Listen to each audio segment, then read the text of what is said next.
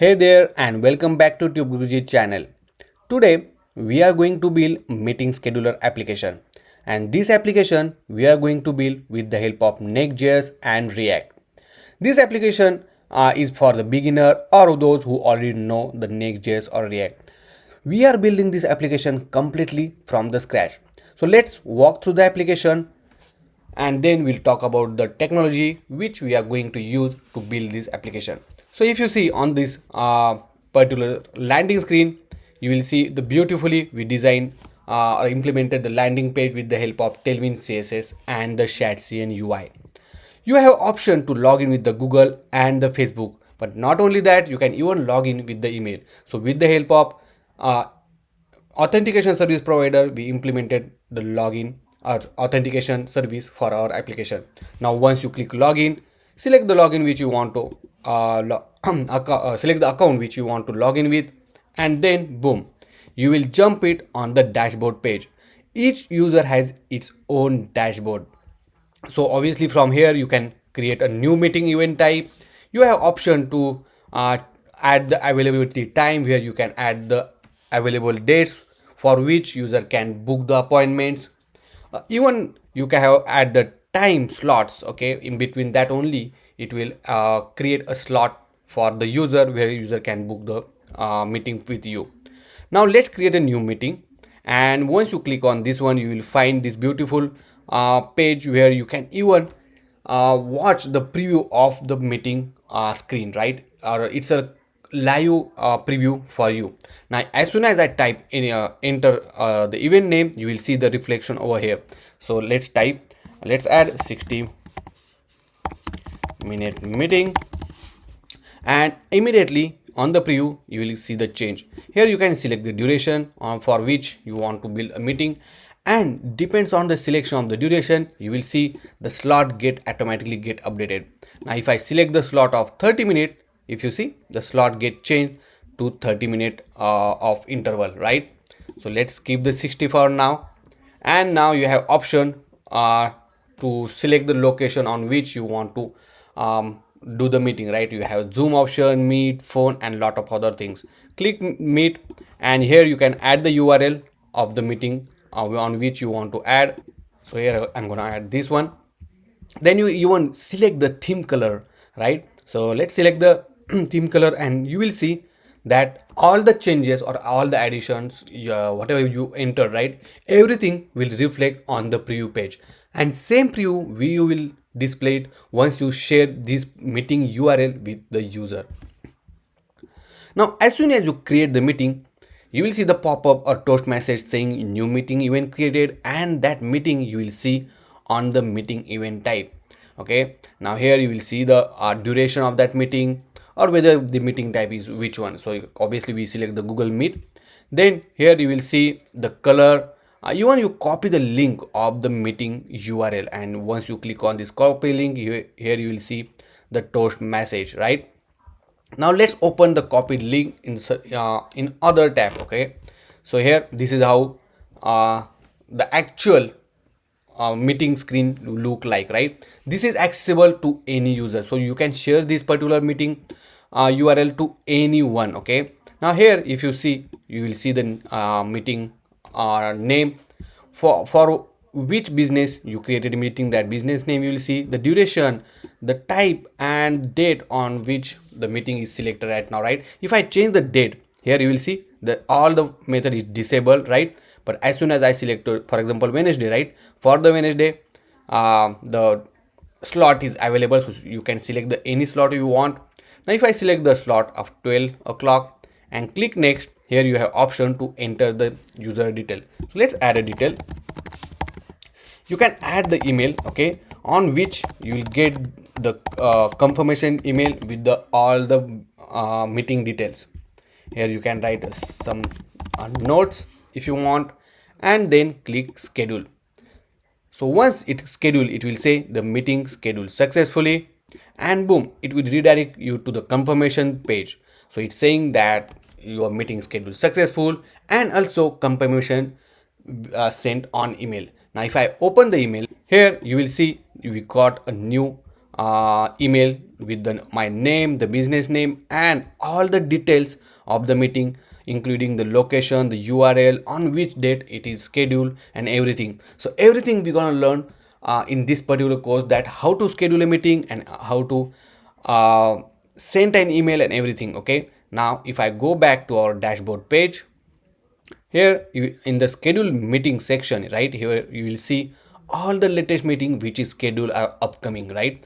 And if I go or expand any of this meeting, you will see all the meeting details, and from here only you can join that particular meeting. So everything in this particular course is completely for the beginner and anyone who don't have any knowledge of any technology. Don't worry, because in this course we're gonna learn everything from the scratch. Now another important thing, that this application is completely responsive. So on the, if you open this application on a mobile, or if you open this application on a tab, it's a completely responsive, so it's very easy to use on any device. So that also we are going to learn how to implement a responsive web application, and how to use it, the different styling like Tailwind CSS, the Shadcn UI, and lot of other things. Now all of these applications data we store in a Firebase database. So we also going to learn how to store data on Firebase.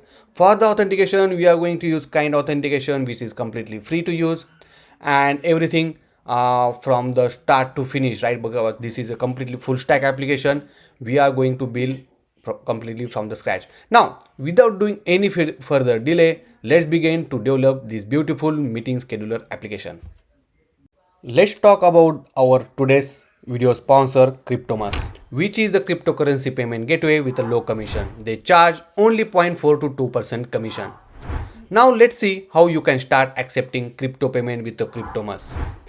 You can integrate the payment gateway by API documentation that you can find on your personal account, PHP SDK with all necessary tools in one kit, or by using a plugin for e-commerce website made with the WooCommerce, Shopify, PrestaShop, and others.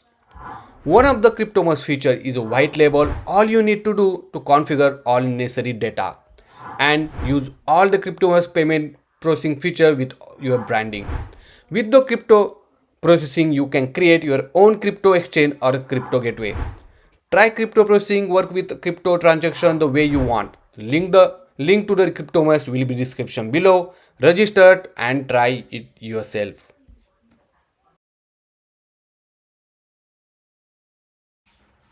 In order to create a React application, we are going to use Next.Js.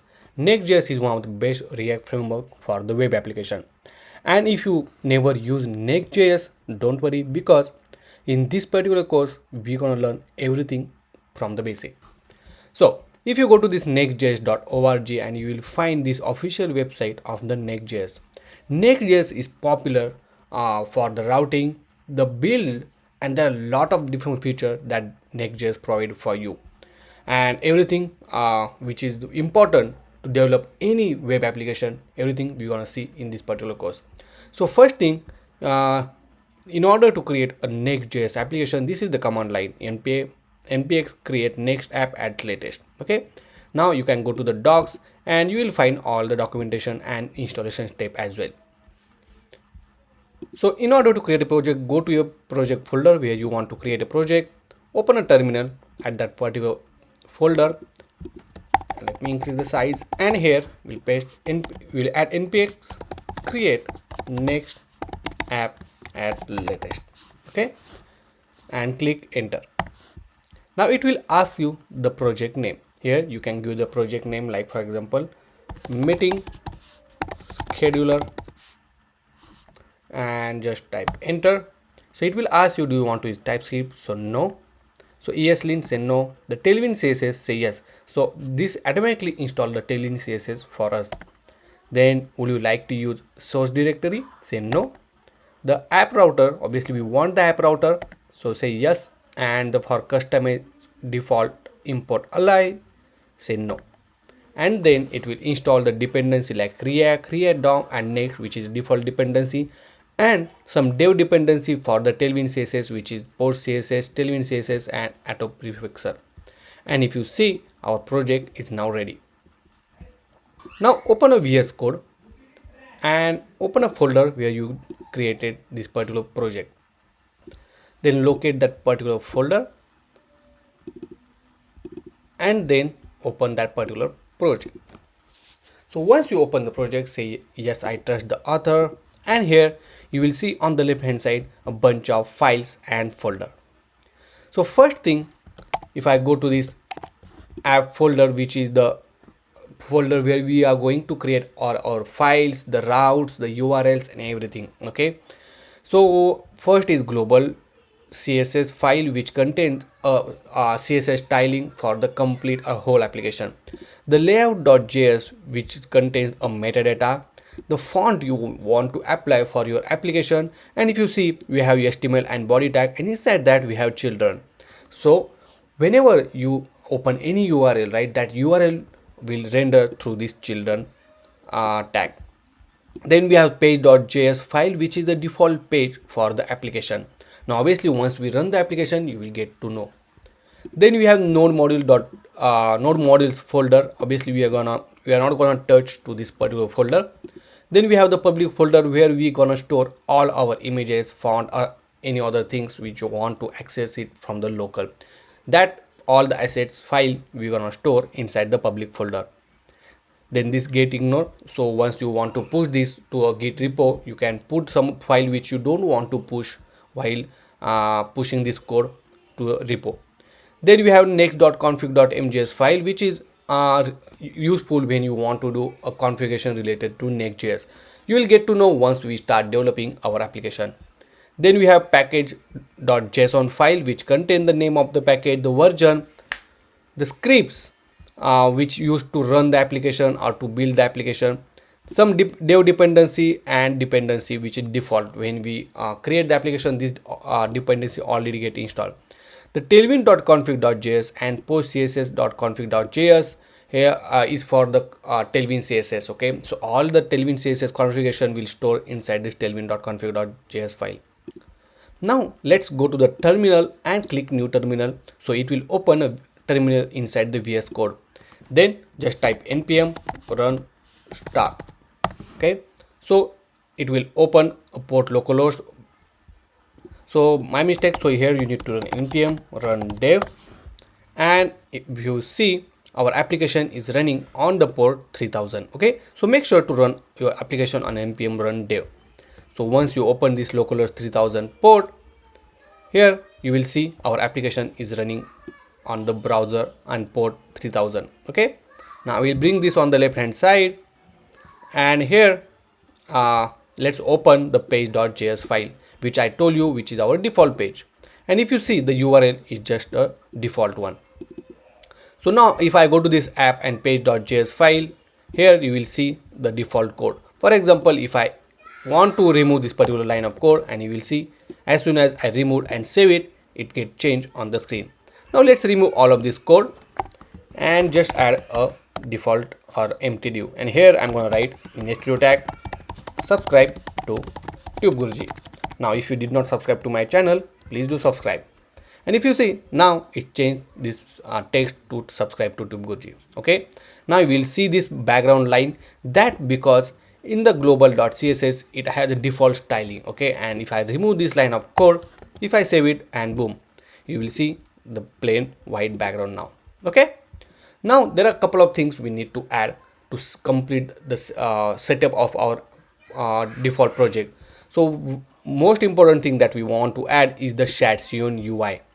So ShadCN UI is a very popular Tailwind CSS library. Okay, and it has a very much predefined component already, and it's ready to use. Okay, it's very easy to install. First you need to go to this ui.shadcn.com and then go to this get started. Okay, here you have a section called installation, and here you can select the framework for which you want to install this particular library. So in this case is a Next.js for us.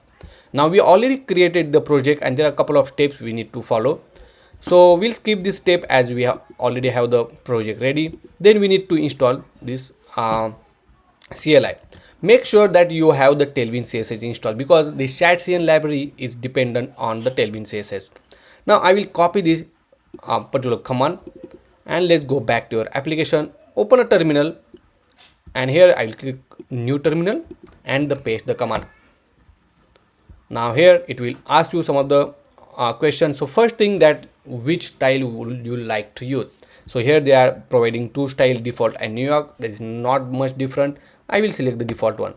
Then here you can select the base color. I will select the neutral, and it will say, would you like to use CSS variable for a color? Say yes, and then it will install the SideBar UI for us. Now if I go to this project folder structure, here you will see the two new folder get added. The one is a component. Currently it's empty because as soon as we install any new component from the SideBar, that particular component will add into this component folder. And another is lib folder, which contain the utils and the SideBar UI related configuration. Okay. Also, if I go here, the one of the new file is get added, which is the components.json file. Okay. And then if I go to this tailwind.config.js file, you will see there are some extra variables, CSS variable get added for the SideBar UI. Okay. Now let's try to add a new component from the SideBar. So here, let me go back to SideBar, and if you scroll down, you will see the components. Click button, for example, let's add a button component, and here you will see this is how the button will look like, right? And this is the command in order to install the button component. So I will copy this one and then open a terminal and paste it here. Okay, now it will install the button component inside our application. Now if you see inside the component folder, you will see the UI folder, and inside that we have the button.jsx file. Okay, let me increase the size. Now here you will see, as soon as we install the SideBar component, this button component, you will see this default code get added. Okay, now it has a different variants called default, destructive, outline, and lot of. Okay, you can add your own as well. You can customize, depends on your requirement. Not only that, but you can customize size and a lot of different things. Okay, now let's add that component inside our application. So here you need to add a button component, and if you see, this button components is getting imported from @component UI button. Okay, like this. And here I will add a text, subscribe. Okay, let's save this one and let's go back to our application, and boom, if you see, the subscribe button is showing on the screen, and it has all the styling predefined applied because we used the SideBar component. Now if you see, it has a different variant called destructive, outline, secondary. Okay, let's try to use destructive. So here you just need to define variant is equal to and say destructive, and you will see the change. Say okay. So this is how you can update the color combination, the variant, the size, and everything. The SideBar component give a complete control on the component which you and the way you want to use. So guys, that's all for this particular project setup. I hope you understand. Before moving forward to the next chapter, let me tell you one more important thing. Now there are two extensions which you want to add for the VS Code. So if you go to this extension tab, here you will find this ES7 plus React Redux snippet tool. This is very important when you want to write a code. Okay, and you will get to know once we start writing the code. And the another is the Tailwind CSS IntelliSense. So this is helpful when you are writing the Tailwind CSS classes, right? It will give you the suggestion, and it's very easy to write the code and to find the Tailwind CSS classes while writing the or implementing the Tailwind CSS classes inside your application. So we'll see you in the next chapter.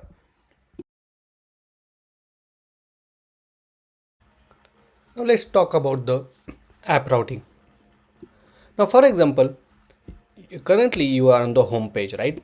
And if you want to go to this new URL called /dashboard, so it will be like localhost 3000/dashboard or any domain /dashboard. Same about the about us, and this is little different. We'll talk about this in a moment. But in this case, right, we need to create a routing configuration, and in React it's little bit complicated, but in Next.js is quite simpler. Let's see how to do it. Okay, so for example, if you want to create a route called /dashboard, so if I go to your project and over here inside the app folder, only thing you need to do is to create a new folder called dashboard. Okay, and inside this dashboard you need to create a new page called page.jsx file. Okay, and let's add a default template. Now if you see, I'm just typing RFCE, which is stand for React Functional Export Component, and click enter. It automatically create a template for me, because with the VS Code extension called React Snippet Tool, this is possible to do it. Okay, now let's save it, and I will just rename this to a dashboard. Okay, and then save it. Now if I go to our application, and if I go to the /dashboard, you will see the text dashboard is showing, right? Same thing we can do it for the about us. You just need to add /about us, and then you can create a new folder, and inside that create a page.js file, and it will give you the new URL called /dashboard. Now let's talk about this nested route. So not nested, but it's a dynamic route, right? So over here, if you see, I am going to the route called localhost 3000 /user/ the user ID, right? And for that one, this will be the route. Now you can create a new folder called user, and obviously you can create a folder called 45, and it will go. But here is thing, you might have 100 of user, you cannot create 100 of folder for that one, right? So that's where the dynamic route play an important role. So let me show you how to implement that one. Now if I go to this app folder, and over here let's create a new folder called user. Now inside the user folder, let's create another folder, and here in this case we're gonna add the square bracket, and then you will give some kind of user ID, for example in this case, and enter, and inside that folder we'll create a page.jsx file. Now if I add the default template, let's save this one. Make sure to change the name. So here we'll say user, and here we'll say just user page. Let's save this one. Let's go back to our application, and over here if I go to the user / some user ID, now it will show me the user page. Now here you can go to any user ID, see, and it will still show me the user page, right? So this is called a dynamic route, and that's where this dynamic route is very important when you are going to build a dynamic application. Okay, so that's all about this app routing. If you have any question, any doubt, let me know in the comment section, and you can take a screenshot of this particular diagram so that you can implement and you can understand much better. Now we are going to add a landing page for our application. So on the landing page, if you see on the screen, we are going to add a header at the top, where we're going to add a logo on the left hand side, some menu option in the center, and the login and sign in button on the right hand side. Okay, and then for the hero section, we're going to add a big title like this, then some subheading for the big title, then we're going to add a 2 button for a sign in with the Google and sign in with the Facebook or Microsoft, and then after that we will add a small text. Okay, so this is a basic mock-up design for our landing page. So let's go back to our application. Right now we'll go to this home screen, and over here let me delete this 2 folder because we don't need it. So I will delete these 2 folders, and obviously this is our page.js file, which is the default page, right? And we are going to add a landing page. Now inside the app folder, right, obviously if you create a new folder, it will create a new URL or new route. So to avoid that, and still you want to create a folder, right? For example, I want to add all the components related to this home screen, right, the default screen, in one folder. So you can create a folder with the start with the underscore, and then you can give the folder name like this. Okay, so if you start with the underscore, it will not consider as a route. Now inside that, I'll create a folder called header.jsx. Okay, let's add a default template and save it. Now inside the page.js file, which is our default page or default screen, here I'm going to add that header component, right? So it will get imported inside this page.js file. If I go back to our application, you will see the header. Okay, now let's go to the header, and over here we're going to show the logo, the menu and button for login. Now for the logo, I'm going to use this logo placeholder called logo pism, and here you will find a bunch of different logo. Okay, so in this case I'm going to use this one, so I will just click on this one. It will copy the svg code, and inside the public folder where we can store all our assets, right? Here I'm going to create a new file, we'll call logo.svg. Here I will just paste the code and save it. Now in order to display the logo, right, let's add one div, and here I'm going to add an image. So this image I'm going to add from the next/image. Okay, next has its own image component, and inside that let's provide the source. So inside the source, just give the path logo.svg, and then next automatically detect, okay, this particular file we need to get it from the public folder. Now here we'll add a width. Let's add a width of, for example, 100, and let's add a height of 100. We'll say alt tag as a logo, and then save it. Now if I go back to our application, this is how it looks. Okay, now obviously we'll change the width and height. So here I'm going to add a class name, and here we'll say when the screen size is smaller, we can add a width of maybe let's say 150 pixel, right? So if you see right now for the width, right, I'm giving that width in a square bracket because I want to give my own custom width and not Tailwindcss defined width, right? So that's the reason I give inside the square bracket. And then when the screen size is medium, I will give the width of 200 pixel, right? This is how easy it is, right? Depends on the screen size, you can give the class name. Now if I save this one and go back to our application, this is how it looks. Perfect. After that we need to show the list, right, the menu list. So I will say ul, and inside that we'll add a li tag, and then let's say product. Okay, I will copy a couple of times and we'll change this, for example, pricing, then contact us, and one for about us. Okay, so these three options I added. So this is how it looks. And the last, we need to add a button, right? So inside the div I will add a button from the components UI component, and here the first button is for login, and the next I will say get started. For this login button I'm gonna add a variant is equal to ghost. Okay, so if you go to these components and button component, you will see one variant called ghost. Okay, now let's save this one. If I go back to our application, so it's saying that button is not defined. So let's define the button first. So let's do control space, and you will get the suggestion, and then enter button, and if you see the button is now available. Next thing, we need to bring everything in one line. So for this div we'll add a class name and make it flex, and this is how it looks, right? Then we'll add item to be in the center and justify between.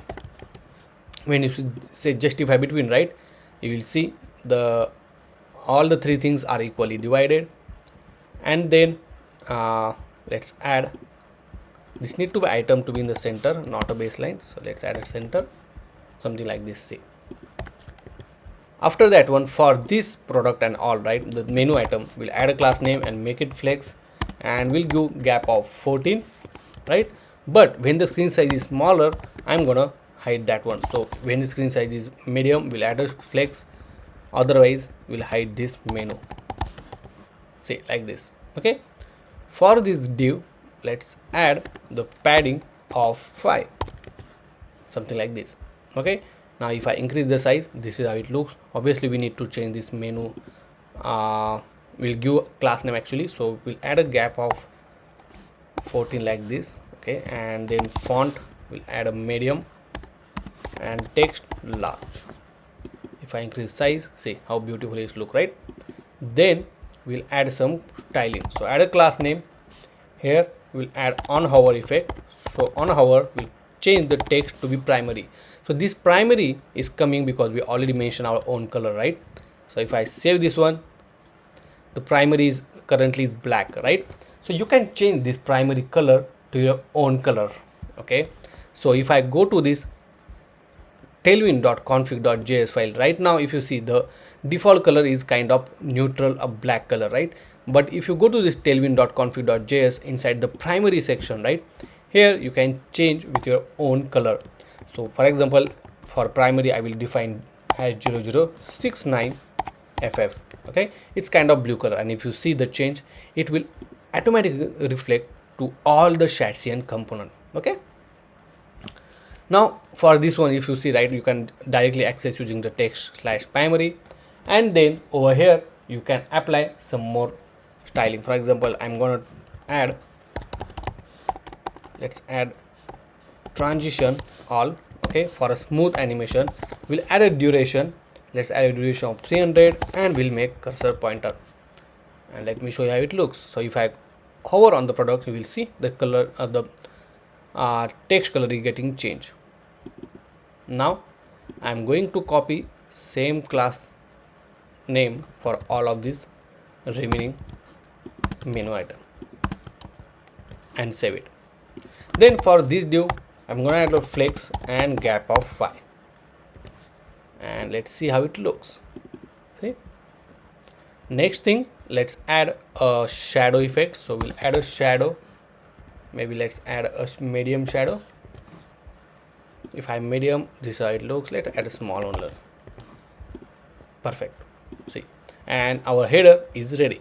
Okay, next we need to add the hero section. So for the hero section, let's create a new file under the component folder, and we can call it as a hero.jsx. okay, and now if you see, as we divide this complete landing page into two sections, right? One is for this header and other is for this hero section. Okay, and same thing, obviously we kept both this component or both the code in its two separate files. So in future, if you want to use it, you can just use that particular component instead of writing the component again. Now inside the hero component, let's add a default template, and inside the page.js, after the header, we'll just add the hero component, and you will see the hero text is showing on the screen. And then let's go to hero.jsx file, and inside that we're gonna add our hero section. Now let's copy the text which we are defining in a mockup. Okay, so I'll copy this existing text, and inside the h2 tag I will add it here like this. Okay, here I'm going to add a class name, and inside that let's define a classes. For example, let's see, here we can say font bold, text of 60 pixel, and text slate of maybe let's say 700, and this is how it looks. Now for this, let's wrap this h2 inside the another div, and for this div let's add a class name, text to be in the center, and we'll add maximum width of 2xl. okay, something like this. So if I increase the size, this is how it looks. After that, let's add another h2 tag for the subheading. So I will copy it from this mockup,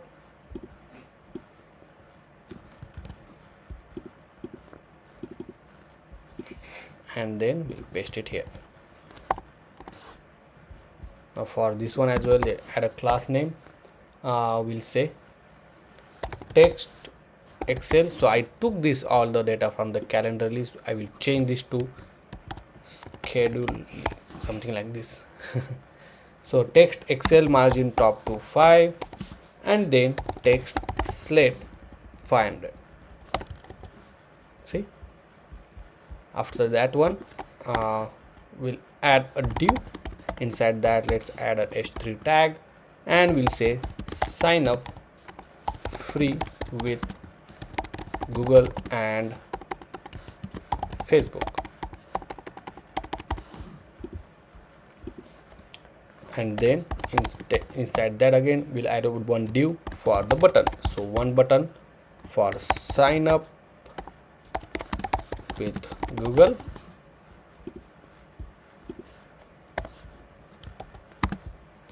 and another button for sign up with Facebook.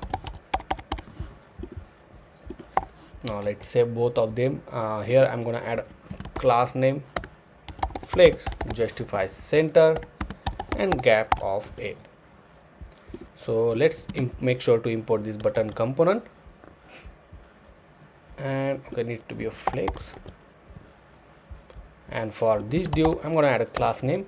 We'll add a flex, gap of 4, and then flex. Make sure to add a flex column, margin top to 5. If I increase the size, this is how it looks, but if you see, right, it's extended too long. So what we can do, here let's add a class name. We'll add a flex column, justify into center. Let's make sure to item to be in the center, and we'll add a margin y axis to 20. Okay, this is important. Also let me check the maximum width. So here we need to add a proper width. This need to be a max, so not mx, and this is how it looks. See, perfect, right? Let me decrease this to maybe XL, or we'll change to 3XL, and yeah, this is how it looks. That's good. Here I'm gonna little bit change the size of this. So we'll add a class name, we'll add a text smaller, and I think that's good. So after this div, I'm gonna add the HR, the horizontal line, so HR tag, and then in h2 tag we'll just say sign up free with email. Okay, and we'll say no credit card required. Okay, some kind of message. Now on the click of this sign up with free, right, we need to navigate to some other page. So here I'm gonna just wrap it for now inside the link. Okay, so link is the component from the next only. So this is very helpful when you want to navigate. Okay, and if you need to provide the one property called hrefs, where you can define the path of the new screen, right? You will get to know once we add that one. So for now I just add simply like this, sign up with email, no credit card required, and here I'm going to give class name. We'll just say text to be primary and save it. And if I increase the screen, see, this is how it looks. Now here I'm going to add an icon for Google and Facebook. So in order to add the icon, right, you can search on the Google, but most probably I use this flaticon.com. I don't know you know about this flat icon, but most of the icon I downloaded from this flat icon. It's completely free. So for example, if you want to use this icon, right, you can just add the icon.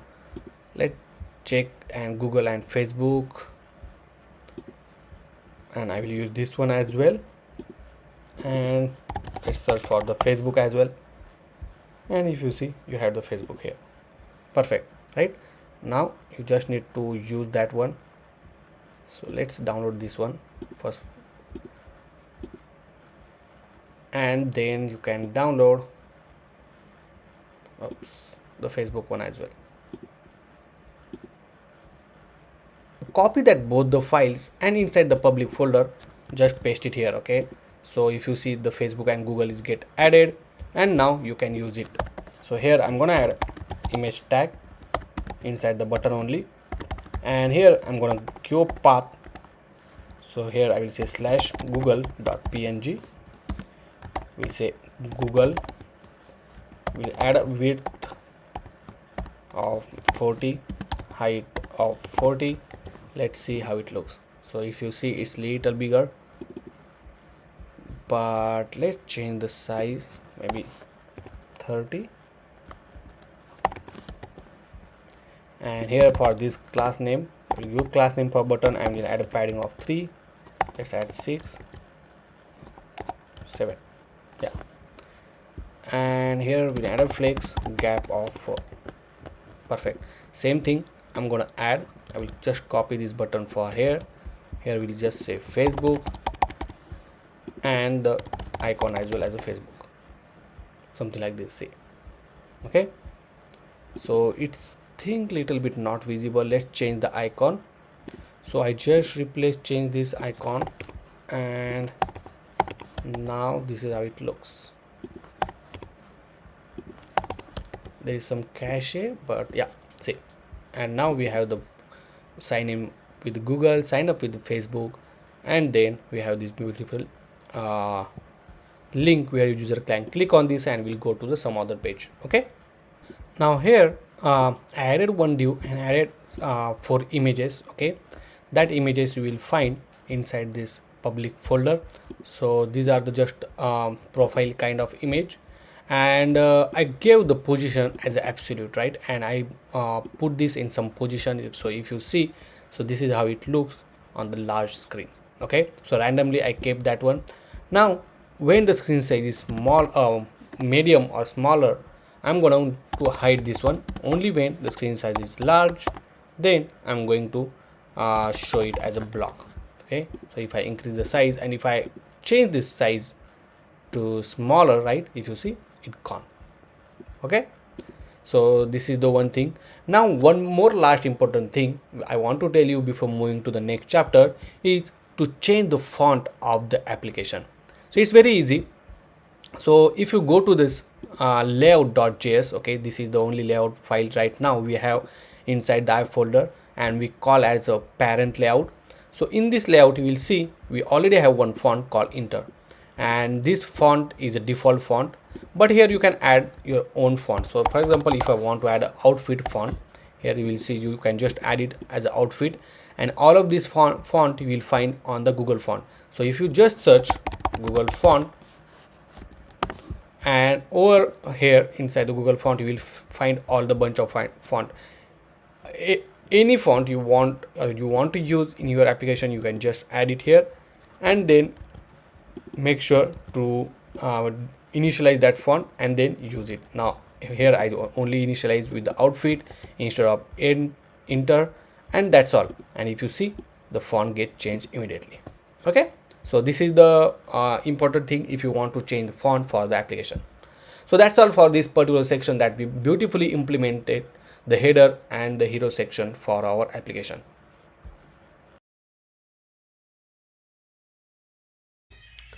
Now it's time to add authentication in our application.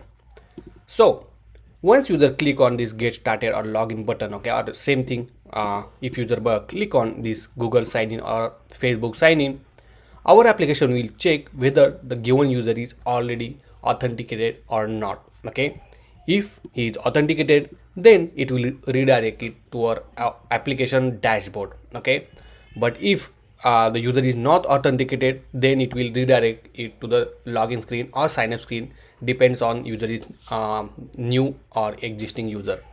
And for that one we are going to use this kind authentication. Okay, so obviously we're gonna see all the step-by-step authentication, how we are going to integrate, and obviously we're gonna integrate a social authentication as well. So let's go to this kind.com. So let me open kind.com, and this is the authentication service provider and great alternative for a clerk or any other authentication service, right? And this is very easy to use it.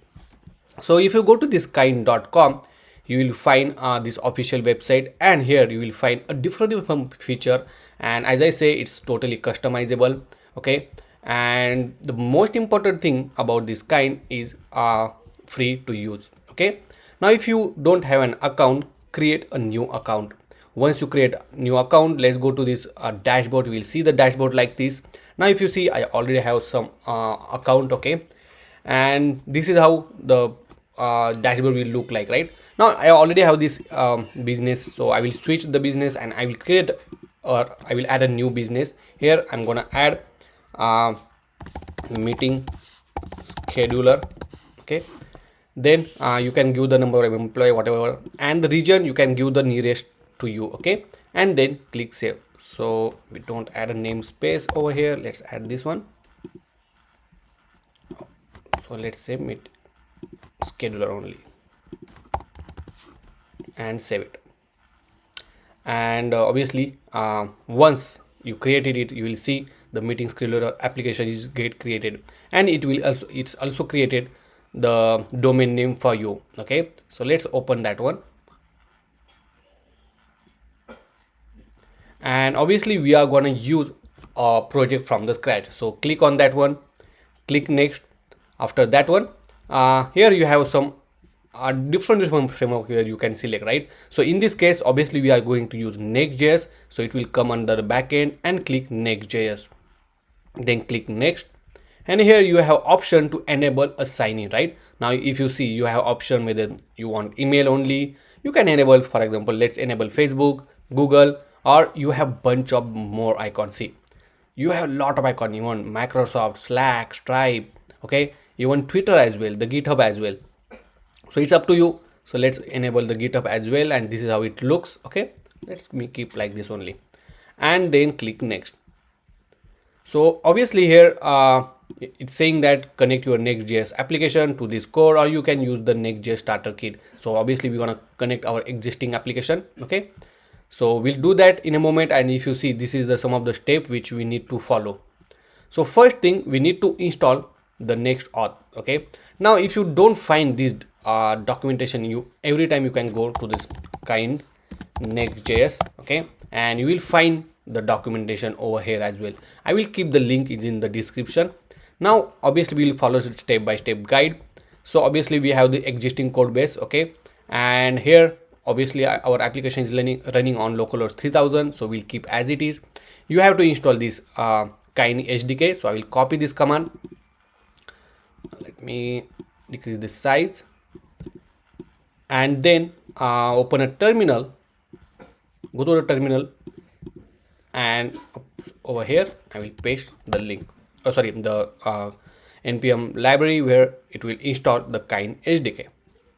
Now we need to add this variable. Okay, now if you see, this variable is already there, right? It's all that client ID, client security, everything there, but I will show you where you can get it from. Okay, first copy this one.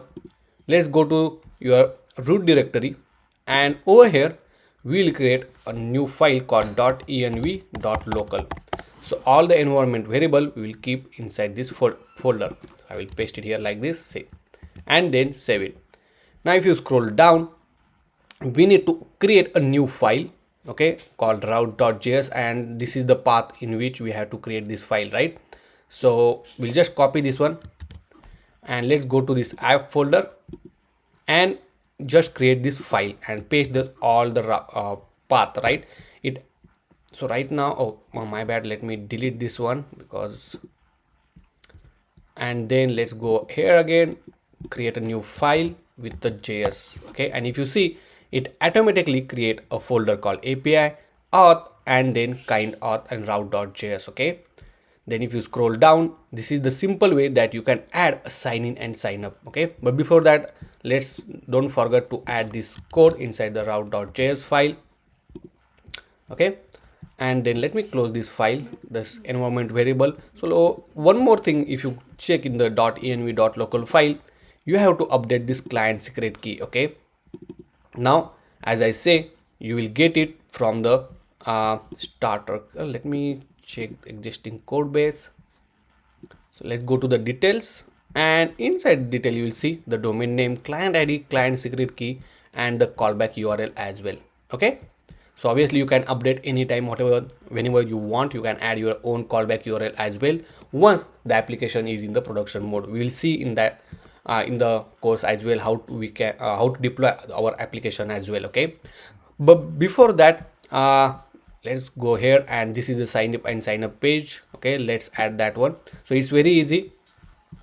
So let's go to this header first, where we have the login and sign up button. So let's go to header, and over here this is our login button, right? So what I will do, I will wrap it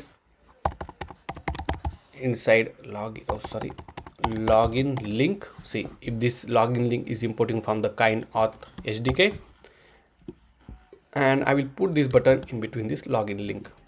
Okay, so this is for the login, and for sign up, right, we have to use register link,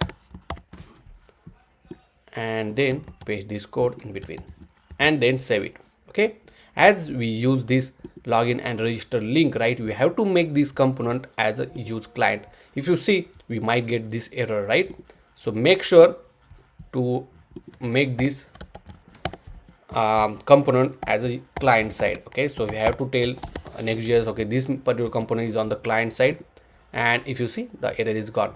Now if I try to log in, and if you see, it's redirect me to this particular page, right?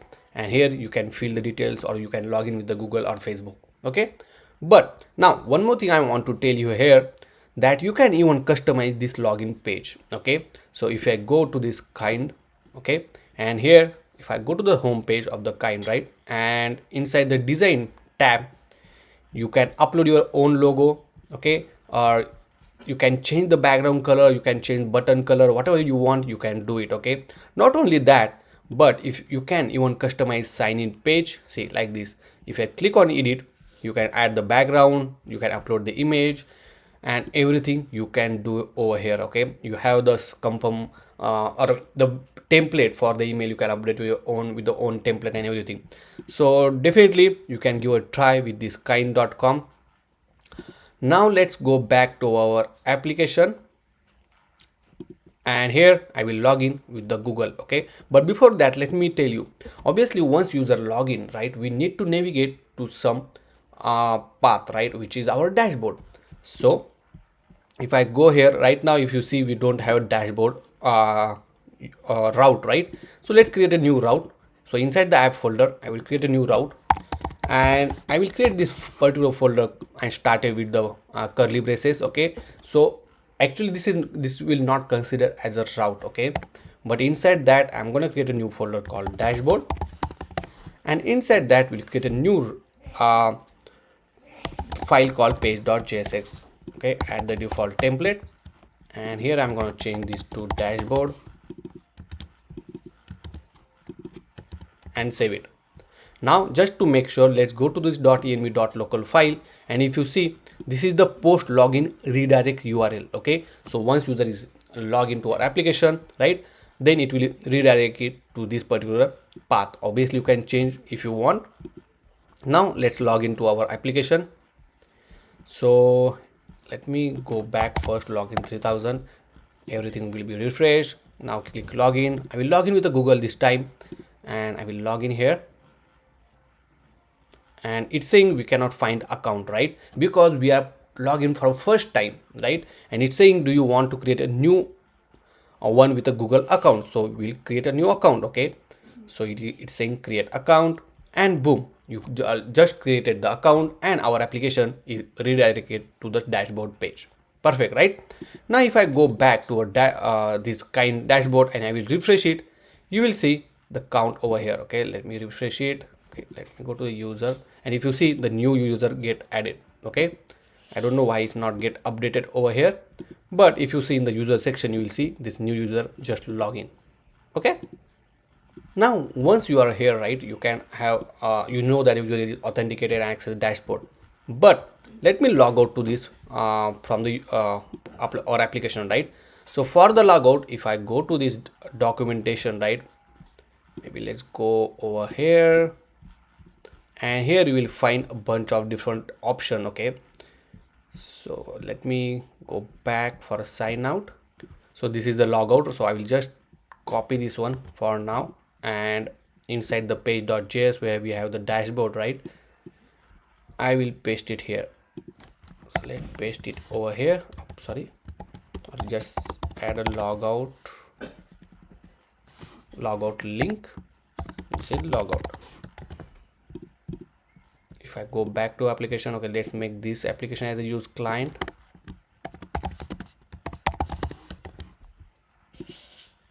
and if you see logout button is there, if I click on this logout, right, it will redirect it to the 3000, right? But now if I try to access the dashboard, see, I'm able to access the dashboard. This is not what we expect, right? Because dashboard is only available to the authenticated user and not to anyone. So the question is how we can restrict that particular route to access from unauthorized user. So that's where the Next.Js middleware come an important role, right? So what it will do, middleware will check which is or what are the routes are protected one and which are the not. Okay, so whatever the route is protected, it means for that route user need to authenticate it, otherwise it will not allow you to access that particular page, right? So it's very easy to implement. For example, now in this case, obviously we need to add slash dashboard as a what will say the authenticated page, right? Means user need to authenticate it for that one, and obviously log in this particular default page which is localhost 3000. You don't need authentication to see this page, right? So let's do one thing. Let's copy this middleware.ts file, right? Obviously this file we need to create inside the root directory, and inside that just copy this code for now. Okay, so we need JavaScript, so I will copy JavaScript code and save it, right? Now here we need to modify this one according to our requirements. So first thing here we need to check, so let define a constant. Here we'll check is authenticated, okay, and over here you can check with the get kind server session. Okay, now the question is where did I get it from? So if I go to this Next.js documentation, right, here you will see the all the documentation, and which is very rich documentation, I will say.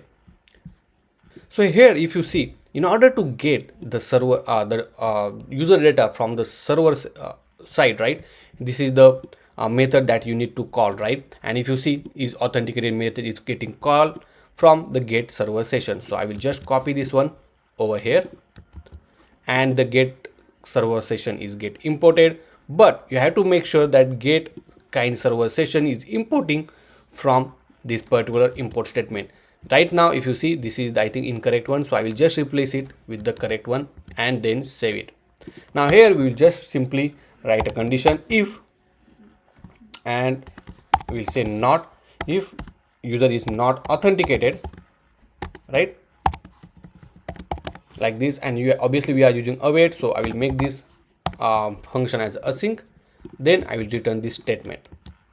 Now this statement will redirect it to the login or sign up page if user is trying to access authenticated page, right? For example, dashboard page. So simply here I'm going to change the URL and I will add /API because we have to navigate to this particular page, oh sorry, the API auth kind and route page, right? So I will add /API /auth /login page. Okay, and on the post login you can add the post login redirect URL is equal to, and here you can add /dashboard. Okay, and then we'll keep this as it is, and obviously here you need to add the URL which you want to authenticate, and here you need to add which route you want to protect from the unauthorized user. So in this case I will write /dashboard and all the path or all the route after the dashboard. Okay, so I will keep this as it is. Let's save this one and make sure you implemented this is important. And if I try to access dashboard in this case, if you see, it's redirect to me to the sign in page. Cool, right? But if I try to login 3000, it will allow me. Okay, let's try to log in, or let's go back and like try to access dashboard. We'll log in with the Google, say Google some account, and then see, boom, it jumped to the dashboard. Okay, so this is how with the help of Next.js middleware you can easily protect your route from the unauthorized user. So I hope you understand how we implemented the kind authentication for our application and then how we protect the route as well. Now it's time to implement the dashboard. But before that, we need to make sure in our application that user already have the application or business created. Okay, for that one he is going to create scheduling, correct? So for that one we need to check once user login authenticated to our application, it will go to the dashboard. So over here we have to check is user already registered business with our application or not, right? And for that one we're gonna check the Firebase. So we need to set up the Firebase, and then once user check from the Firebase Firestore database, and it will check whether it's already registered or not. If not, then we will redirect the user to a create new business page. Okay, and obviously once user added the business name, we're gonna store it in our Firebase, and once we store that data in Firebase, we will redirect it to a dashboard page. But if user already have the business registered with us, then we don't need to navigate to any of these pages, and it will automatically jump to the dashboard only. Okay, so for that one, first thing we need to do is to set up the Firebase. So let's go to our application, because Firebase is our backend for our application, and as you know that Firebase is completely free to use. Now if you go to this firebase.google.com, here you will see the official website. Let's create a new account if you don't have, and go to the console. Here you can create a new project. Okay, if you don't have already, I already have some projects, so I will open that existing one. And over here if you see, right, already I have some of the apps. Okay, but here I'm going to create a new app, so I will click new and I will click on web application. Okay, make sure you will select this particular icon to create a web application. Then you can give the name. Here I'm going to give meeting scheduler, and then click register app, and it will take a couple of seconds to register our application. Now, and then you will see that we first need to install or add the Firebase SDK in our application. So copy this command, go to your project, and inside the terminal I will just paste it here. So it will install the Firebase SDK. Then we need to add this configuration in our application. So copy everything as it is, and then once the Firebase is installed, let me close all of this tab, and inside the root directory, right, I'm gonna create a new file. So let's create a new file and we'll call config only. Okay, so all the configuration we will keep in this particular folder, and inside this config folder I'm gonna create a new file, and we can call it as a Firebase config.js. Now paste the code which you copied. Now here you will see this API key, right? Let's put this API key in .env.local file, right? So over here I will keep this. So here you need to give the name like next public, and then the name of the environment variable. So in this case I will say Firebase API key. Now every time if you want to use your Firebase key on the client side, you have to make sure that the name of the key will start with the next_public. Then you have to paste the key and then save it. Now here you can just access it using process.env and then the name of this key. So I will just copy and paste it here and then save it. Now let's go back to Firebase config file, and here obviously we are not going to use analytics, so I will remove this one, and then make sure to export this app, okay, so that you can use it in your application. And that's all. You are done of setup of our Firebase. Let's go to the console, and if you see here the meeting scheduler is getting ready. But that's all for the setup of the Firebase. Okay, now in the next chapter we're gonna create a new route called create business, and in that one we're gonna connect with the Firebase to store our database or store our data. As you know that we already set up the Firebase, and now we need to create a new route to check whether the to create the business, right? But before that we need to check in the dashboard screen whether the user is already registered or not, and then only we will redirect it to a new page. So let's go back to our dashboard route. So inside the app folder we have the routes folder, inside that we have this dashboard page, sorry, in dashboard we have this page.jsx file, correct?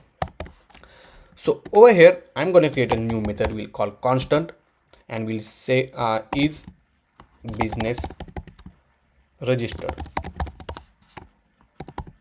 Okay,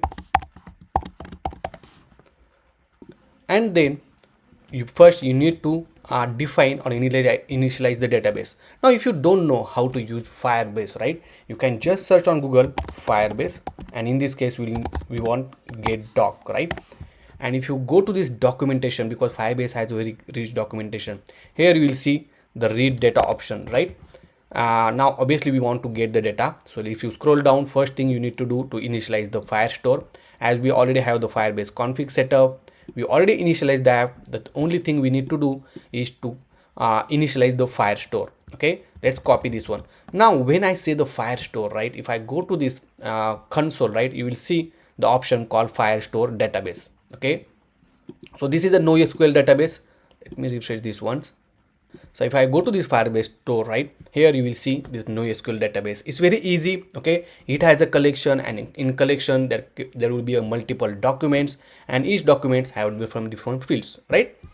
And you have to make sure inside the rule tab, if you go to the rule tab, make sure you will change this particular rule, right? You can add your own rule as well, but right now to make it simple, just give some future date so that this particular Firestore can be accessible from the remote, in the case of from our application. Okay, now inside this Firestore collection, we're gonna check, right, whether the business collection is available and in that the given document is available or not. So let's go back to our application. As I say, the first thing we need to do is to initialize this Firestore. So I will copy this command, and over here I will just paste it, and then you have to make sure to install the get Firestore import statement.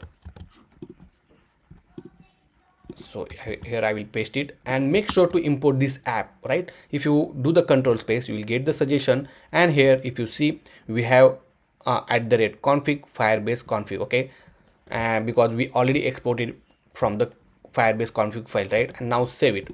Now once the database is initialized, right, if you scroll down, and this is the get document example, right? And if you see, this is how they define. Let's copy as it is, and then I will explain you how it works. So if I paste it here, and if you see, this is this particular method you use await, so I will make this function as a async or method. And now over here, let me bring this in one line, or I will just format it.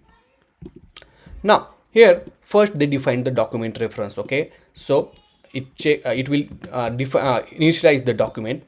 So we use this database. Here we need to use collection name. So in this case I will give the business, and the collection name is nothing but this particular collection name. Okay, so I will start the collection name with the capital letter, or we'll just say business, and then you have to give the name of the document. Okay, so this is the name of the document. So in this case we will keep the name of document similar to the user email, because we're gonna create only one business name belong to one user, right? So we need a user's information.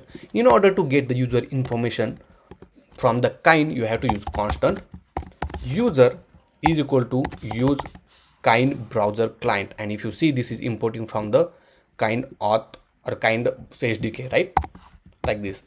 And now from the user you will get the user email. So user dot, and you will see this much information you will get it. So in this case we want email, so I will say user dot email.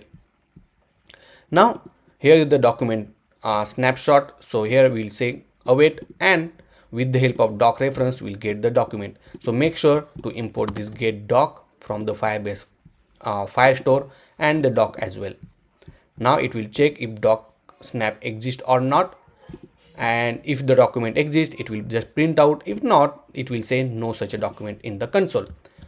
And then we have to call this method once the this particular component get load. So here I will say use effect,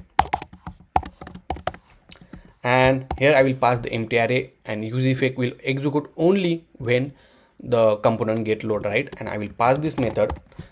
Now one more important thing, as we are using this user from this use the Kinde SDK, right? And it's a hook, so it will take some time to fetch the data. So here I'm gonna pass user, and here I will say if user is there, right? If user is available, user information is available, then only execute this particular method, right? That's the reason I pass the user, so that whenever the user is available, the use effect will get executed. And now let's save this one. If I go back to our application, go to the inspect panel, here we have the console, and if you see, it's saying no such a document, because inside our file store you don't see any collection name business, right? Obviously we did not add anything, and that particular document is also not there. That's fair enough. Now what we need to do, we need to navigate to a new route, which is a create business route. So let's create that route. So inside the route folder, I will create a new folder and we'll call it as a create business. So this is our route name, and inside that we'll create a new file called page.jsx. Add the default template. Here I will say create business and save it.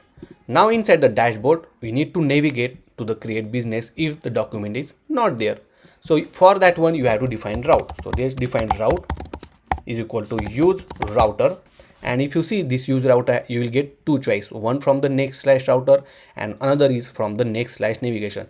So we have to use next/navigation because Next.js 13 or 14, it used this next/navigation. Now once you define the router, here you need to just do router dot replace, okay, and then you have to give the path name, which is create business, okay, and then save it.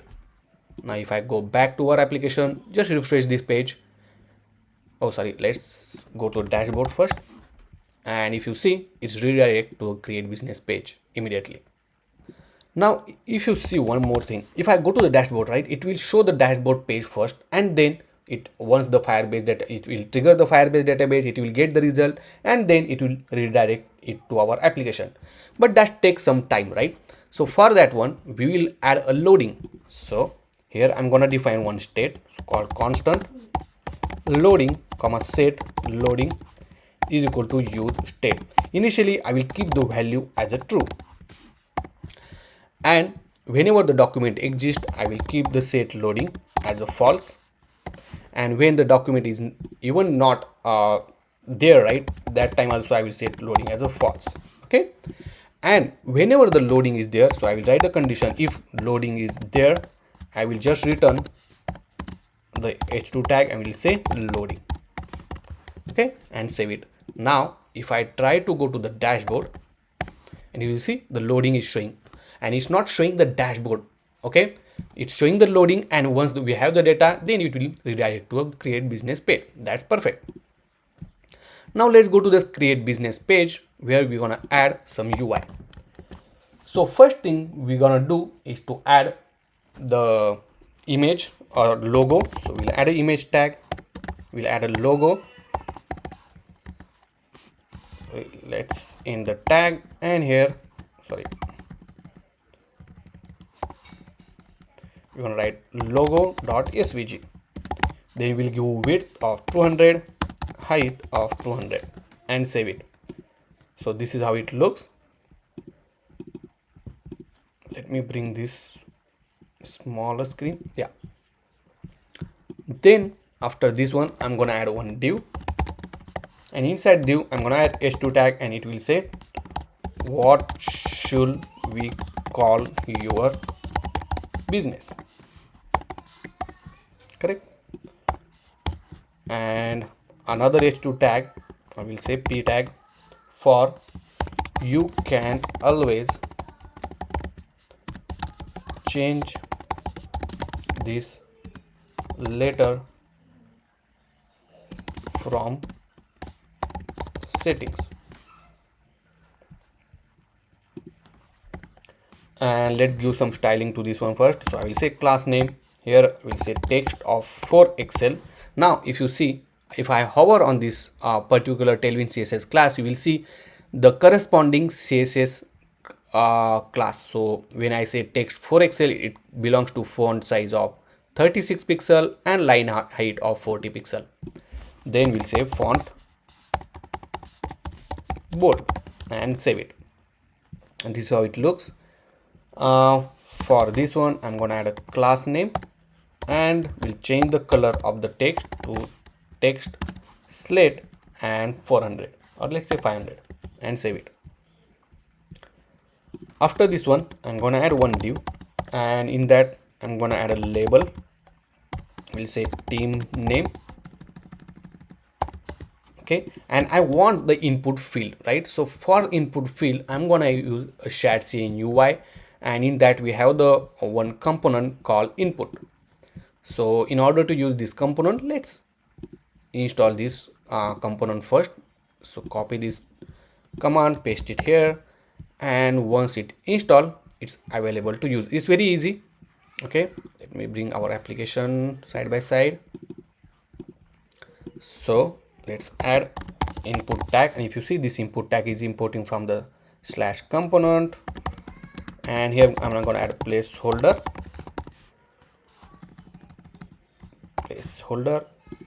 is equal to, and here we'll say example TubeGuruji,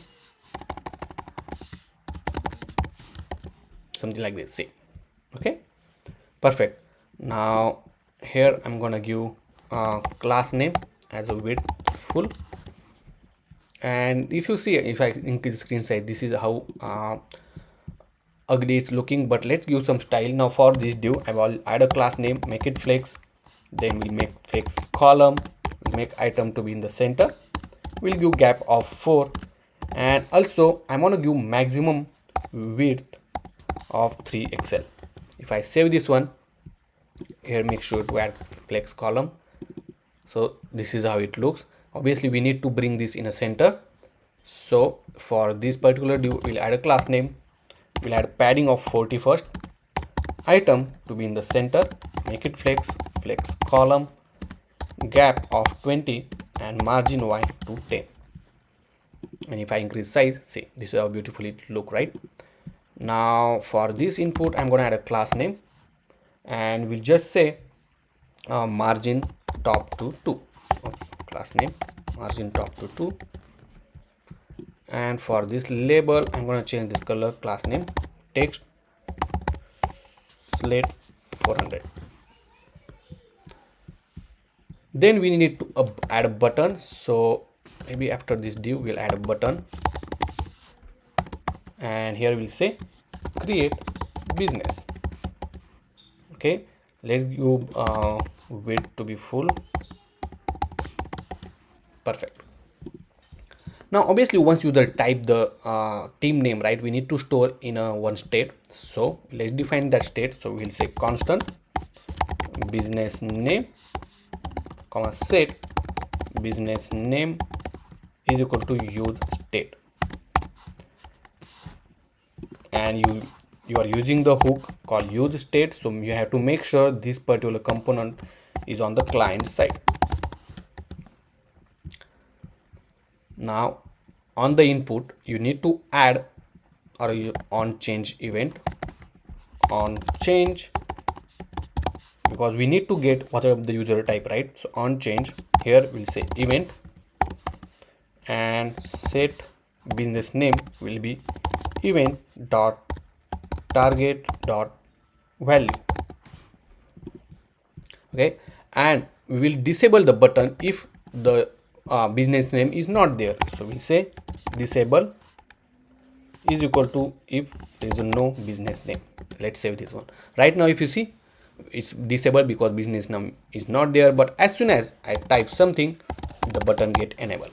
Okay, and now you can obviously click on this create button, and then we have to store that data in Firestore database. So let's create a new method called constant create, we'll say on create business, and over here we're gonna add let's add a method, or we'll say just console.log button click, just to show you. Okay, so on create business we'll have to attach to this button, so on the click we'll just call this on create business method. Now if I go to the inspect panel and let's go to the console, if I click on button click, see the button is get click, right? Not only that, but also let's give the business name. So we'll just print the business name over here. Let me business name and save it. Now if I click on button, you will see the business name, whatever you type, right, that business name will come here. Perfect. Now the question is how to add that in a document. So let's go to the Firestore or Firebase documentation, and here you will find the option called add and manage data. So click on the add data, and this is the document to how to add a new document, right? So as you know, first thing we need to do is to initialize the Firestore. So let's copy and just paste it here. Make sure to import the Git Firestore and the app as well. Now if I go back below, right, this is the simple way that you can create a new document, right? It's called set document. So let's define that one. So first thing we have to write await, and let's say set document. You have to make sure that each of the this particular method name you have to import called set doc. Inside that you have to define a doc, and then you have to define database comma the collection name. So in this case we're going to give business comma and the name of the document. So as I say, we have to give user's email as a name of the document.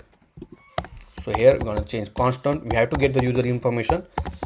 So you will get from the Kinde browser client hook, and then we'll simply use user dot email. Okay, then you have to provide the field which you want to store. Okay, as we are using await, you have to make this method as a async. And now let's give the field name. So here I will say business name, which is the business name. Then we'll say user's email as a user dot email. The user name will be the user dot given name, plus I will attach user dot family name. Okay, I think that's enough. If you want to store image, that's also fine. And we'll say then, as this is a promise, and it will return the response. Okay, and save it. Obviously once we have the response, we just console here document saved and save it. Now if you want to store more data, you can. Okay, now let's test this out. So if I go inside our this page, here we'll say TubeGuruji YouTube. Let's clean everything and let's create a business. And if you see, it's saying document saved. Let's go back out, let's go to the Firebase and just refresh this one. So I will refresh this, and if you see, the new collection automatically get created with the name business. Inside that we create a new document with the document ID as a user's email, and then inside that we have these three fields which we created. Perfect, that's what we wanted, correct? That's good. Now let's go back to our application, and over here we need to show some kind of toast message that okay, your business get created successfully, and then we need to navigate to a dashboard. So let's do that. So in order to show some kind of toast message, right, it has a component called toast. So if I go below, you will see the toast, right here. If you click, this is how toast will look like. But recently Shatcn also added one new component called sonar. It also act like a toast but little smarter. Okay, so see, you can see the last three toast. So, and it's very easy to use it. So first thing, let's copy this command and let install it inside your application. And in order to use it, first thing you need to do, inside your parent layout, you need to add this component called toaster. So let's go to the layout. So this is our layout.js, right? And here maybe before the children, I can add it here as a toaster. Make sure to import it from the sonar, save it, and in order to use it, you can just write toast and you have to import the statement. So now in this case, if you go here, you will just say toast new business created. Okay, and obviously once you use the toast, make sure to import this toast. I think we already added, yeah. Okay, and then we also want to navigate to a dashboard page, right? So we have to define the router first in order to navigate to the new screen or dashboard screen. And here I'm just add router dot replace slash dashboard. When we say replace, right, it when you then if you go back to the screen, it will not go back on this create business page, right? So it has a router has different method called replace or push, right? You will get to know once we start using a different router functions. Now once we save this one, let's go back to our application. And one more important thing, now if you create a multiple times, right, the team name, it will get updated within the same document. It will not create a new document because we have the same document name, right? So let's create a new document name, say TubeGuruji YouTube. Okay, and let's click create business. And if you see, we navigate to the dashboard page. So this is how we created the business name. Okay, and if you see here, now we have the business name called TubeGuruji YouTube. Okay, obviously next thing we are going to do is to implement the dashboard. But as you know that, or you might understood how we beautifully created a screen for to create a new business if you just don't have already business registered with our application.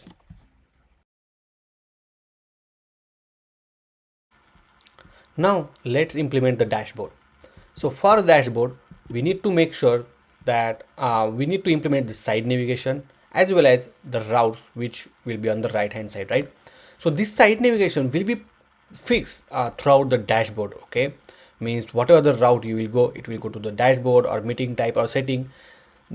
Only this right side head content gonna change depends on the selection of the menu, but side navigation will be the constant. So for that reason, we need to create a layout, and in that layout we need to make sure that side navigation is fixed and only the URL or routing content will gonna change. Okay, so it might think it's confusing, but don't worry, it's quite simple. So let's go back to our application, and right now we are in the dashboard. Okay, and nothing is on the dashboard except that this particular text. So first thing we're gonna do, let me close all of this tab, and then let's go to the dashboard. Right inside the dashboard, we'll create a new file called layout.jsx. So layout.js file is a reserved keyword or reserved file. Okay, and it used to implement the layout for the given or specific route. So here I'm gonna add a new file, a layout, and here I'm gonna change the name to dashboard layout. So I will copy this name over here, and in this dashboard layout we'll pass the children. Okay, so whatever the route which is come under the dashboard, okay, what are the nested route or the route which come under the dashboard will be rendered inside this dashboard layout. Okay, now if I save it, you will see that only dashboard is getting rendered, and if you see, nothing get changed. Okay, now over here inside the dashboard, we gonna create a different routes. But before that, let's add a side navigation. So for inside the dashboard, I'm going to create a new file for the components. Okay, so all the component which is related to this dashboard, I will keep inside this underscore component folder. Inside that, we'll create a new file called SideBar.jsx. Add the default template. Let's save this one, and as I say, we need to fix this side navigation bar on the dashboard. So I will add this component inside the layout.jsx file. So here I'm gonna add a div. Inside this div, I'm gonna add a side nav bar component, and in another div I'm gonna add these children like this. Okay, and save it. Now if you see here, right now the side navigation bar is showing, and below that the dashboard layout is showing, right? But we want the side navigation bar on the left hand side. So here I'm gonna give some width, a class name. Let's give width of 64. Okay, and then I will give some background, let's say background slate 100, and also we're gonna give width of hide screen, okay, and save it. And this is how it looks, right? Let's make it as a fix. If I save this one now this particular side navigation will be the fix, and you cannot scroll that one, okay? And now we have this particular dashboard or children, right? For this one I'm gonna give margin left to 64, okay, so that it will come on the right hand side. See, okay, perfect. Now when the screen size is smaller, let me go here, okay, or maybe we'll decrease the screen. We have to make sure that side navigation bar should not present on the screen, and we need to hide that one, okay? So for that one I will just say with 64 only when the screen size is medium, otherwise we have to hide it. And when the screen size is medium, will just show as a block, okay? And if you see, it gone. But also we have to make sure this margin left will be applicable only when the screen size is medium. Now if I increase the size, you will see the side navigation bar on the smaller screen, it will be invisible. Perfect. Now let's go to the side nav bar.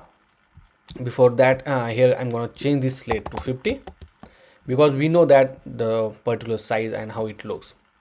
Now first thing, in side navigation bar we're gonna add the logo, right? But right now I want to show on the right hand side, so I will not hide this one. Let's remove it, okay, and let me remove this one as well. I don't know why it's not working. Yeah, okay. So for the example purpose I kept like this. And let's go to side navigation bar, and over here the first thing we need to do is add a logo for our sidebar, okay?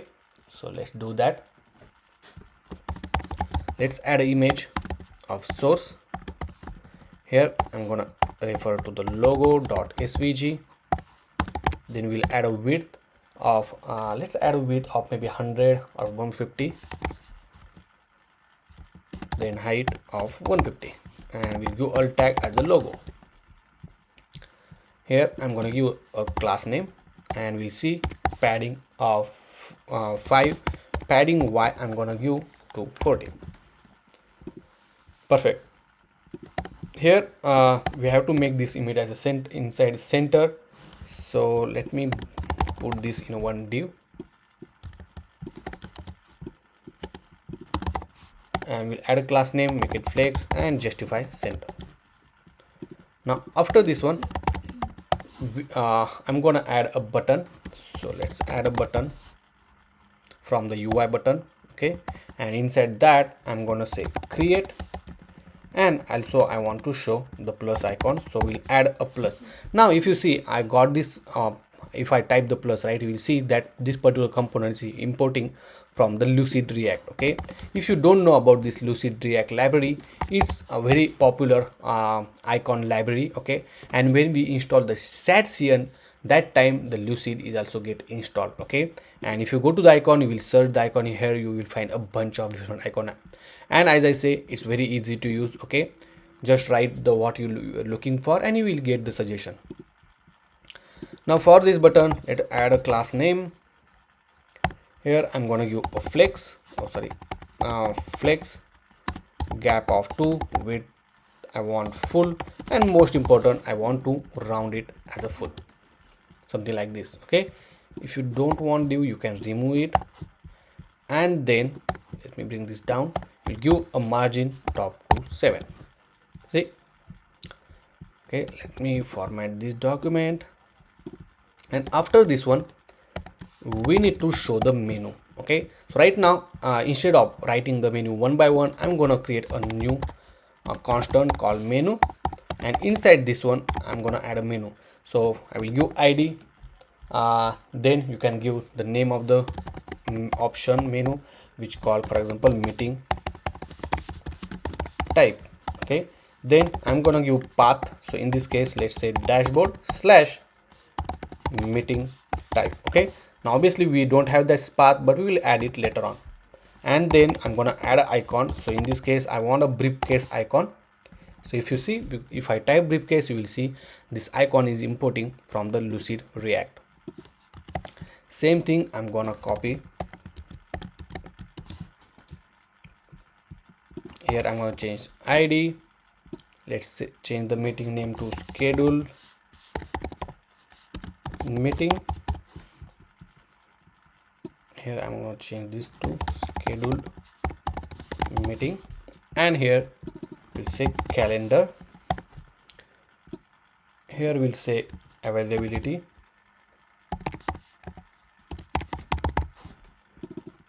The type will change this availability, and here I'm going to change the icon to clock and the setting.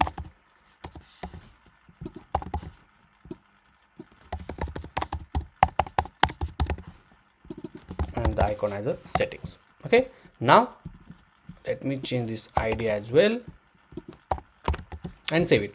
Now if you see, our menu list is ready. Now you just need to iterate this list of menu. Okay, so inside this div I will just iterate it. So we'll use menu dot map item comma index, and I will add a button. Okay, like this. Obviously we'll give the key as an index, and inside this button, if you see right now the button is showing on the screen, here we need to define item dot name. Okay, along with that one I also want to show the icon, so we access with using item dot icon. See, now everything the icon is showing. Okay, now for this button we'll add a class name, and we'll simply say width to be full. Oops, width to be full. Okay, we'll add a variant as a ghost. So variant as a ghost. Okay, and now for this one, obviously we'll make this width as a full. We want text on the left hand side, so we'll say flex. We'll add a gap of 2, and we'll just say justify star.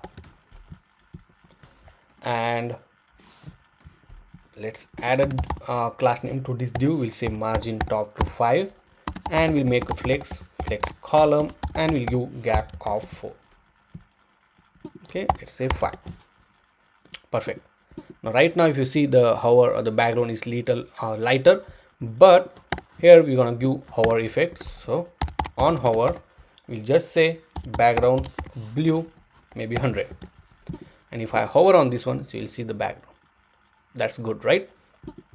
Perfect. And our side navigation bar is ready.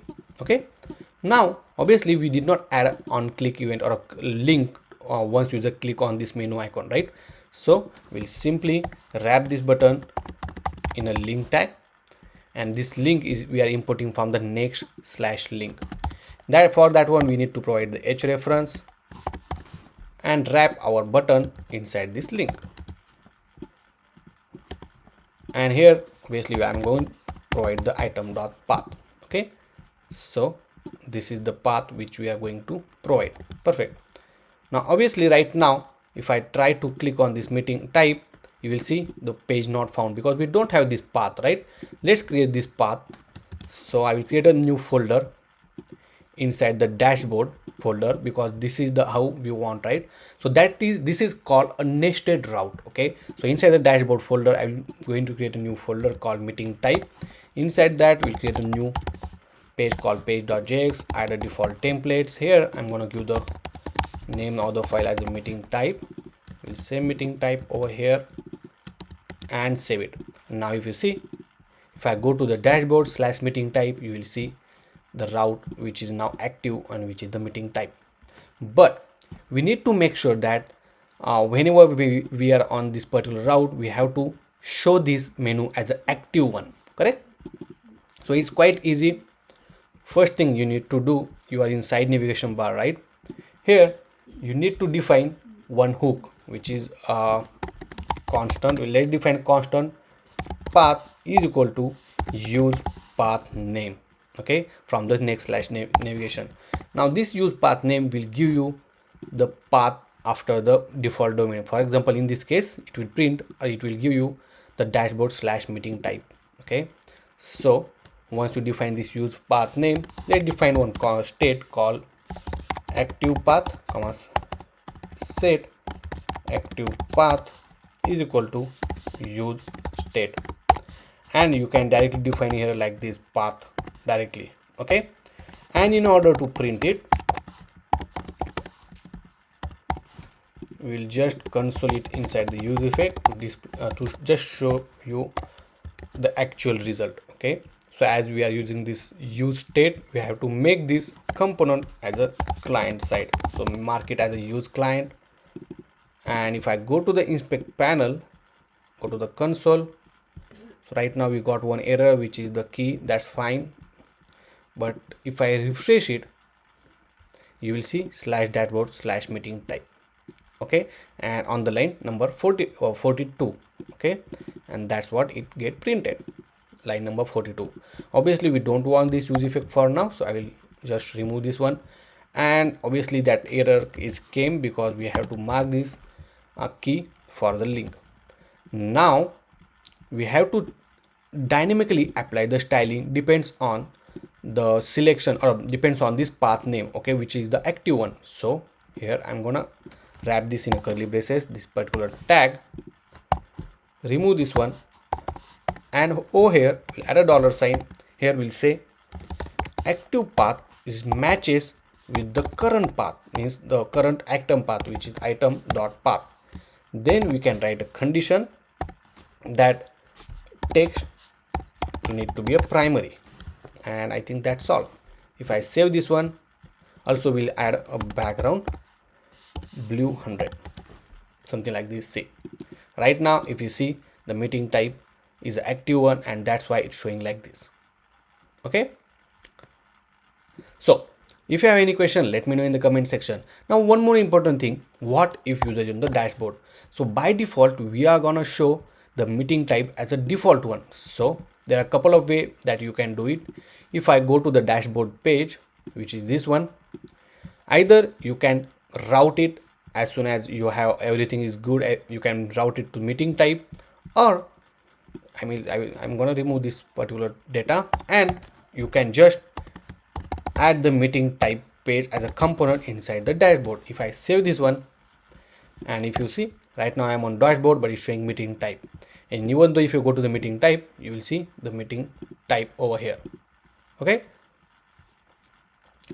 also one more thing, right now if you go to the dashboard, right, if I am in dashboard and if I click on meeting type, it is in meeting type, but this is not active because our set active state is not updated with the updated path, right? So what you need to do, let's go to side navigation bar, and we will use this use effect, and here we'll say set active path will be the path, but whenever the path change, we will execute the use effect. Okay, so I will add the condition like this. This need to be set active path and save it. Now even though if I go to the dashboard and if I click on meeting type, you will see the meeting type is active now. Okay, now one more last important thing we need to do is to add the user profile image on the right hand side as a header. So let's go here.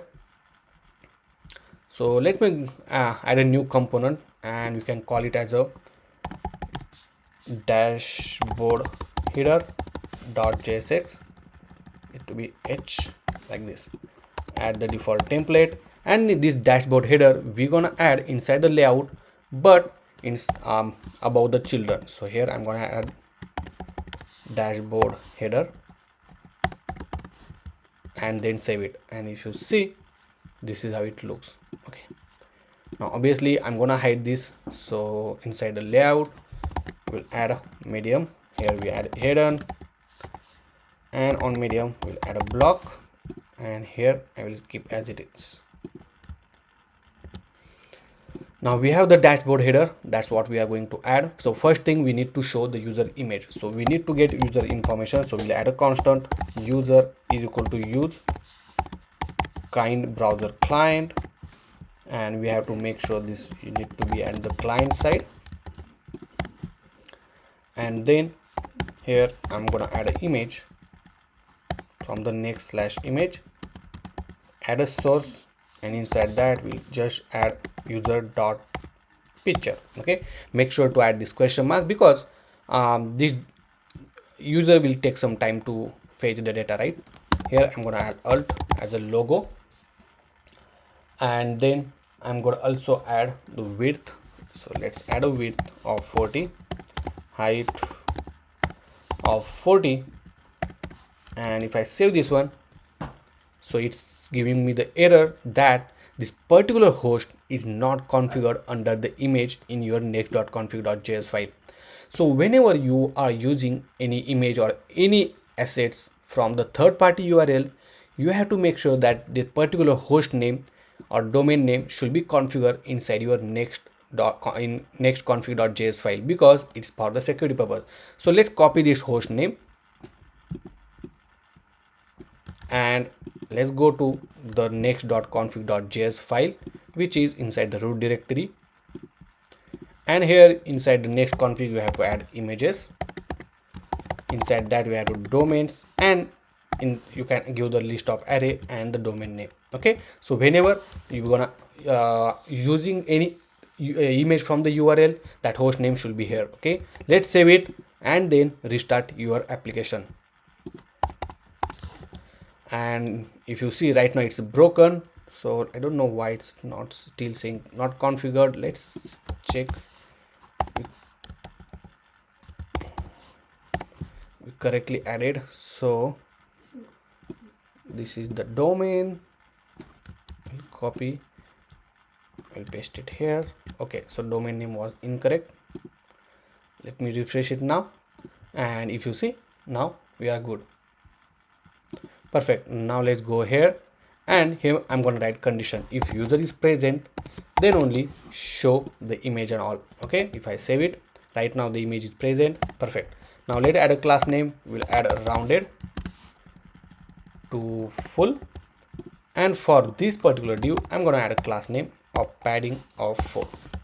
Okay, I also want to wrap this image inside one div because I want to add one icon called shave, and what is called chevron down,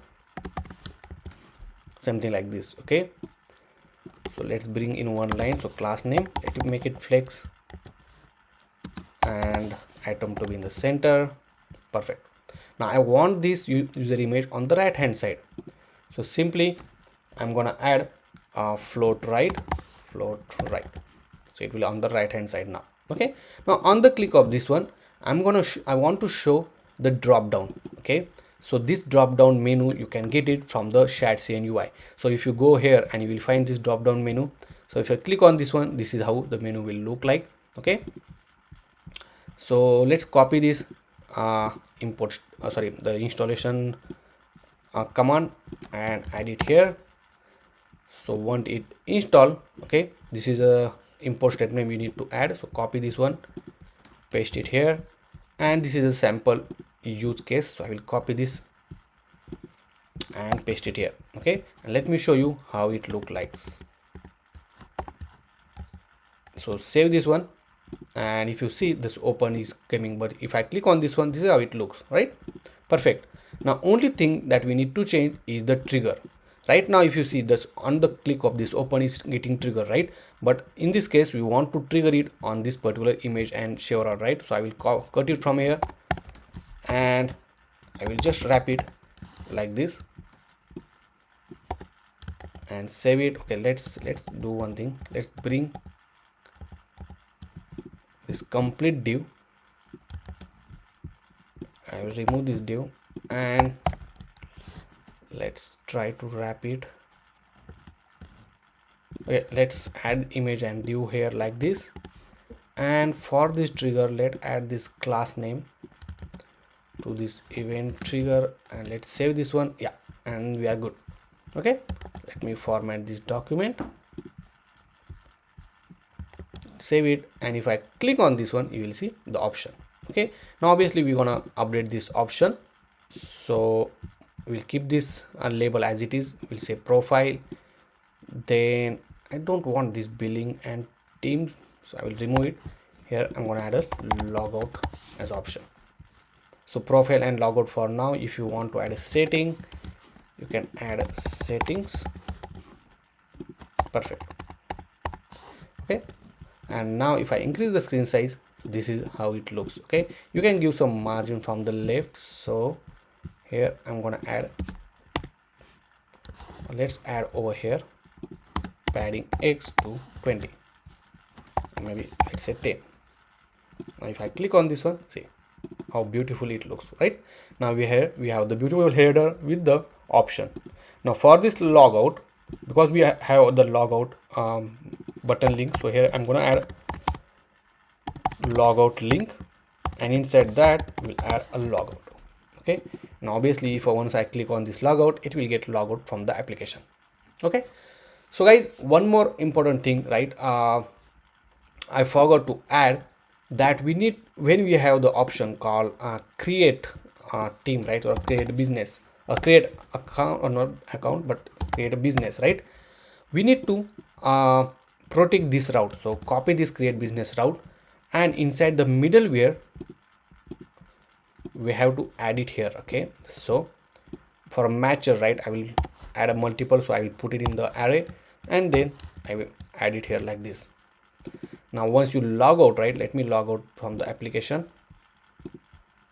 So if I log out from the application and try to access create business, it will ask me to log in. Okay, once I log in to our application, obviously we already have that business created, so it will not redirect to create a business page, rather it will redirect me to the dashboard page. That's perfectly working.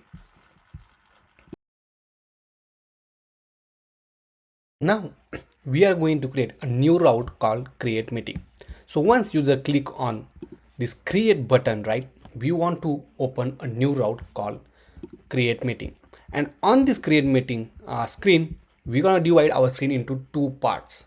One is the smaller which is a form to create the meeting event. Okay, and on the right hand side we're going to show preview that how it will look like once user you share that particular meeting with some other user. Okay, so obviously inside this form we're going to add event name, the duration, whether it's a 30-minute meeting or 60-minute meeting, then location, whether it's a Zoom call or just a phone call or Google Meet or something like that. For that one, obviously we gonna need to add a URL of the Zoom call or something like that, then the start date and end date for the given meeting. So once user share this one, right, you have to check whether that particular date is available to book it or not. Okay, so that's the reason we give start and end date. And once user create on click booking, we're gonna store that all data inside our Firebase database. Okay, but let's go back to our application, and here we need to create a new route. So let's go back to our application, and let me close all of this tab first, and inside the routes folder I'm going to create a new route, and we can call it as a create meeting. Inside that one, let's create a new file called page.jsx, add the default template, and here I will just rename this function name to create meeting and save it. Now inside the dashboard components, right, where we have the side navigation bar, and on the click of create we want to navigate to create meeting page. So here I'm going to wrap this to a link. Here I'm going to add a h reference, and just simply I will add the route called create meeting, and I will wrap this button. So yeah, inside the link we'll add the button, save this one, and let's go back to our application. Let me refresh once, and if I click on the create, it will jump to the create meeting. Perfect.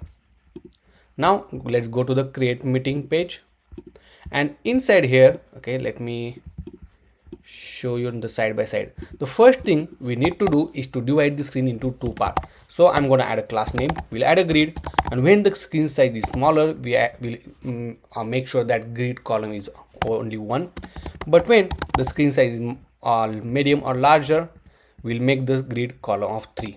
Okay, out of these 3 column, 2 column will assign to the preview and 1 column we will assign to the form. So let's add a div, and here we'll say meeting form, and another div for the preview. Okay, so for this preview we can add a class name and we'll make column span 2. So out of the 3 column we assign the 2 column to this preview, okay, and 1 to this one. Obviously we'll make this as a medium, okay, only when the screen size is medium. Now inside this one we need to add a form, so we'll create a component and we'll create a folder first as a components. So whatever the components related to this create meeting, we'll add this in this particular folder, and inside that we'll say meeting form.jsx. Add the default template.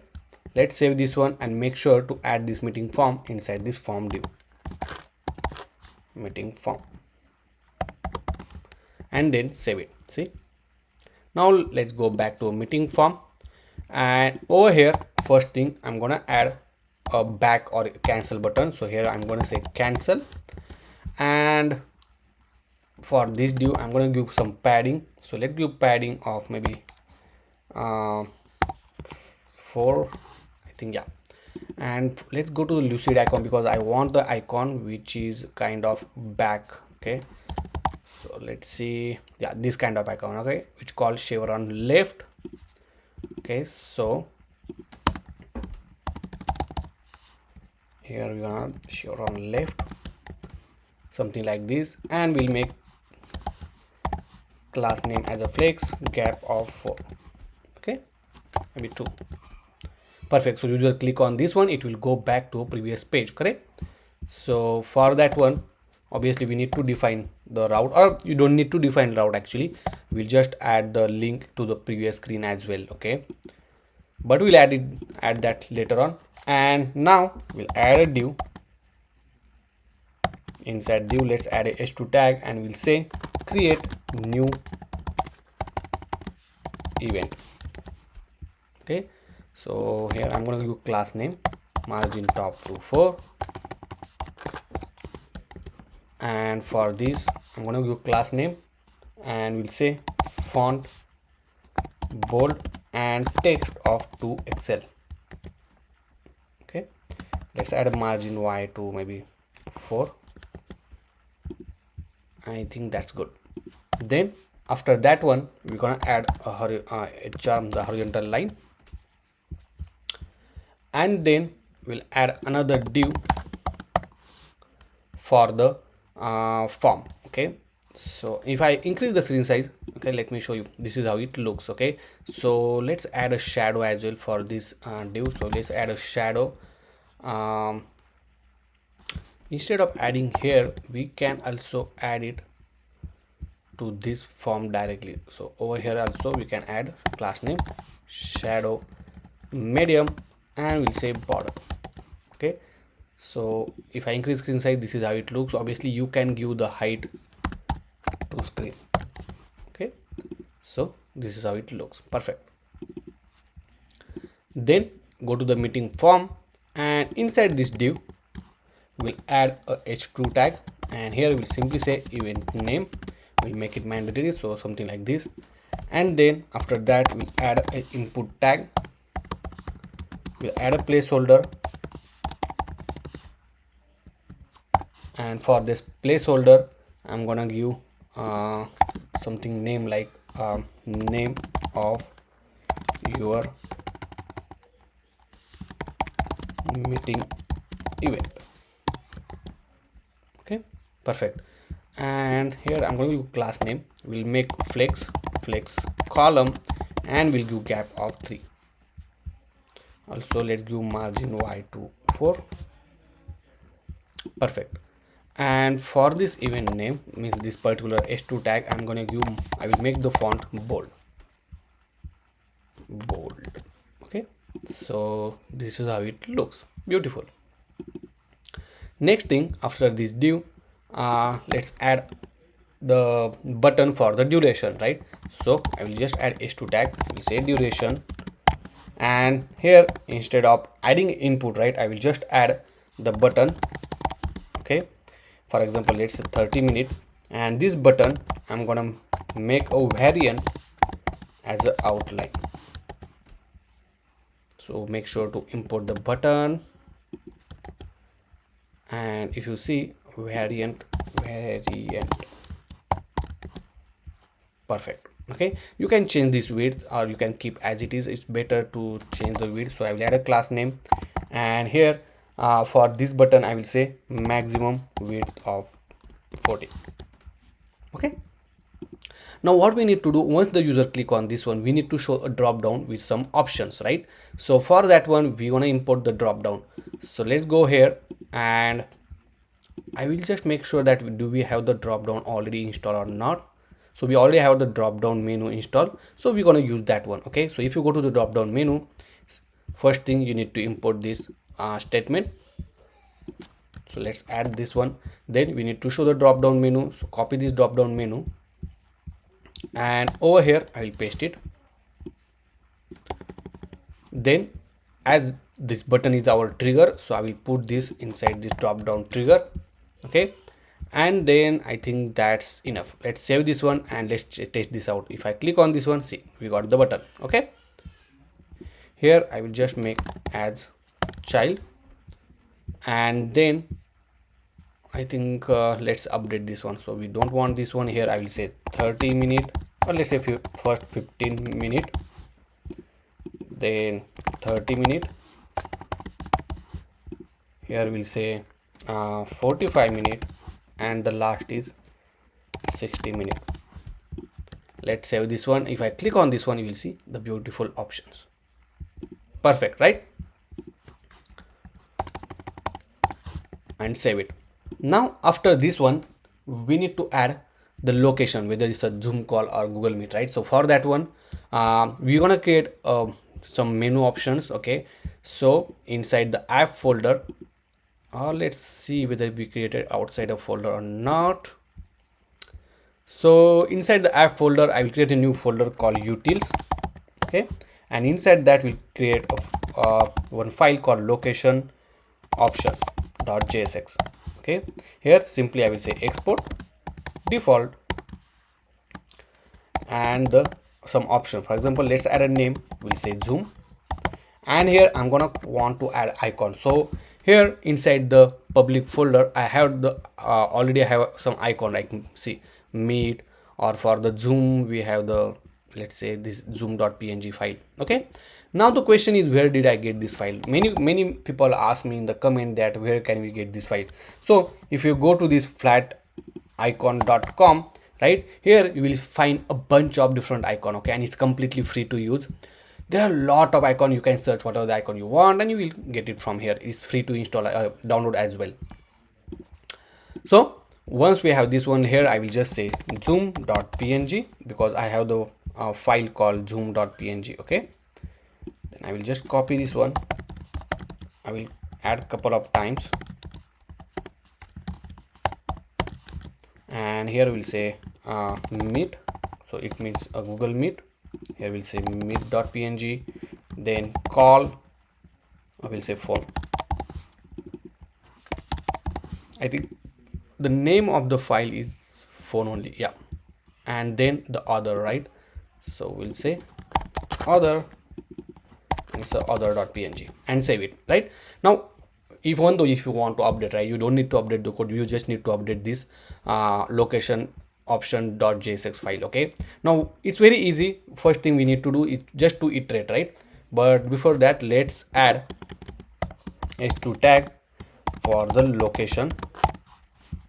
Here for this one I'm gonna add a class name, font bold. Same thing we need to add for the duration as well. Let's add a font bold, and after this one I'm gonna simply add a div. Inside that one I'm gonna refer that location option. So if you see this location option, okay, dot map, here we say option comma item and the arrow function. So in this one we'll add a view, view not div. So let's add a div, and inside this div I want to show the icon. So for that one I'm gonna add image, let's add a source, and obviously this is from option dot icon. We'll give a width of 30, height of 30, and for the alt tag I'm gonna simply add the option dot name. After that one I'm gonna add h2 tag, and here we'll simply add option dot name.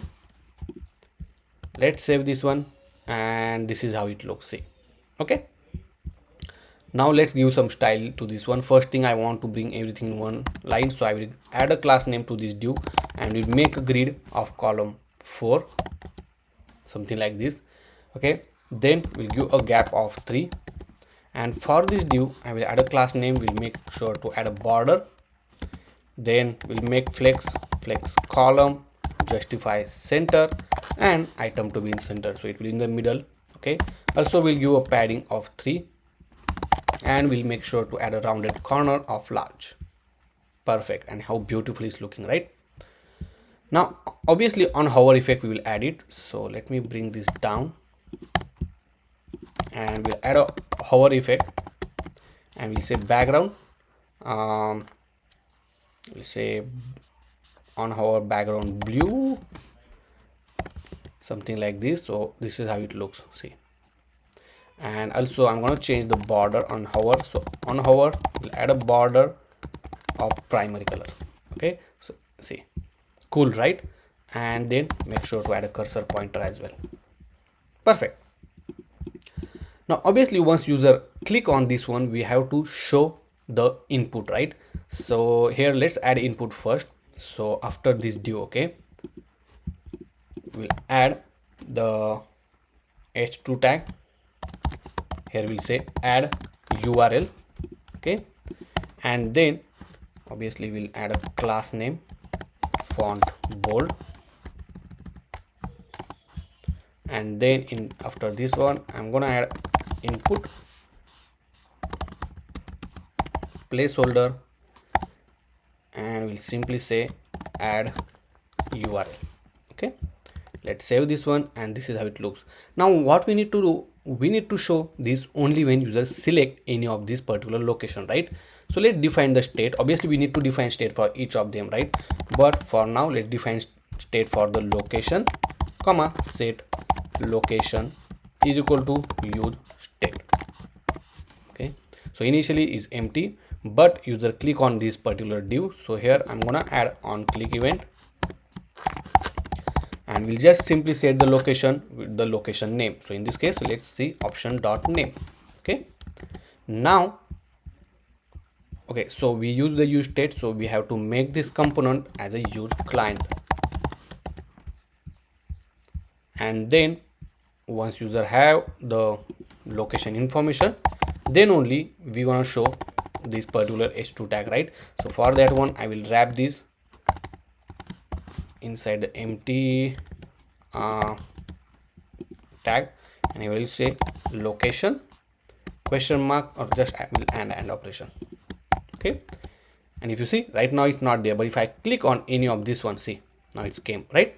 But as soon as I click it, right, for example I click meet, so here I will say add meet URL. Okay, so it's simply you need to define the location.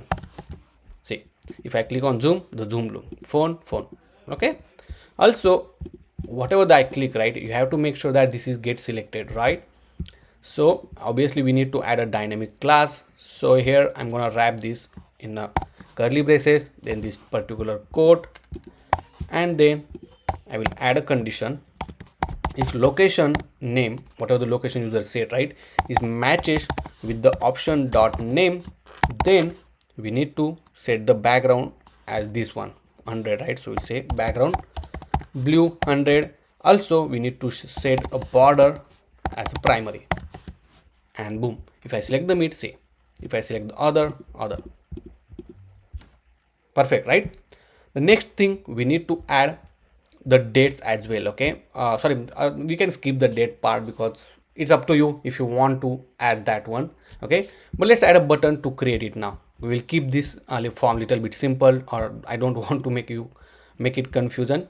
So after the div we'll add a button to create. Okay, make sure this button has a width to be full. Perfect, right? And I will give some margin top to 9, maybe little bigger. Perfect. If I increase the screen size, this is how beautiful it's looking, right? If you think the padding is little smaller, let's give some padding, maybe 8. And now that's perfect.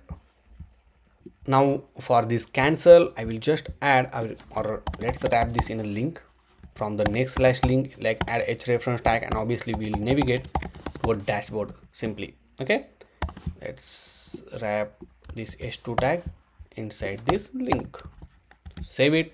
Now if I click cancel, see it going back to a dashboard page. If you click on the create, see it's coming to this beautiful create new event or create new event meeting page.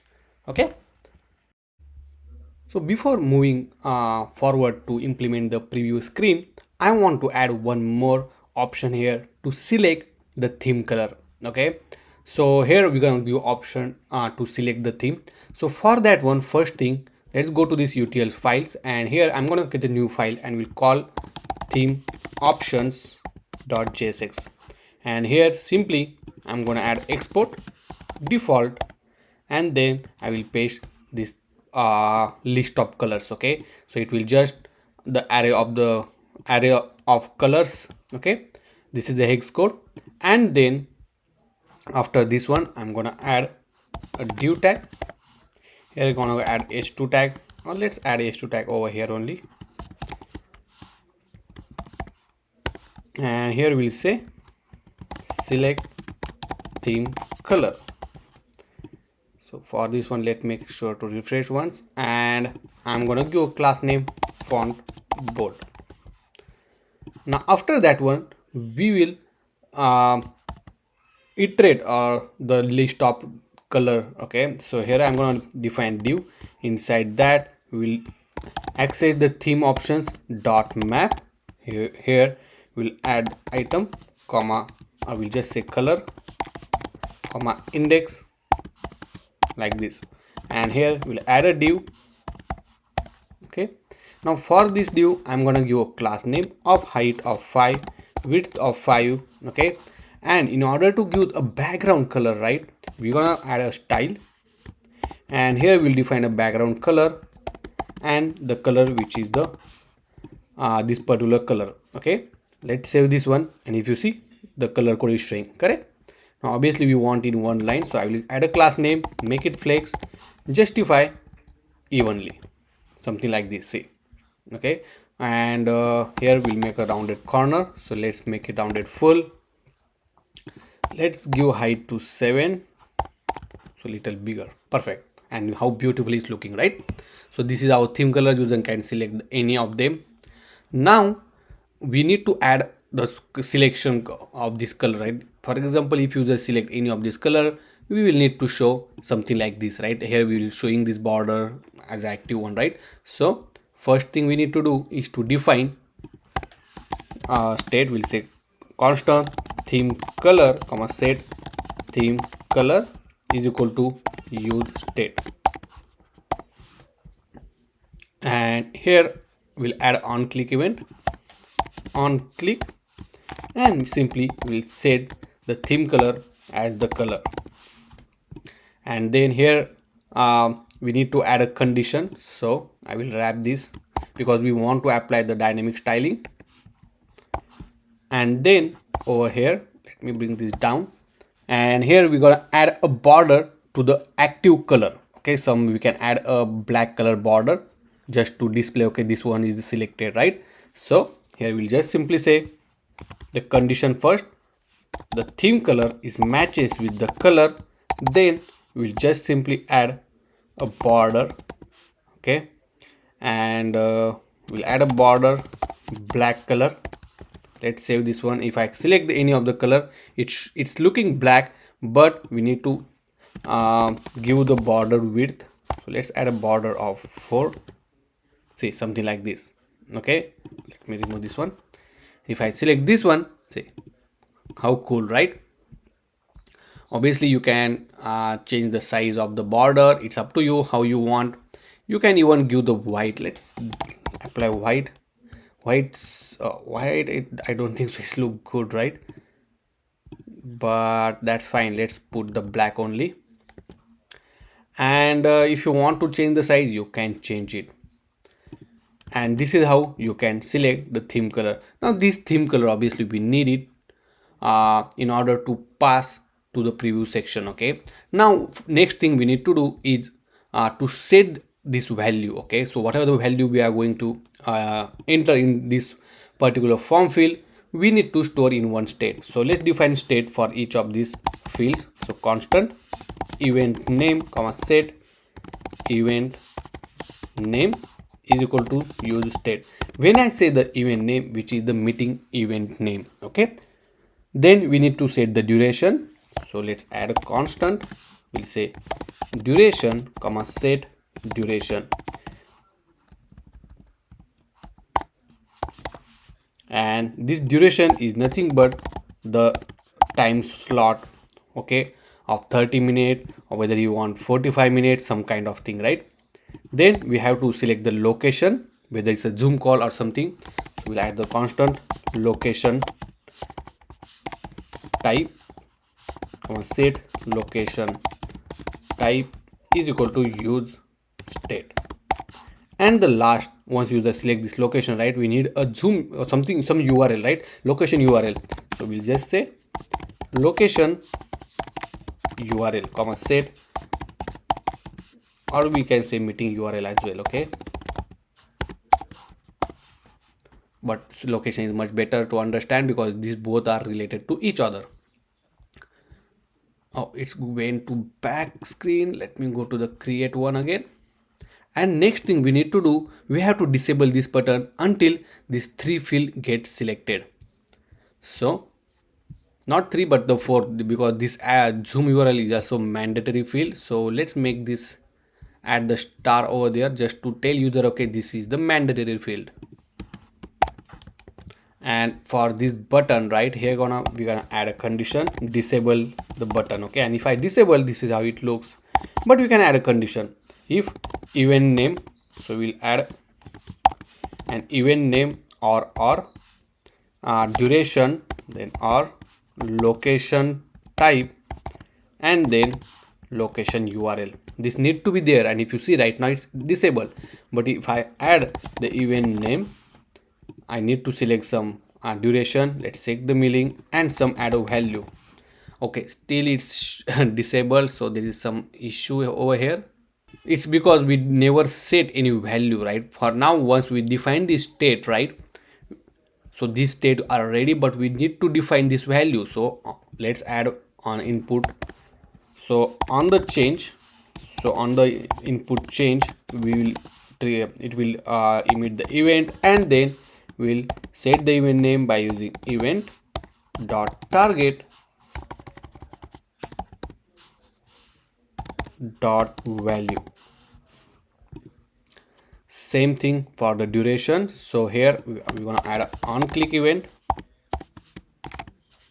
and where we'll just say on duration, and we'll just set the value. Okay, this is the old technique we are using. We are adding on click event each of them item. Okay, and only the value we have to pass correctly. So here need to be 45 minutes. Okay, and obviously once you update this one, right, you have to update this value, so duration over here. Okay, by default we'll put a duration of 30. Okay, now if I select the different duration, for example 45 minutes, you will see it changed to 45 minutes. On the location as well, we need to add on click, we already setting, that's good. For the URL, for this input as well, we need to add on change event,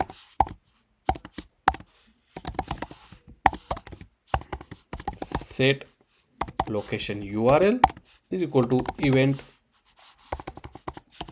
dot target dot value. And the last is the theme color, which we already set. Let's try to test this now.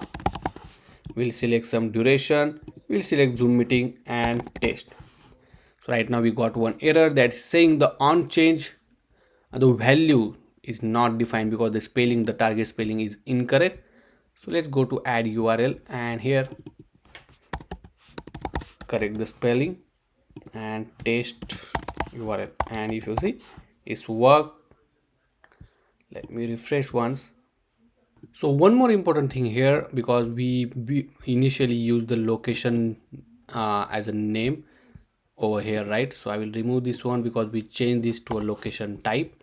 So make sure to update that as set location type, and over here as well.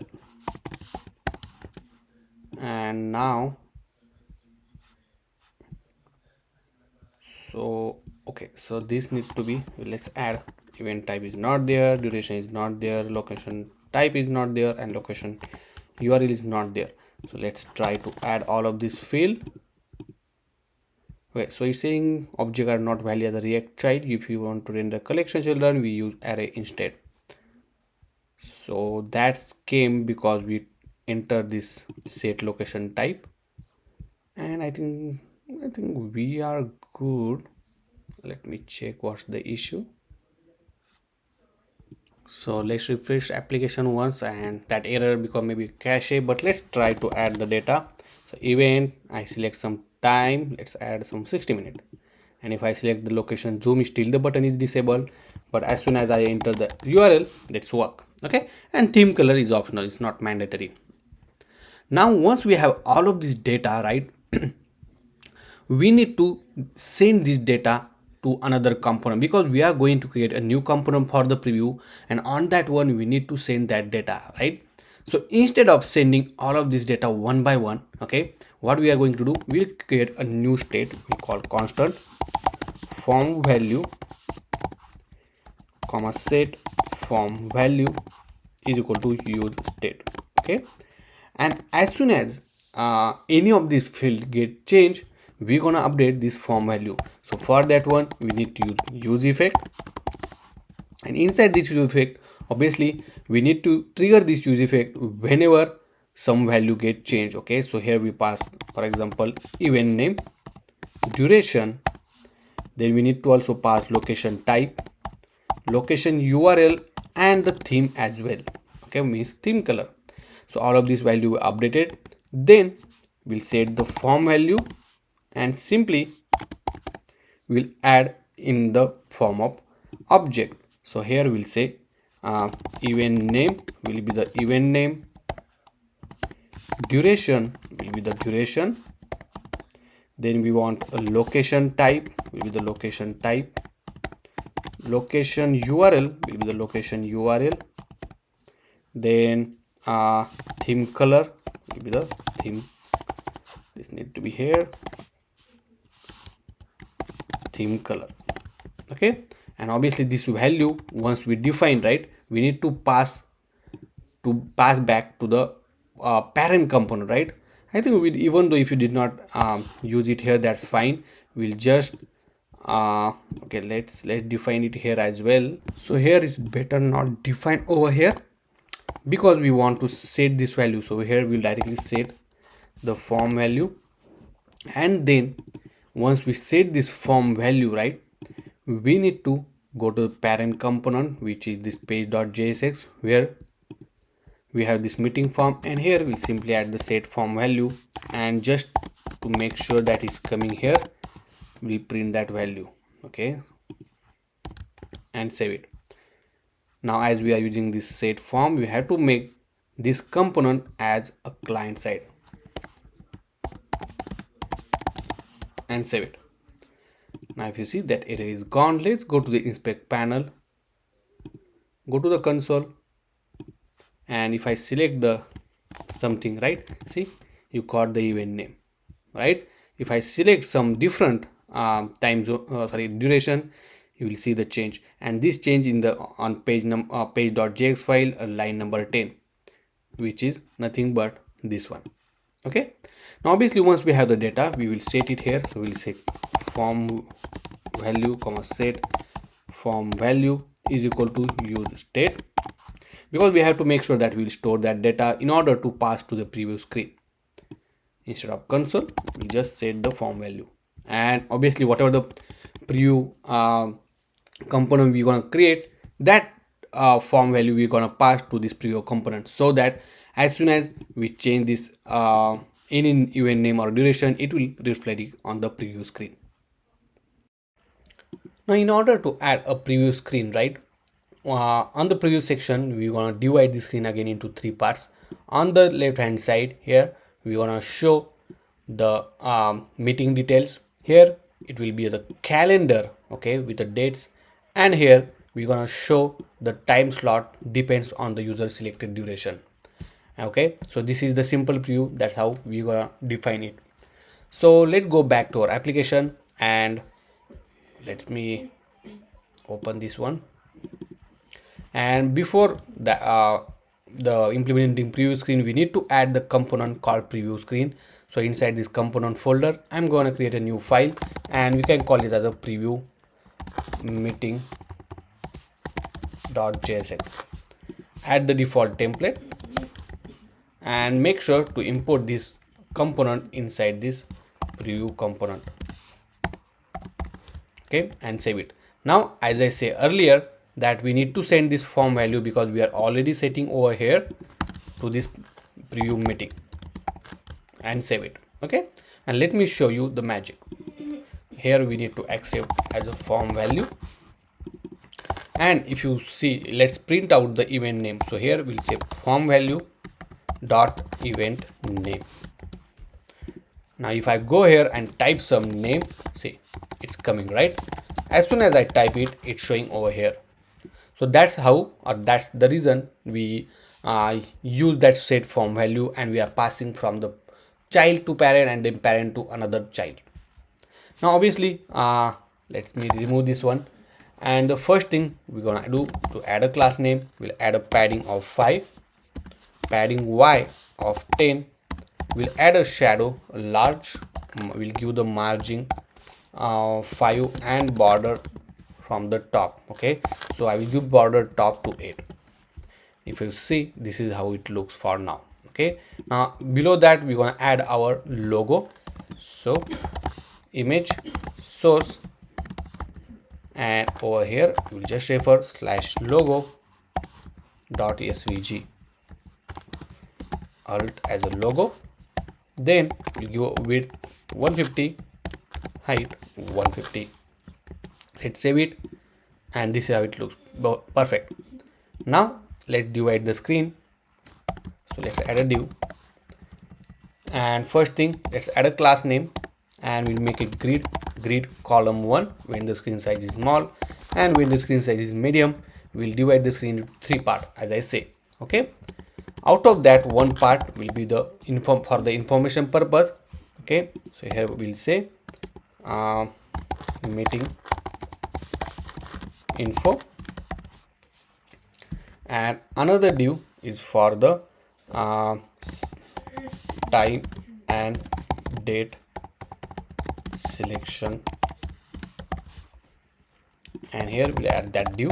So for this div, out of 3 column, I'm gonna assign 2 column to this div. Okay, so when the screen size is medium, we'll add a grid, not grid but column span 2, and save it. Right now obviously nothing will display on the screen. Now let's implement the meeting info screen first. So for this one, we're gonna add h2 tag, and here we'll just simply say business name, or we can add the user's name as well. Second, we're gonna add the h2 tag for the meeting name. Okay, so here we'll simply add a form value, give the optional field because otherwise you might get error if the form value is not there. And here we'll say event name. If that event name is not there, or first thing we'll check if it's there, then display that event name. Otherwise just display the meeting name, some simple text. If I go here, this is how it looks, because that's what we type. If I did not type anything, you will see the meeting name. Obviously here we're gonna add some styling, so style, and let's add a font bold. Oops, sorry, oh, it need to be a class name, add font bold, text of 2XL, save it, and perfect.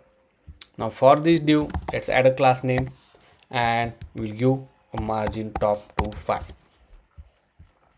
Rather we can give margin top to 5 to this one, and for this one let's give a padding of 4. Okay, perfect. Next thing, one more thing is add a border at the right hand side. See, then we need to show the duration, right? For the duration, let me add a div, and inside that one I'm gonna add h2 tag. First thing I want to show the clock, so let's add a clock icon from the lucid, and then we're gonna show the duration from the form value dot duration, and we'll add a minute. Here we'll add a class name, we'll make flex gap of 2. See, something like this. For this div, let's add a class name and we'll add margin top to 5. We'll add a flex column, and we'll give gap of 4. Okay, so one more item because we want to add here, so we'll copy existing one, add it here, and here need to be a location, so map pin I will add, and the instead of duration this time we'll add a location type, and here we'll say meeting, so it's a Zoom meeting or Meet meeting, something like this. Okay, so right now if you see, nothing is displayed on the screen except this meeting text, but if I select the Zoom, see, it came Zoom meeting. After this I'm gonna add h2 tag, and here we'll just simply display the URL. So whatever the URL user add, right? So form value dot location URL. So right now if you see, whatever the URL we add, it will come here, but this URL need to be in the link kind of format. So instead of s2, let's wrap it inside the link,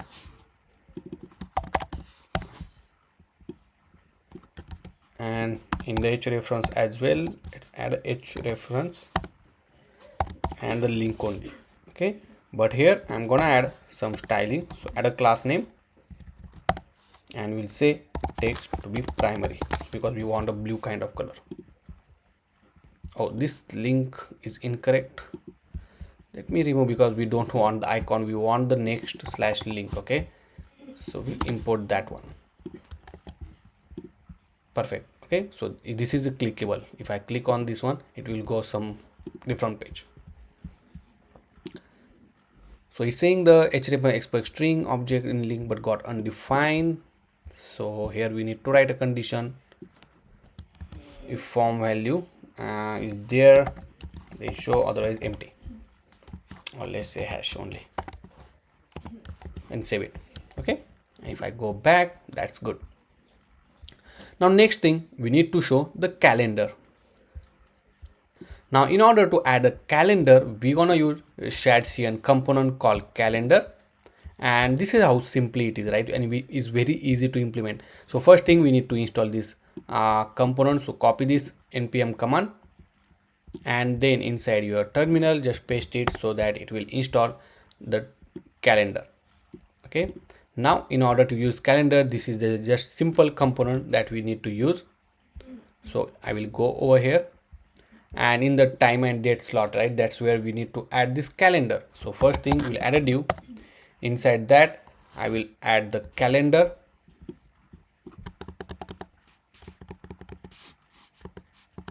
and then make sure to import this calendar. Okay, and if I save it, let's see. So it's, yeah, obviously date is not defined, so let's define the date, some default date. So here I'm gonna add a constant date comma set date is equal to use state, and the default date is new date. And if you see this calendar, okay, let's apply some styling to this one. So for this particular div, because on the right hand side we need to show the slot, right? So I will make it class name, I will make it as a flex, and along with that one We'll make flex column. Oh wait, flex column, because I want to give the h2 tag over here, and here we're gonna add select date and time, class name, font bold, and this is good. Let's save this one. And obviously, as I say, right on the right hand side, we need to add a what will say, we need to add a time slot, right? So here we'll make it flex. So right now, if you see, this is how our calendar will look like. Let's give some padding. So here I will just simply add padding of, maybe let's see, add similar padding to what, okay, padding of 4. Let's add padding of 4 only. Perfect. So let's add padding X only for now, and for this one I'm gonna add a margin top to 5, and we'll change this font little bit, text large. Let's see how it looks. I think this is good. Okay, and here if you see, you can select the time as well. Next thing, as I told you, that we need to show the slot over here on the right hand side. So now in order to create the slot, right, depends on the selection of the duration, we have to make our slot, right? So let's go back to our application, and I already have code to create the slot, so I will copy and paste it here. It's little bit complicated, but you can easily understand this one. Here we got one error. Let's wrap this in this particular tag. Okay, and this is the time slot I created. Okay, if you want this particular line of code, you can just pause this video over here and just copy paste it. Okay, so here this is the format, hours and the minutes as well. Obviously you can get it in my source code, the link is in the description, you can access it anytime. Now here if I use effect in order to call this time slot, right? So first thing, we need to check if the form value is there. Then inside the form value, we have to make sure the duration is selected, and then we set create time slot. Okay, and here we need to pass the form value dot duration. So whatever the duration user select, that duration we need to pass. Here we call it as an interval, and then it will get the result. Okay, let's print the slot first. So if I go to the inspect panel, okay, go to the console. So right now if you see we have one error, or it's actually a warning. It's saying that each child in the list should have unique key prop. Okay, because I think we use the we iterate the value in meeting form, right? I think over here. So here we need to define the key as an index, and same thing we need to define over here as well, key as an index, because index value will be the unique, right? And we need to pass the unique value to the key. And if you see, the error is not there. And if you observe, right now we have the slot of for the 30 minutes, and every slot I started from the 8 o'clock, so 8, 8:30, 9, 9:30 up until 10 o'clock. Okay, but if I change this, now let me clean this one, and if I change this to 60 minutes, you will see the 60-minute slot immediately reflect over here. Okay, so that's the reason this code you can just use it. Now obviously this slot we need to store in one state, so let's define that state. We'll say time slots comma set time slots is equal to use state, and then simply here we'll say set time slot will be the slots. Okay, and save it. Now this particular slot we need to iterate it, okay, so that we can display it on the screen. So after this div, I'm gonna add a div, and over here we'll add a time slot dot, let's add dot map, and here will be the time comma index and the arrow function. Inside that we'll simply add a button, okay, from the shared CN, and inside that I'm gonna define the time. If I save this one, this is how weird it looks, right? But if you see, if I select the 15 minutes, you will see a bunch of time, right? And that's not looks good. So for this button, let's add a class name. Okay, and here I'm gonna add, before that let's add a variant. Variant is equal to outline. So it needs to be a variant, and then I'm gonna add a border to be primary, text to be primary, and save it. Perfect. This is how it looks. Let me bring this down. Now for this div, I'm gonna add a class name. We'll make it flex column, because we want it everything in one line like this. Then we'll mark it as a width to be full. Okay, then we'll add overflow auto. We'll add a gap of 4 and padding of 5. Okay, something like this. But if you see, it's scrolling to the end, right? So before to avoid that one, we gonna give maximum height to this one. We can give the height in the style, something like this, max height, and here we'll just say 400 pixel. If I save this one, you will see the change. Okay, now you can scroll over here. See how beautiful, right?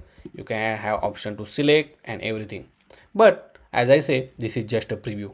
Okay, now one more thing, as you know, we added this theme color. Okay, and but the question is where to use.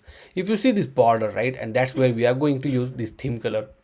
So let's go here, and for the border where we are showing the border on the top, right, here we're gonna add that particular theme color. So let's add a style,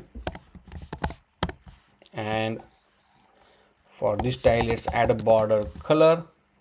This is just a border top color, and which we'll get it from the form value dot theme color. Let's save this one. Obviously if you do not select, let me refresh it, then it will show the default one.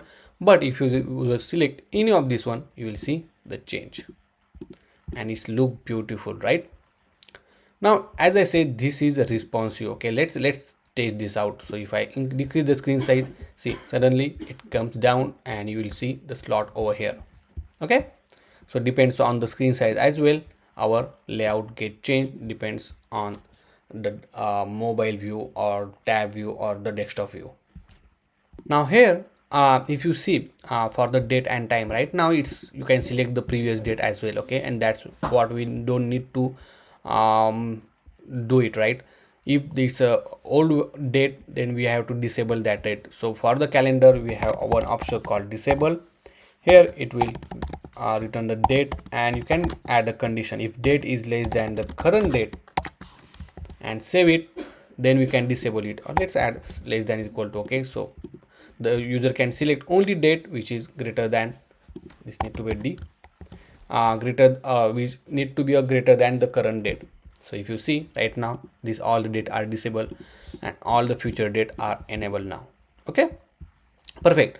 So I hope you understand how we implemented the create meeting UI part. Okay, obviously we need to store this data on the database once user add all the details, and then click on the create button.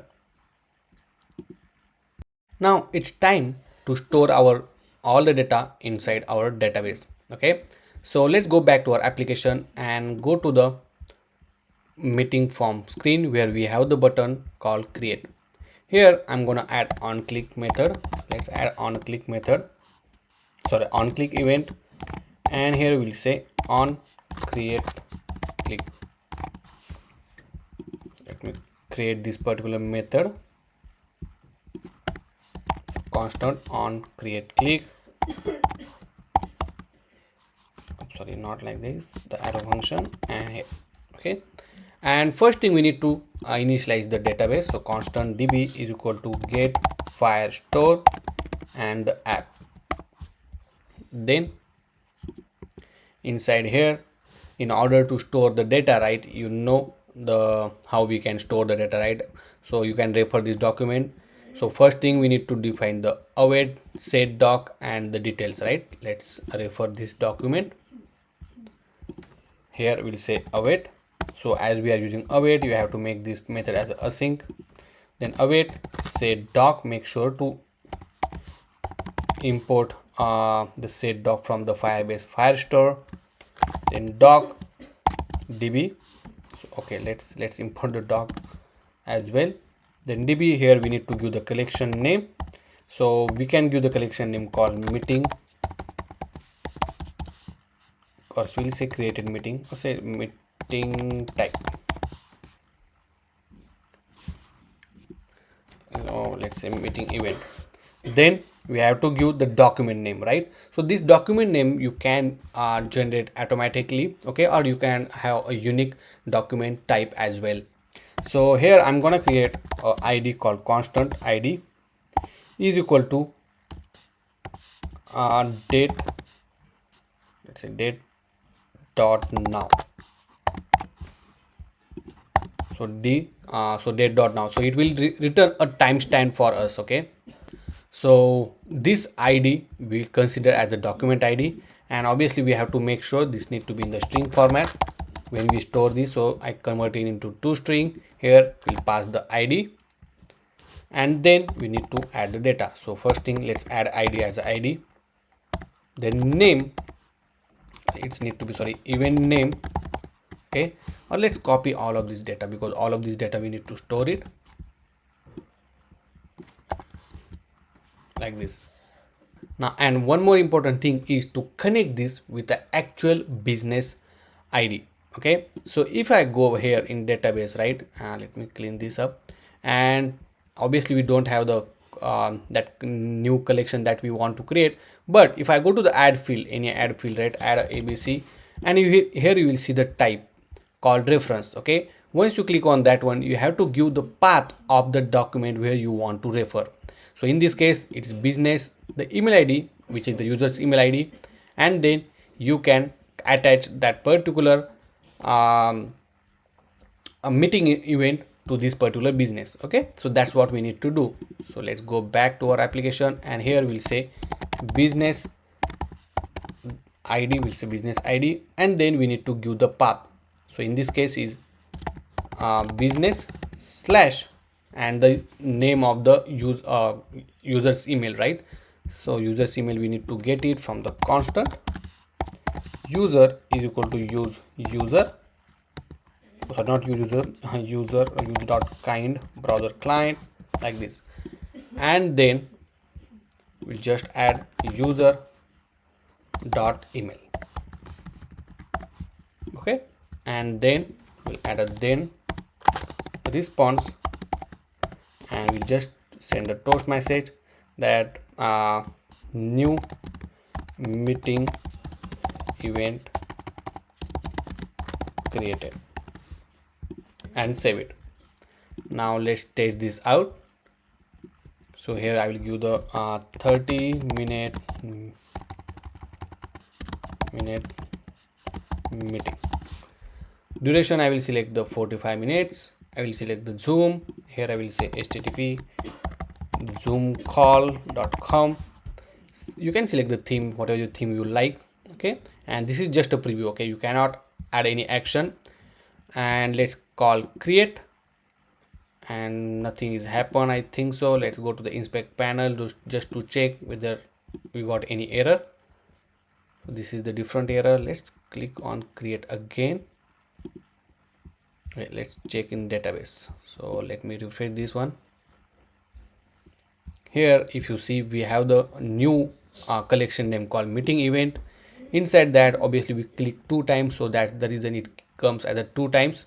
And then here we have all the data, okay. So business id, I think that's not the correct one, but that's fine, we'll check it out. But if you see, all other details are here, okay, except the business id, because that's what we have to refer with the existing business, okay. So we'll change this one. So over here our business reference is incorrect, which we defined. So the way we need to define is, let me remove this, all of this, and here we need to define doc, then the database reference, the collection name, which is the business, and then the document name, which is user dot email, okay. And then save it. Make sure business I with capital I, Let's go here and let's create a new meeting. We'll say 60-minute meeting. Let's select the 60. Let's select the meet. In this case, we'll add a meet. We'll select the theme, which is a green, and then create. Now once it get created, you will see the new meeting with the 60-minute meeting and the reference. Okay, and if you see, the type is reference now and is connected to the business slash the document name. Okay, perfect. Now one more thing, if you observe, right, when we create any meeting, let me refresh this once and let me save it, because sometimes the toast message is not appearing on the screen because we define this toaster, right, the initialize the toaster component inside the parent layout. We have to also make sure that we'll define this toaster to the dashboard layout. Okay, so let's add it here. Let's save this one, make sure to import this toaster, save it, and let me refresh this one. Now create a new meeting, 60-minute meet, some URL, and create. And if you see, now it's saying new meeting event created. And obviously once user meeting created successful, we need to navigate to the event page. Okay, so if I go to the dashboard, and we have to redirect it to the meeting type page. Obviously this is a dashboard page, but we'll navigate to the specific page. So we have to define the router over here. So let's define constant router is equal to use router, and then once it is successful, here we define the router dot, let's define router dot, let's replace this one with this URL. Okay, let's save this one, and let's go back to our application. Let's click create. We'll say ABC event, 15-minute meet ABCD. Select the theme. If you see, we have the time slot of 15-minute every 15 minutes. Let's click create, and boom, it's redirected, and we toast message saying new meeting event created. Perfect. Okay, so that's how, guys, we successfully implemented the create meeting page with the form and the preview as well. So there is one quick update we're gonna make it. So when we create the meeting, right, we are going to store, or we already storing this business ID, which is the reference, then duration, event name, and all of this field. Along with that one, we are going to store the user's email who created this event, right? So let's go back to our application, and this is where we are going to create the event, right? And we are setting the doc over here. I'm going to add email, and this should be a, or we can just say created by. Okay, and then here we pass user dot email. Okay, because we already have the user information, and from that one we can get it, the created by date. Okay, the reason is that we need a created by date because later on when we want to fetch that particular, or the all the event belong to that particular user, we can just simply fetch it with the help of created by within a where clause.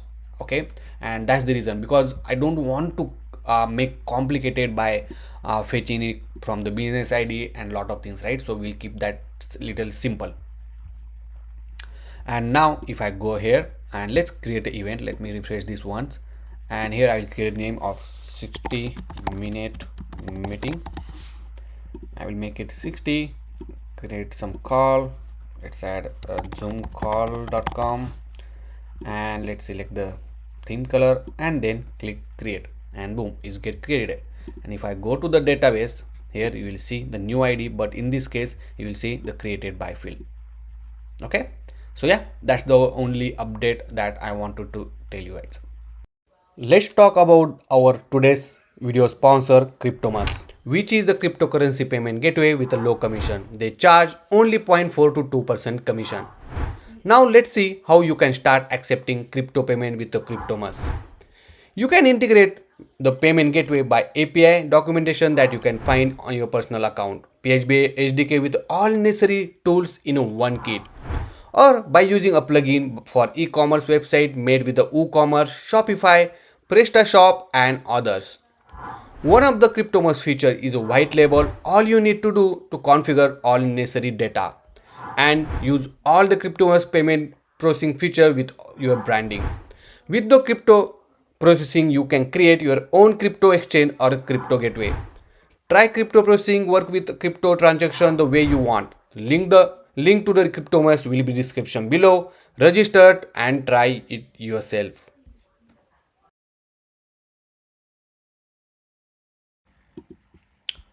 So as you know that once we create the event meeting, right, we are redirecting to a meeting type screen. Okay, so on this meeting type screen, we are gonna show the all the list of meeting which user created. Okay, so here we're gonna show all of them, and then obviously from here user can copy the link, okay, or they can share the particular event with other peoples.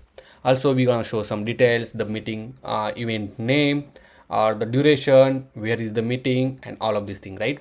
Here we're gonna give option for setting to delete the particular event or to edit the event as well. Okay, so this is about the meeting event type screen. So if I go here, right, and this is our meeting type screen, here we're gonna show, obviously we already have the route which we created for. So let's go here and then let's start implementing. So I will close all of this tab. Let's go here, and the first thing, let's go to the route call. Inside the dashboard we have this meeting type route. Okay, here I will remove this one, and here I'm gonna add a div. Sorry, the h2 tag will add, and it will say meeting event type. Let's add a class name. We'll say a font, bold, and text of 2XL. Let me refresh this once. Perfect. Let's add little bit bigger text. Let's say 3XL. Here I'm gonna give a padding. So add a class name, padding of 5. And then after this one, I'm gonna add a search bar as well. So I will use the input component. Here we'll add a placeholder, and you will just say search. Okay, simply. Obviously for this one I'm gonna add a class name, and we'll add a maximum width, because right now if you see it's showing the full width. So here we're gonna add a max width small, or let's add extra small XS. And for this one let's add a margin top to 5. Or instead of that, what we can do, we can just wrap this in one div. That will be good actually. And for this div I'm gonna give class name flex column, and then gap of 5. Okay, after this we add HR tag, the horizontal line we want to add. So I added the HR tag, so it will look like this on the bigger screen. This is how it looks. Now the next thing we need to do is to iterate the list, or to get the list first obviously, and then we want to iterate it over here, right? So in order to get the list, we need to fetch it from the Firebase. So let's define or initialize the database called get firestore and pass the configuration which is app. Also we need a user information, so constant. Here we'll pass a user is equal to use kind browser client. Okay, and then we'll write a method constant get event list, and inside that one we need to use document to get the data. So if you go to this Firebase documentation, here you have option called read data, get data, and here you just select the get multiple document from the collection. When we say the multiple document, right, you have to write a query and you have to pass the where condition. Okay, and then we'll get the list of document. So it's better, let's copy everything as it is. So I will copy this one, paste it here, and obviously we need to also copy this all of this import statement inside the Firestore. So I'll paste it here. As we are using await, so let's make this as a async. Okay, I will just format this document. Perfect. let me remove this command line. And then if you see, we have the query, the collection name. Obviously here we need to pass our collection name, which is the meeting event. Then the condition, the where condition we need to pass here. As I say, we created the created by field and with the help of user's email. Okay, perfect. And then here we will get the document. Now let's call this particular method inside the use effect. So let's define the use effect. And once the user information is available, then only we will execute get event list. The reason is because we are using the user's email over here, okay, and we don't want to fail our where condition or this query. Okay, now if I save this one, as you see, we got error because we are using use effect. So we have to make this particular component as a use client, and boom, now error is gone. Let's go to the inspect panel, go to the console, and if you see, we got the data. Okay, now let's do one thing.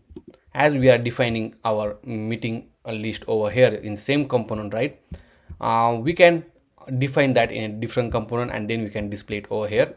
So let's define that component. So let's create a new component folder. Okay, underscore component, that's right. And inside that one, I'm going to create the new component name called meeting event list.jsx. Okay, add the default template and then save it.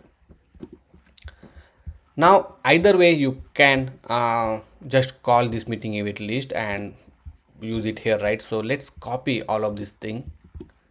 Okay, and it's better to define inside the meeting event list. And obviously we need to copy this import statement. So I will copy all of these along with the use client. And obviously if you did not use client here, that's fine, because we are just making this component as a client side component. Let's save this one and save this one as well. And inside the page.jsx, let me remove this use effect and all of this.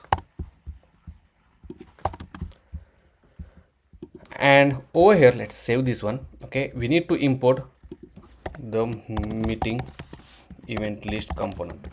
Okay, so this is how it goes, and perfect. Okay, you can keep this inside this page.jsx. It doesn't matter, only for the organization purpose, or sorry, organized purpose, right, to make our code look organized. That's the reason I created the new component called meeting event list.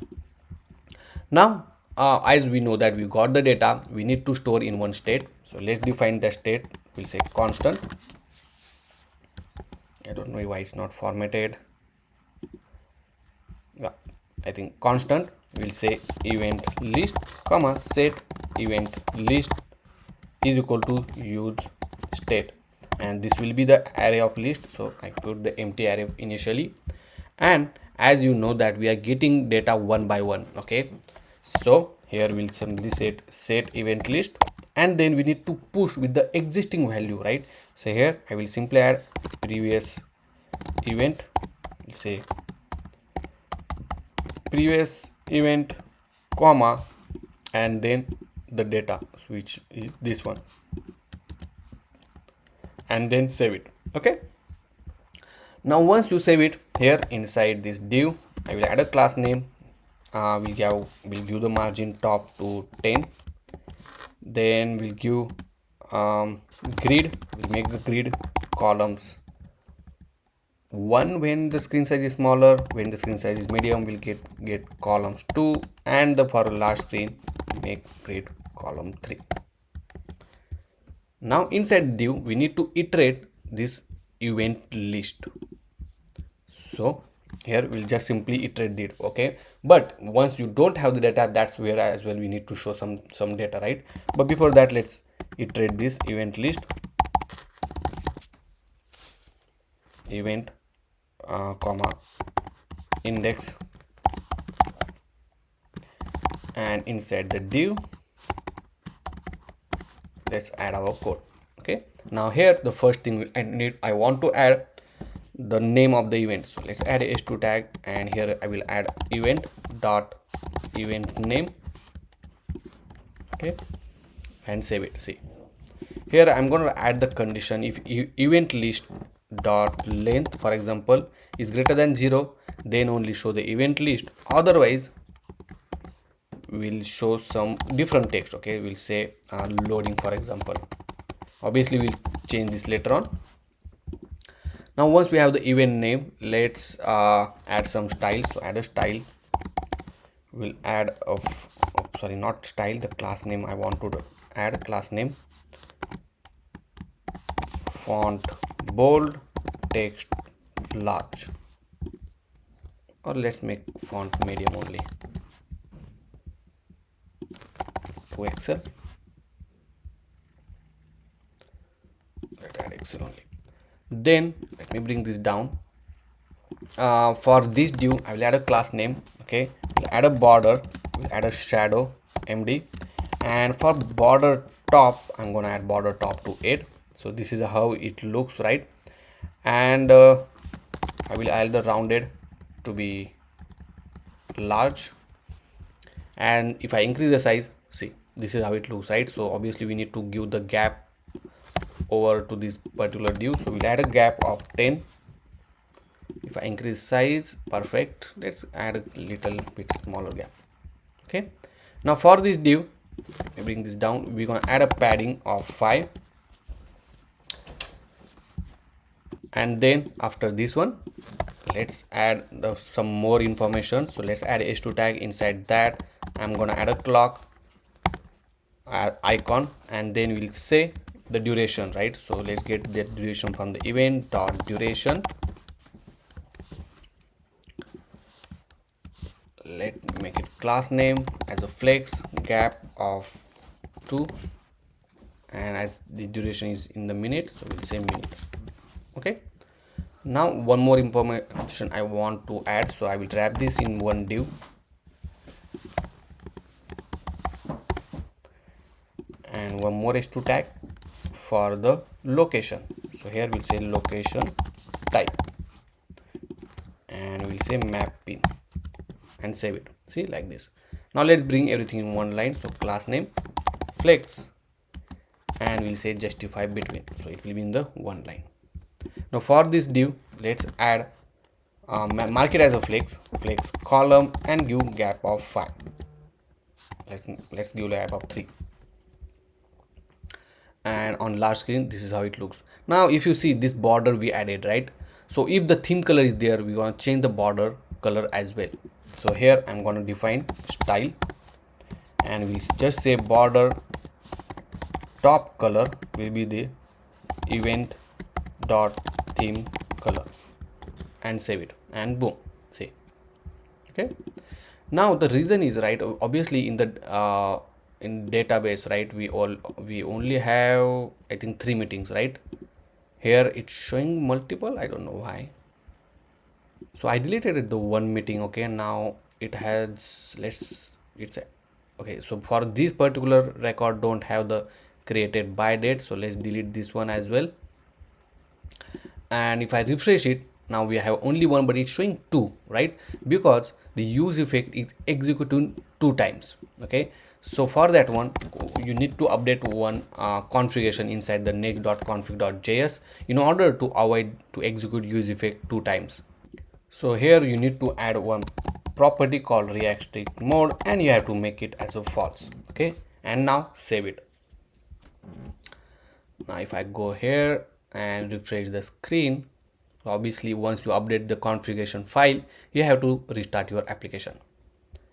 And now if you see, loading was showing, and then boom, now you got the only one result because use effect execute only once. Okay, next thing, after this one I'm gonna show the horizontal lines. So maybe after this one I'm gonna add a HR tag.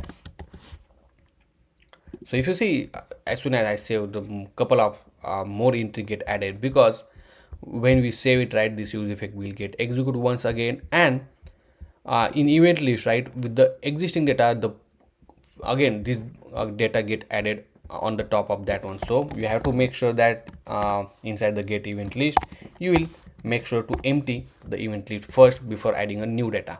Okay, and let's refresh it again, and boom, now we have only one data. if I scroll down over here, we want to add the one div. Inside that one, we're gonna add h2 tag, a similar tag actually I want to add, and for this one we'll add a text of gray 500, and same over here. And for this particular h2 tag, right, which come after this one, here I'm gonna replace this with the copy, and here I will just say copy link. Now I'm gonna change the size and height. So class name, we'll add a height of 4, width of 4, and text size as well, text small. We'll make item to be in the center. Let's bring this down, and we'll also change the text to be primary. Okay, and on the right hand side I want to show the button, so let's add a button, and here will they share. So for this button, let's add a class name, and let's update the variant as well, is equal to outline. I will put a border primary, rounded to be full, and text primary. So why it's showing border to be primary, text primary, outline. Okay, let me bring this. Okay, something is not correct. Okay, so this need to be a variant. Okay,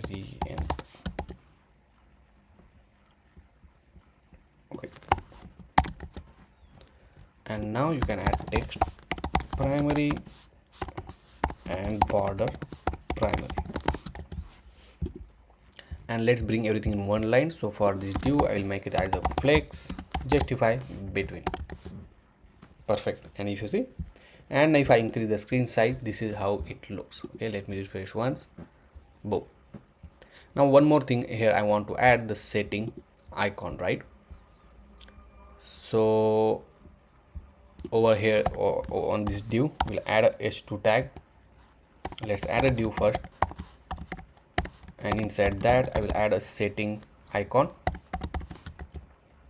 like this, and let's bring this setting icon. So we'll make it as a flex, and let's make it justify end, so it will be on the right hand side. Okay, and for the setting icon, let's add a text to be the gray color, and cursor pointer something like this, or make it darker only, that will be good. Okay, now once you click on this one, we want to show the menu as soon as we implement some more feature for this one, right? But if I go here and let's create a new meeting now, here I'm gonna say 45-minute meeting. We'll select the 45. As soon as I select the 45, this also get updated. Okay, here I will say Google Meet, and we'll say Google Meet link.com. Select the color and then click create, and boom, if you see, the new meeting get created. So cool, right? So obviously one more thing here, you can add the order by clause, and if you want to order by on depends on the ID, you can just do that. So what you can do, because we already have the where condition over here, right? After this one as well, you can add the order by clause, and you have to give on which field you want to order by. So here I will give the ID, and then you can give whether you want ascending or descending. Let's try descending. Okay, so okay, we got one error.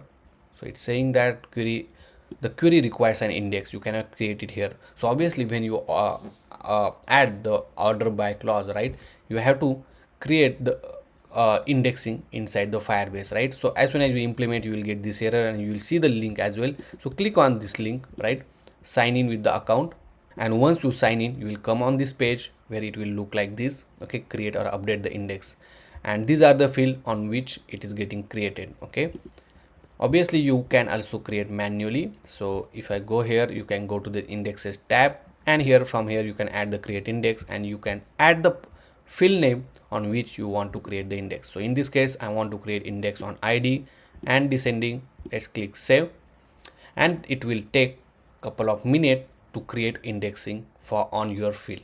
So we'll wait, and now if you see, it's showing the status enable. Okay, it means our indexing is ready. Now let's go here again, let's refresh the screen, and boom, now the one which we created latest, or the new one, it come first, and then the older one. Okay, so this is how you can do the order by operation. Now here a couple of things we can implement here. For example, if user click on this copy link, right, we're gonna copy the link on our clipboard, so user can directly paste it on his mail or somewhere, wherever he want. So in order to implement that one, right, it's quite easy. So let's go to this copy link section, and this is our h2 tag, right? Let me bring this down. Here I'm gonna add a cursor pointer first, and for this h2 tag I'm gonna add the on click event. Okay, so this on click, inside this on click event I'm gonna add two methods. One to show the toast message that okay, you copy the link, and one is actual copy link on a clipboard. So here you have to add navigator dot clipboard dot write text. Okay, and here you need to add event dot location URL, as simple as that, right? And after that I'm gonna show the toast message that link, say URL copy URL clipboard, or we can just say URL copied on clipboard, copy to clipboard only. Let's save this one, and now let's, if I click on this one, see, it's showing the toast message that copy to clipboard. If I click multiple times, see, you can obviously look for the previous one as well. That's how the beautiful Sonar toast message is. Okay, and that will work for all of them. Okay, perfect. So guys, that's all for this particular chapter, that to bring the all the meeting event which user created and display it on the screen. Okay, so later on obviously we're gonna add more feature into this one. So keep watching this complete video. If you did not subscribe to my channel, please do subscribe. Next we're gonna add some option here, like to edit the meeting or to delete the meeting, right? So here similar like this one, right, we're gonna add a drop down. So let's go to the chat CN and go to the drop down menu, and as we already installed the drop down menu, so I will just copy this import statement, and then over here let's go to the setting. First we need to import, obviously, so let's import these statements, and then I will copy this drop down menu option. Let's paste it here,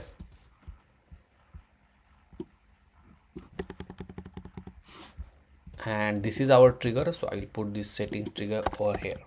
Okay, and make sure to mark it as child. Now I will remove this one. Here we'll say edit and then delete. Obviously you can add the icon, for example pen icon, and here I will add a trash icon.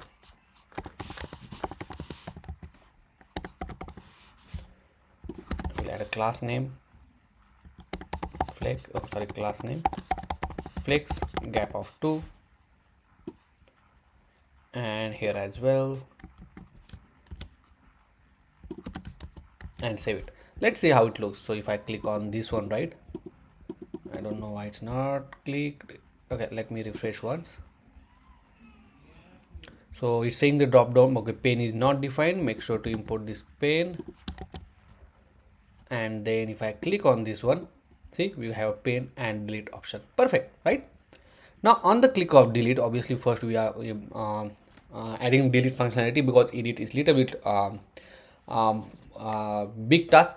But for the delete, right, we will add on click event. So let's add on click event on this one, and here we'll just say on delete event meeting event. Okay, and here I'm gonna pass the event details. Let's go here and create a new method called onDeleteMeeting. So here we'll accept it here as an event and save it. Right now in Firebase, the question is how to delete it, right? So if you go here, right, we have the read data, and I think this is the one is to manage the data. And if you go here, you will find the delete data, right? It's quite simple and quite straightforward. Only thing you need to add the delete doc, the document, and the collection name and document name. Okay, obviously we have the document ID, so let's copy this one. As you know that we already have the database instance created, so we don't need to create it again. And over here I will add the delete doc. Let's make this as a async. Here we need to give collection name, which is meeting event,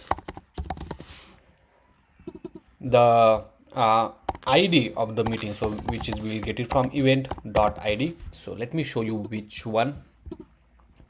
So if I go to the data and for the meeting event, right, for each of these particular document we have the ID, right, and this ID and this ID is get matched. See, okay, so that same ID we are gonna pass. So and we'll put the then operate. Okay, I don't know whether then will work or not, so I think await delete doc. I don't know, then is not working. Okay, that's fine. And let's add the then response, and once the document is get deleted, we're gonna show the toast message that meeting event deleted. Okay, something like this. And then obviously once we show the toast message, we also need to get a latest event. So I will again call this get event list in order to get a latest event, means it will update our list, right? Let's delete this one of the meeting. So click delete, and boom, if you see the meeting event deleted and our list get updated. Okay, so this is how you can add the delete functionality in our application.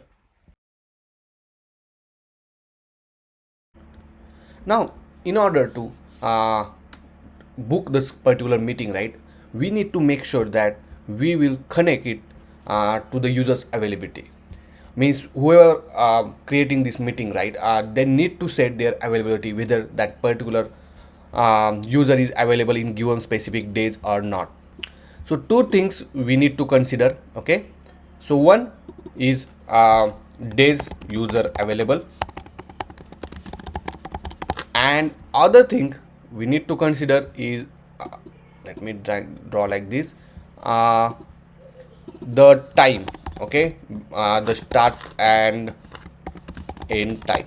Okay, so these two things we need to consider while booking the particular meeting, so that if user is not available in specific days, we will not allow other user to book appointment or book a meeting or schedule a meeting. Okay, so over here we have the option called availability. If I click on this one, right now you don't see any route and it's showing the 404 error. So let's create a new route. So inside the dashboard folder, we will create a new folder and we'll call it as availability. Inside that one, I'm going to create page.jsx file. Okay, and then add a default template and save it. Make sure to change this name, availability. I will copy over here and here as well, and then save it. Okay, and now if I refresh the screen, you will see the screen availability. Okay, now we will keep this a little simple, right? We're gonna first let's add the h2 tag, and we'll say availability. We'll add a class name, font bold, text large. Sorry, let's make it 2XL. For this div, I'm going to add a class name padding of 10. So this is how it looks. After that, I'm going to add a horizontal line.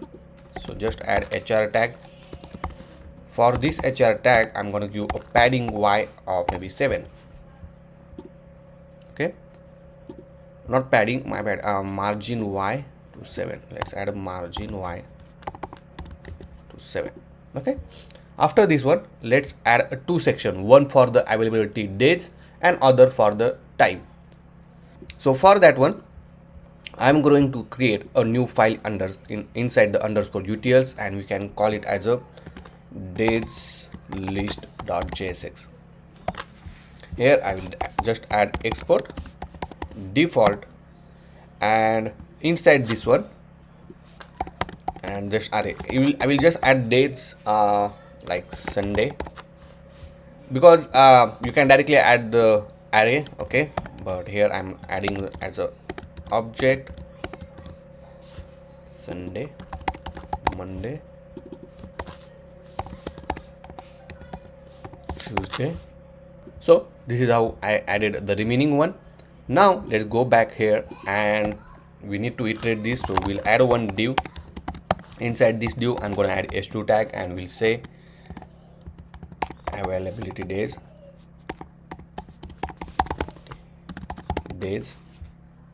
Then here I will just add a div again, and we'll iterate the days list. So we'll just say days list dot map. Here I'm going to add item comma index,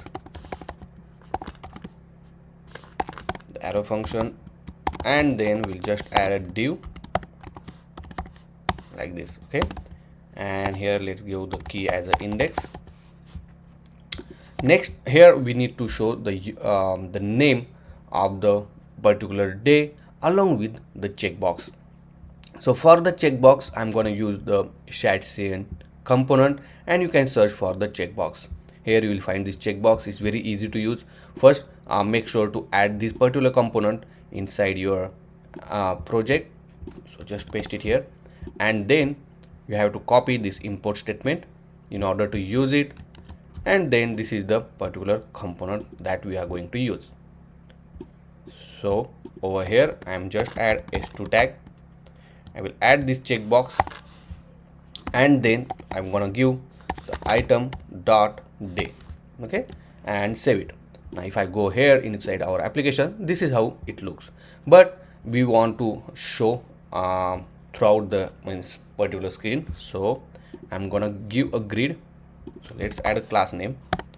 We'll add a grid, and when the screen size is smaller, we're gonna add grids columns 2, and the when it's medium, we'll add grid column, let's add a 4. Now if I increase the size, this is how it looks. Let's give some gap. So let's add a gap of 5. Perfect. Okay, now for this one, let's add a class name, font bold, and here I'm going to use margin y to 4, maybe let's say 3. Okay, now next again we're going to add availability time. So let's copy same same h2 tag, but in this case I'm going to add another div with the h2 tag, and here we'll just say time, and we're going to give a start time and end time, right? So we'll give a div with the h2 tag, we'll say start time, and the input field. Okay, so input from this SideBar component. Here I'm going to add a placeholder. We don't need to add a placeholder, but the type here we're gonna change it to time. Okay, so we can select actual time. Let me show you how. So if you see, this is how it looks. Okay, we gotta have the input of type time. Next, here I'm gonna give class name margin top to, I will say 3, and then one more. Sorry, let's add one more div. Here I'm gonna wrap this div because we want in one line, and then we'll add a class name, make it flex, and we'll give gap of 10, and here we got a end time. Now if I go here, and you will see the availability time with the start time and end time. Okay, only thing that I'm gonna give some margin top to, let's say 10, so something like this. Okay, and the last we're gonna add a simple save button. So let's add a button, and we'll just add a save. See, okay, let's give margin top again. Here class name, sorry, my bad. Here we add a class name margin top to 10. Okay, Now on the save of this one, we have to save all of this information. Now in order to check whether the user is click on this checkbox or not, in for that particular checkbox, right, we have one property called on check change. Okay, and this will return the event e, and then we'll just not event, but this will actually return the value in the boolean whether it's a true or false. We'll put e, and let me show you the result. So as we use this function, obviously the onChange method, we have to make this as a use client. We are going to use this particular page on the client side. Now if I go to the inspect panel and go to the console, and if I click on Monday, for example, let's see, this is showing true. Wednesday, true. If I again click on this one, make it false. Okay, now here we're gonna define one state to hold all of this value. So we'll say constant, we'll say days available, comma set days available is equal to use state. Okay, something like this.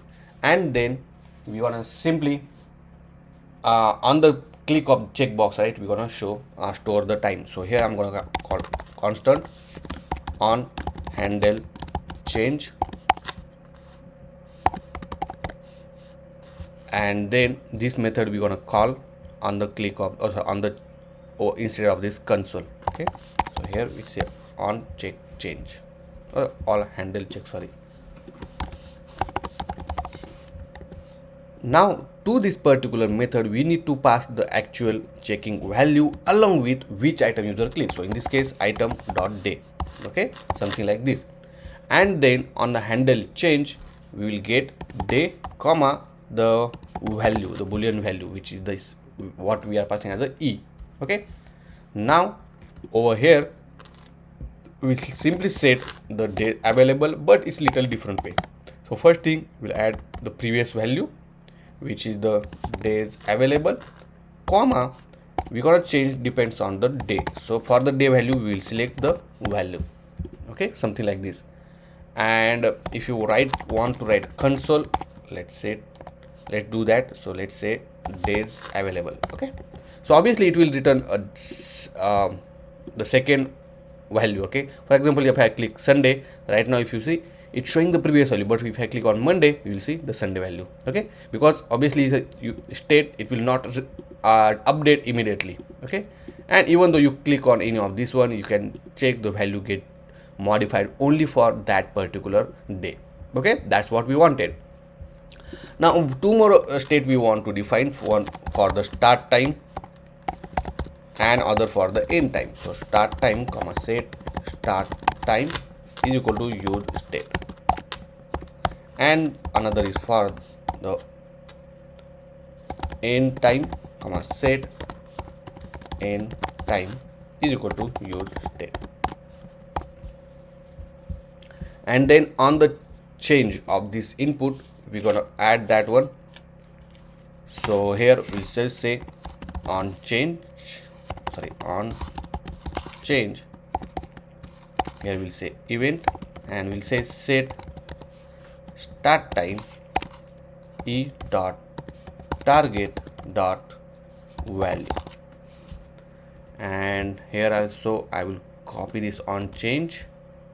For this end time, here we'll just set the end time, set end time, something like this. Okay, and save it.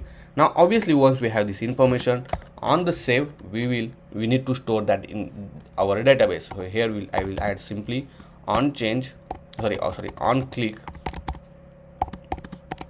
and we'll just add handle save. So here I'm going to call that method constant handle save,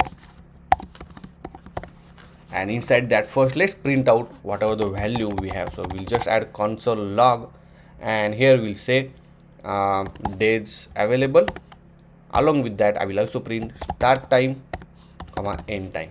Okay, let's check it out. So if I select the available time as a Monday, Wednesday, Thursday and Friday, okay, and the start time I will select 10 to let's say 7, okay, and then click. Now if you see, we got the available days, along with we got the start time and the end time. Okay, and that's what we are going to store inside our database, but we are going to store inside the business only. Okay, the existing document. Okay, so obviously we cannot set the document here. In this case, we need to update the document, and for the update, if you go here, right, you will see the inside under the add and manage data. Let's search for the update one. So maybe if you go to this add data, here you will see update document, and it's very easy.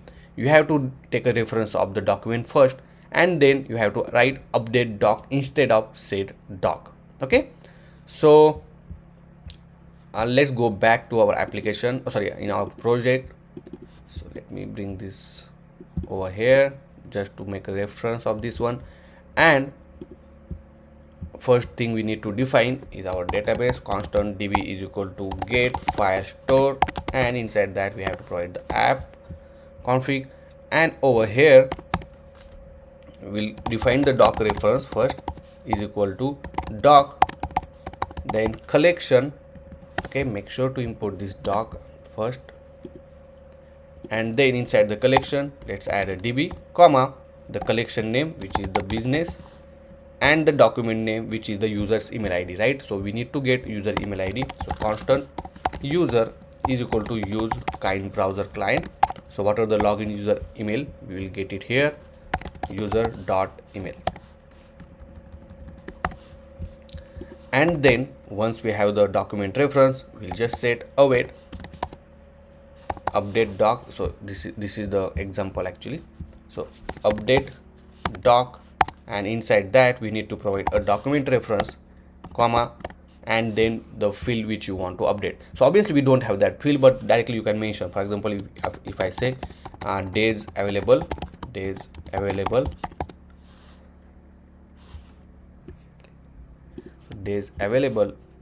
and here for that one I'm gonna provide the value as a days available. Okay, and for the start time I'm gonna provide a start time, and end time I will provide as the end time. As we are using await, let's make this as a async, and over here we'll say then response, and simply we'll toast the message that data updated, or we can say changes updated, and then save it. Okay, now let's test this out. So make sure we have add the updated doc. Okay, that's good. So if I go here, and now if I select the Monday, Wednesday, Thursday, Friday, and start time at 10, so you can just type like this as well. Okay, 00 AM, and then we need to 5:00 PM. Okay, and then click save. Okay, so we got error that invalid collection reference, collection name must add odd number of segment, but business client has 2. Okay, so we did one mistake over here, that okay, so this collection name not need to be there. Okay, because we are updating document. So here I will remove, and just we need a document with a business collection name, and in that the document id. Let's save this one and let's test this out now. Let me clean this one. Let's click save, and boom, it's saying changes updated. Now if I go back to application, and you will see the days available is coming along with this information. I don't know why. Okay, so obviously we select only 3, that's the reason it added only 3. That's good, right? So that's how you can set the availability. Depends on your selection of days and time. Now once we store the data, right, and whenever user come back on this page, we have to make sure that the selection remains the same, right? Then we need to bring that data again. So let's go back to our application, and let me bring this here. And first thing we need to get to business information. So here I will just add constant get business info, and inside this one we need to get first write doc reference is equal to doc, then db comma the name of the collection, and then the document id, which is user.email. Okay, and then Here we'll just write constant doc snap is equal to await get doc. Okay, and inside the get doc we need to write document reference, and then salute,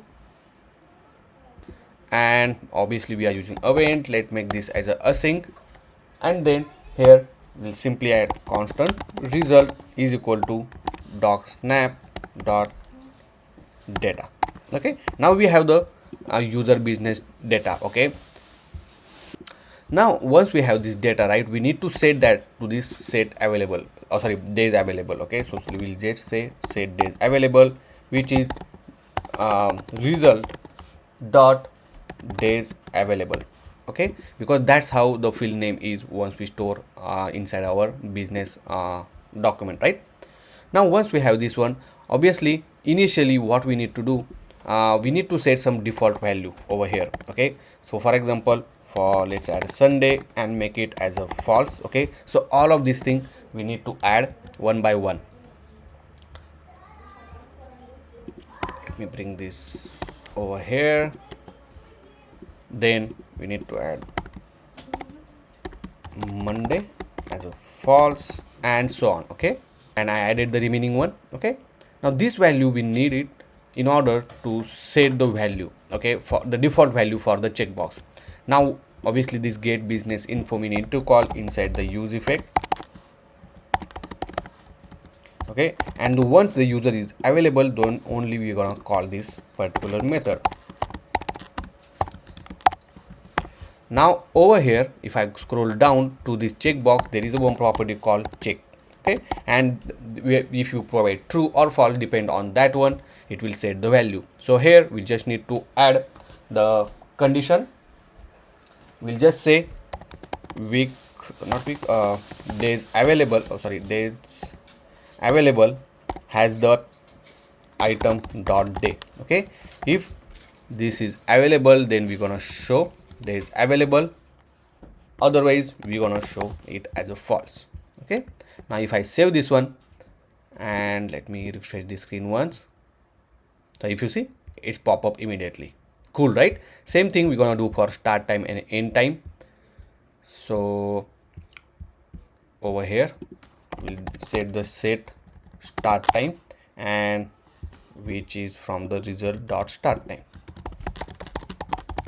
and for the set end time will be the result dot set, sorry, end time, only end time. Okay, and save it. Now obviously once we store this value, we have to add the default value over here, end time, and default value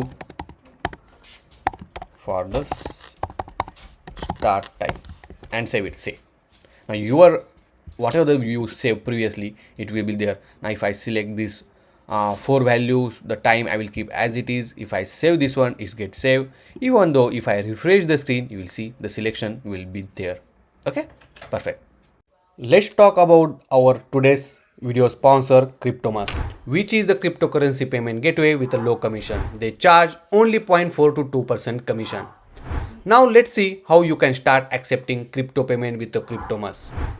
You can integrate the payment gateway by API documentation that you can find on your personal account, PHP SDK with all necessary tools in one kit, or by using a plugin for e-commerce website made with the WooCommerce, Shopify, PrestaShop and others. One of the Cryptomus feature is a white label. All you need to do to configure all necessary data and use all the Cryptomus payment processing feature with your branding. With the crypto processing, you can create your own crypto exchange or crypto gateway.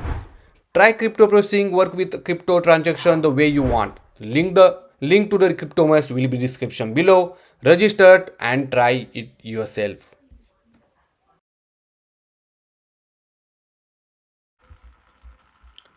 Now let's talk about when the user share their meeting, right? From this meeting event link. So let me go here. From here, right, we need to create a unique meeting event link. Okay, and the format of that link, once user click on the share button, is a domain, the default domain, then the name of the business when user created very first time, right, that business name, and the meeting event ID, because meeting event ID is unique in our case, right? Each meeting here has a unique ID.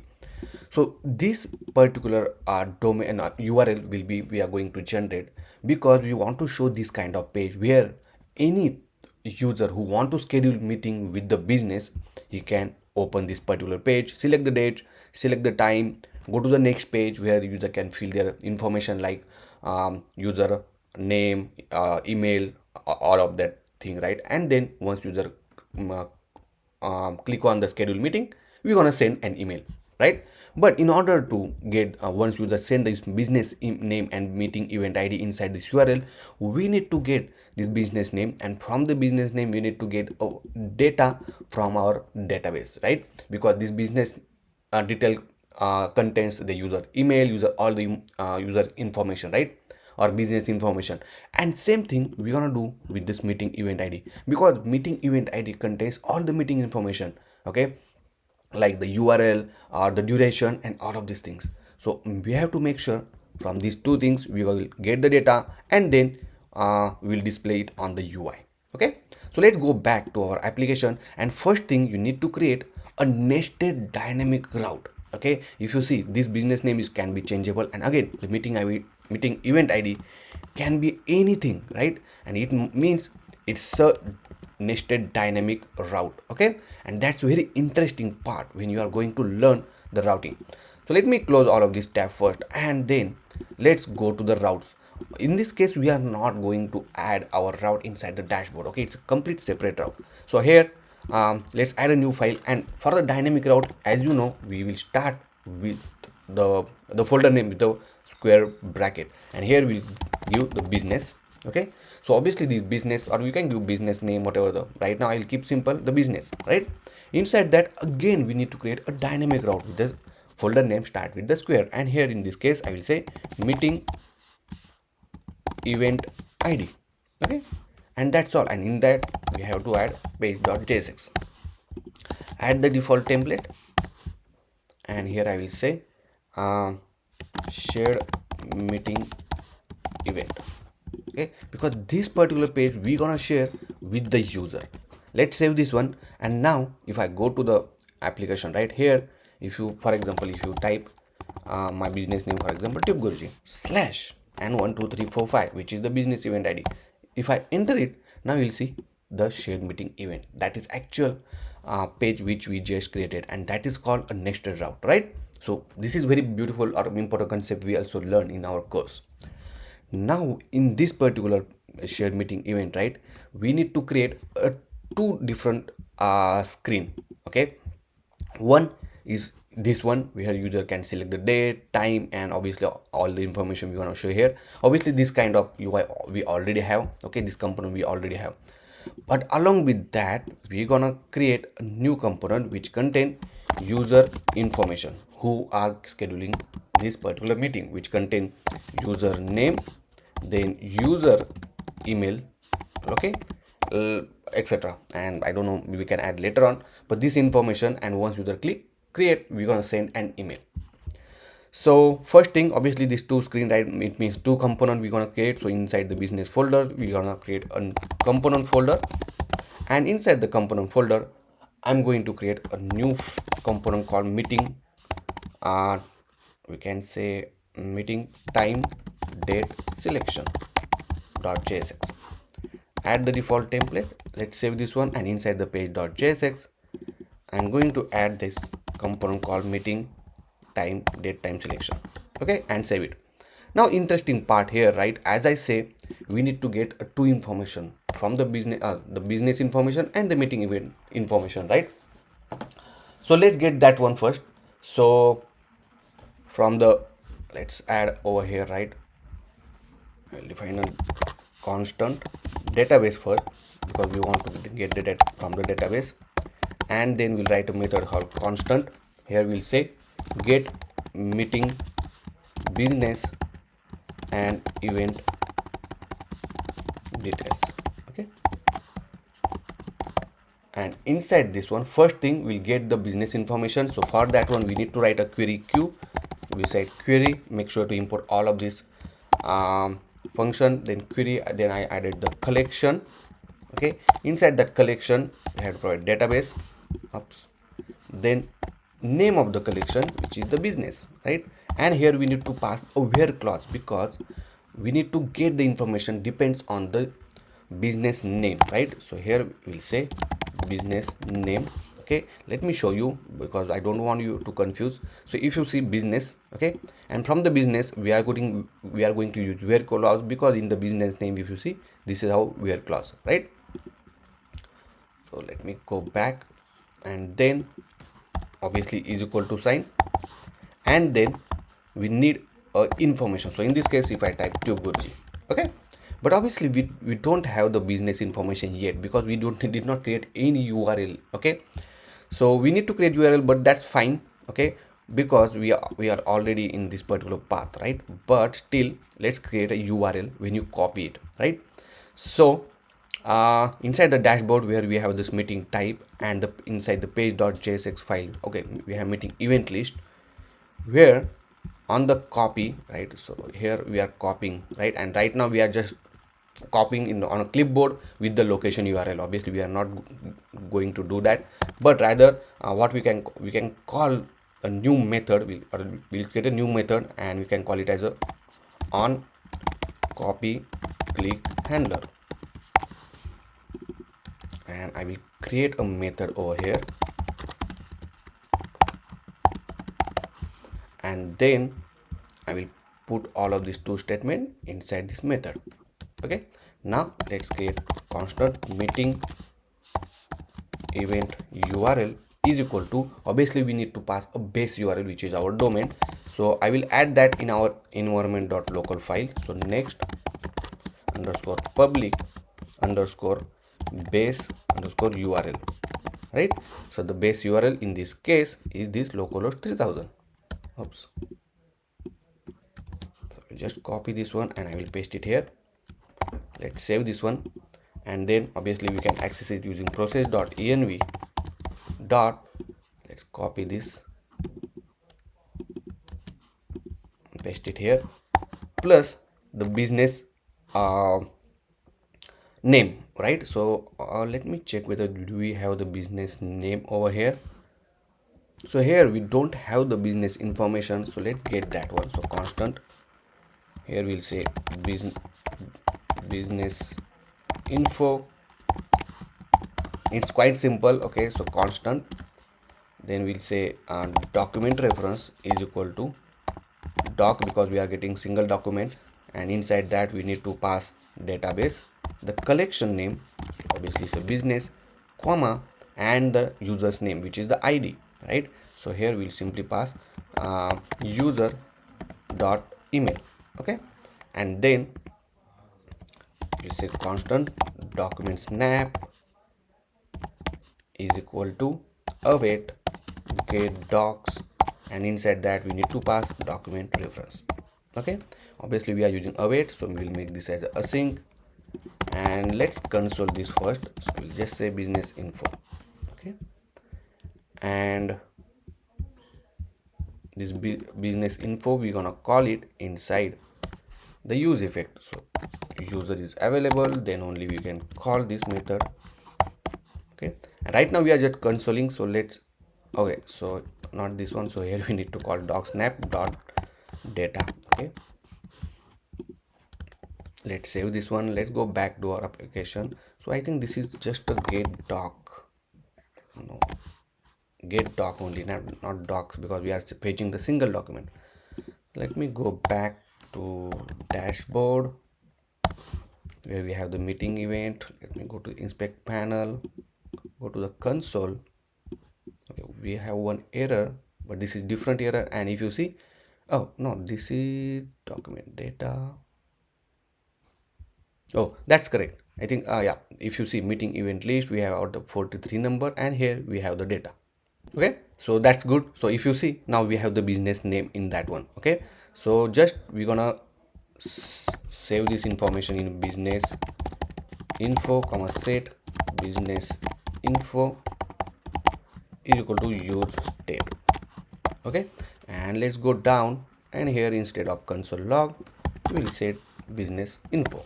Okay, now obviously once user click on this one, right, we already have the business information. So after this base URL we need to pass business name, which is let's add up first slash plus business info dot business name. Okay, then the ID of the event, right? So here for on click handler, right, we need to pass the event in the sense that particular event for each of the meeting, right? And then this event we will accept it here, and from this event we have the event ID, so slash plus event dot id. Okay, and now we will copy this meeting event URL and not the location URL, and then save it. Now if I go here, if I click copy, go to the new screen, paste it, and boom, if you see we have the business name and then we have the ID, right? If I click enter, right now obviously we did not have all of these things ready, but now our meeting URL at least is ready. Now if I go back to our let's go here inside the page.jsx file, and inside this get meeting business and event details, right, here we need to get the details. So make sure to import this app. I think we did not import this app. Then as I say, we need to get the business name, right? But from here the question is, let me comment this, how to get the meeting let me meeting time date selection, sorry, the meeting event ID and the business, right? So it's quite simple. Here I have to accept as a params. Okay, and inside that param we will get these two information. So let me show you. So inside the use effect we will console the params. Okay, we'll pass empty array. Let me go back to application. Obviously we are using use effect. Obviously we have to make this page as a use client. If I go here, go to the inspect panel where we are printing, and if you see we have the object called business, which is this one, and the meeting event ID, which is this one. Okay, and the field name, which is business and business event ID, is nothing but the folder name which we gave. Okay, now obviously once we have this information, here we'll get from the params dot business. Okay, and here we'll call params whenever the parameter is available, then only execute get meeting business event ID. This needs to be and add. Okay, now once you have the query, okay, you have to write constant doc snap is equal to await and get docs, because in this case we use the where clause. Obviously it will fetch a multiple data, but obviously we have only one, but still this is the only method we can do that. So make async, and here I will just do doc snap dot for each doc, right, and we'll just console that document. So here we'll say doc dot data, and simply we'll just console. Let's go here, let me refresh the screen. I don't know. Okay, I think I don't know whether we call or not. So this is the one, business name. Okay, let's see the business name, because it start with the small letter, business B is smaller. Let's test this out. So we got error, but that's fine, there's a key error. Okay, but if you see, not this one, but over here, if you see, because we are testing on this particular page, we got the business name and the business detail information. Obviously we're going to store in one state. We call it as a business info comma set business info is equal to use state, and instead of console log we set business info. Same thing, in order to get the event is very straightforward. So constant document reference is equal to doc, then database comma the collection name, which is the meeting event, and then we need to pass the ID. So ID we're getting from parents dot the params dot and the meeting event ID,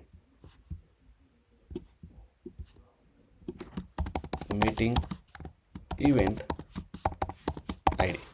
Okay, Perfect. And then let's get the document. So constant result I will say is equal to not document request, await get doc, because we are fetching single document, and then doc reference. Okay, and obviously here we'll get the result. So let's console it. So result dot data. Okay,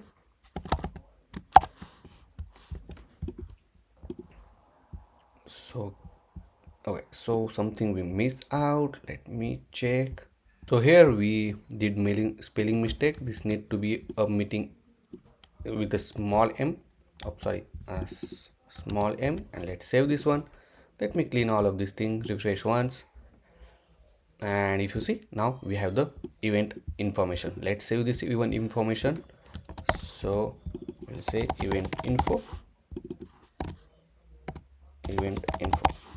Here we need to set the event info, set event info. Okay, and here instead of console log we will set event info and save it. Okay, obviously we'll define the loader as well.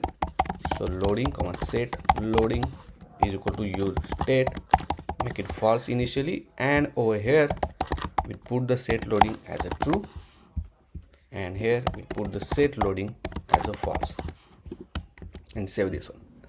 Now for this meeting time date selection, we're gonna pass the event info as a event info.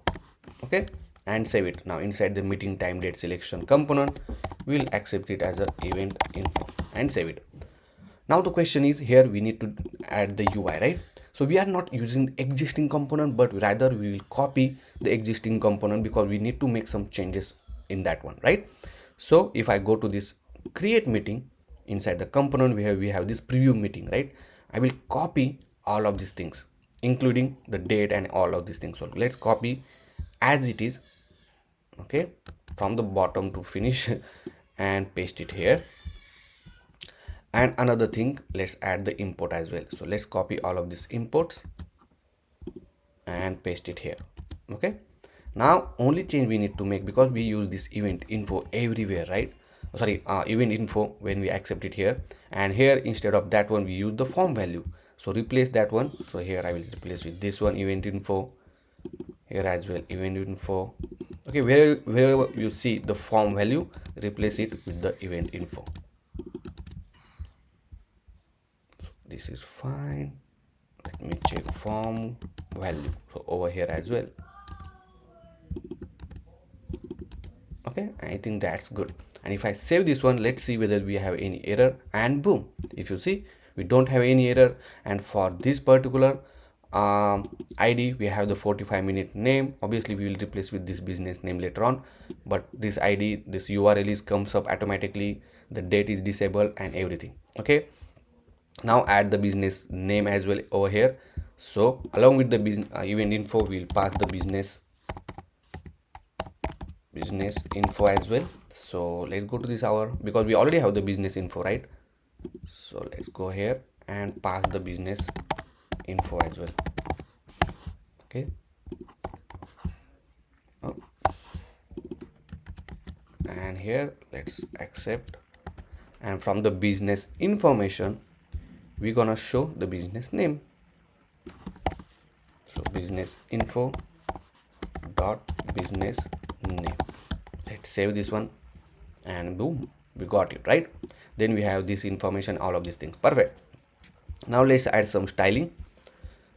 So for this particular div, right, we're gonna add some margin. So the first thing, we'll add a margin x2 to n when the screen size is smaller. When the screen size is medium, we'll add margin x to 26, and when the screen size is larger, we'll add margin x to 56. Okay, let's save this one, and boom, this is how it looks, right? You can add margin y as well. So margin y to 10. Okay, now obviously if I go to the inspect panel and if I change the size, see how beautifully it's changed immediately. Okay, now obviously user can select the date, user can select the time slot and all, right? Now once user select the date, we need to check whether this date or this particular day is available or user is working on that day or not, and that information we already store inside our business information inside the days available. See, okay, and that's how we can check if that date is not available. We will disable all of these particular dates, so user cannot select that date. Now here couple of things we are gonna implement. Okay, so first thing, when user click on any of this particular date, we have to make sure that these dates will be enabled and disabled depends on the user's availability. If user is not available on Sunday, we have to disable this all the time slots. Okay, so let's go back to our application, and over here, so we need to implement on date selection. Okay, so right now on select date we are just setting the date, right? So instead of that one, we are going to add new method. We'll set handle date change. Here we'll pass the date, which is d, and I'm gonna create a new method over here. So constant handle date change. So obviously first set date, will add a date as it is. Okay, and then over here we're gonna check in if condition, if business info dot days. Okay, let me check what is the field name. So days available. Okay, so days available, let me bring this days available dot, and the date we need to pass. Okay, so in this case we need to format the date so that we can only get the specific day. Okay, so for that one, when you install the ShatCN, right, the ShatCN also install one library called datefns. So datefns, okay, so which help us to format the day in any specific format. Okay, if I go to the documentation and if you search for the format section over here, right, here you will give the shortcut to get the particular date. So in this case, for example, if you want the day only, okay, let me, so like this, right, we want Monday, Tuesday, Sunday, right? So if you type EEE, you will get the date, and let me show you how we can get it. So here we say constant day, and from this date we need to get, right, so format, we have to write format, we have to pass a date, which date you want to format, and the format on which you want that particular string we need to pass. So in this case, if you see, this is how you want, right, and then we have to just pass EEE in this case, and then you'll get the actual day. Okay, and here we need to pass a, sorry, it need to be day, pass a day. Okay, and from this one it will return true or false. So days available and day, and I think that's all. Okay, so here and pass like this. Okay, over here as well, and if returns true, then we'll set one state over here. So constant, here we'll say enable dates, okay, comma set enable, sorry, not date, but we want to enable times, time slot we will just say. Okay, time slot is equal to use state.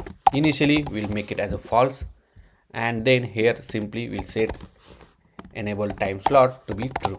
Okay, otherwise if it's a false or undefined, we'll set enable time slot as a false. Okay, as simple as that, and then save it. Now obviously we have this time slot, right? So over here for this button we are showing the time, right? Here we'll simply, or not here, disable the button. So disable if enable time slot is not there, means it's a false. Okay, so let's go here, and this is our link, right? Let me refresh this link once. So right now see, it's disabled because on Sunday it's disabled. If I click Monday, see, it's enabled. And let me show you. So right now only Friday, Monday, Thursday, Wednesday it's enabled. Okay, even on Tuesday it's disabled. So if I select the Tuesday, see, it's disabled, but for all other day it's enabled. Okay, so Saturday, Sunday is disabled.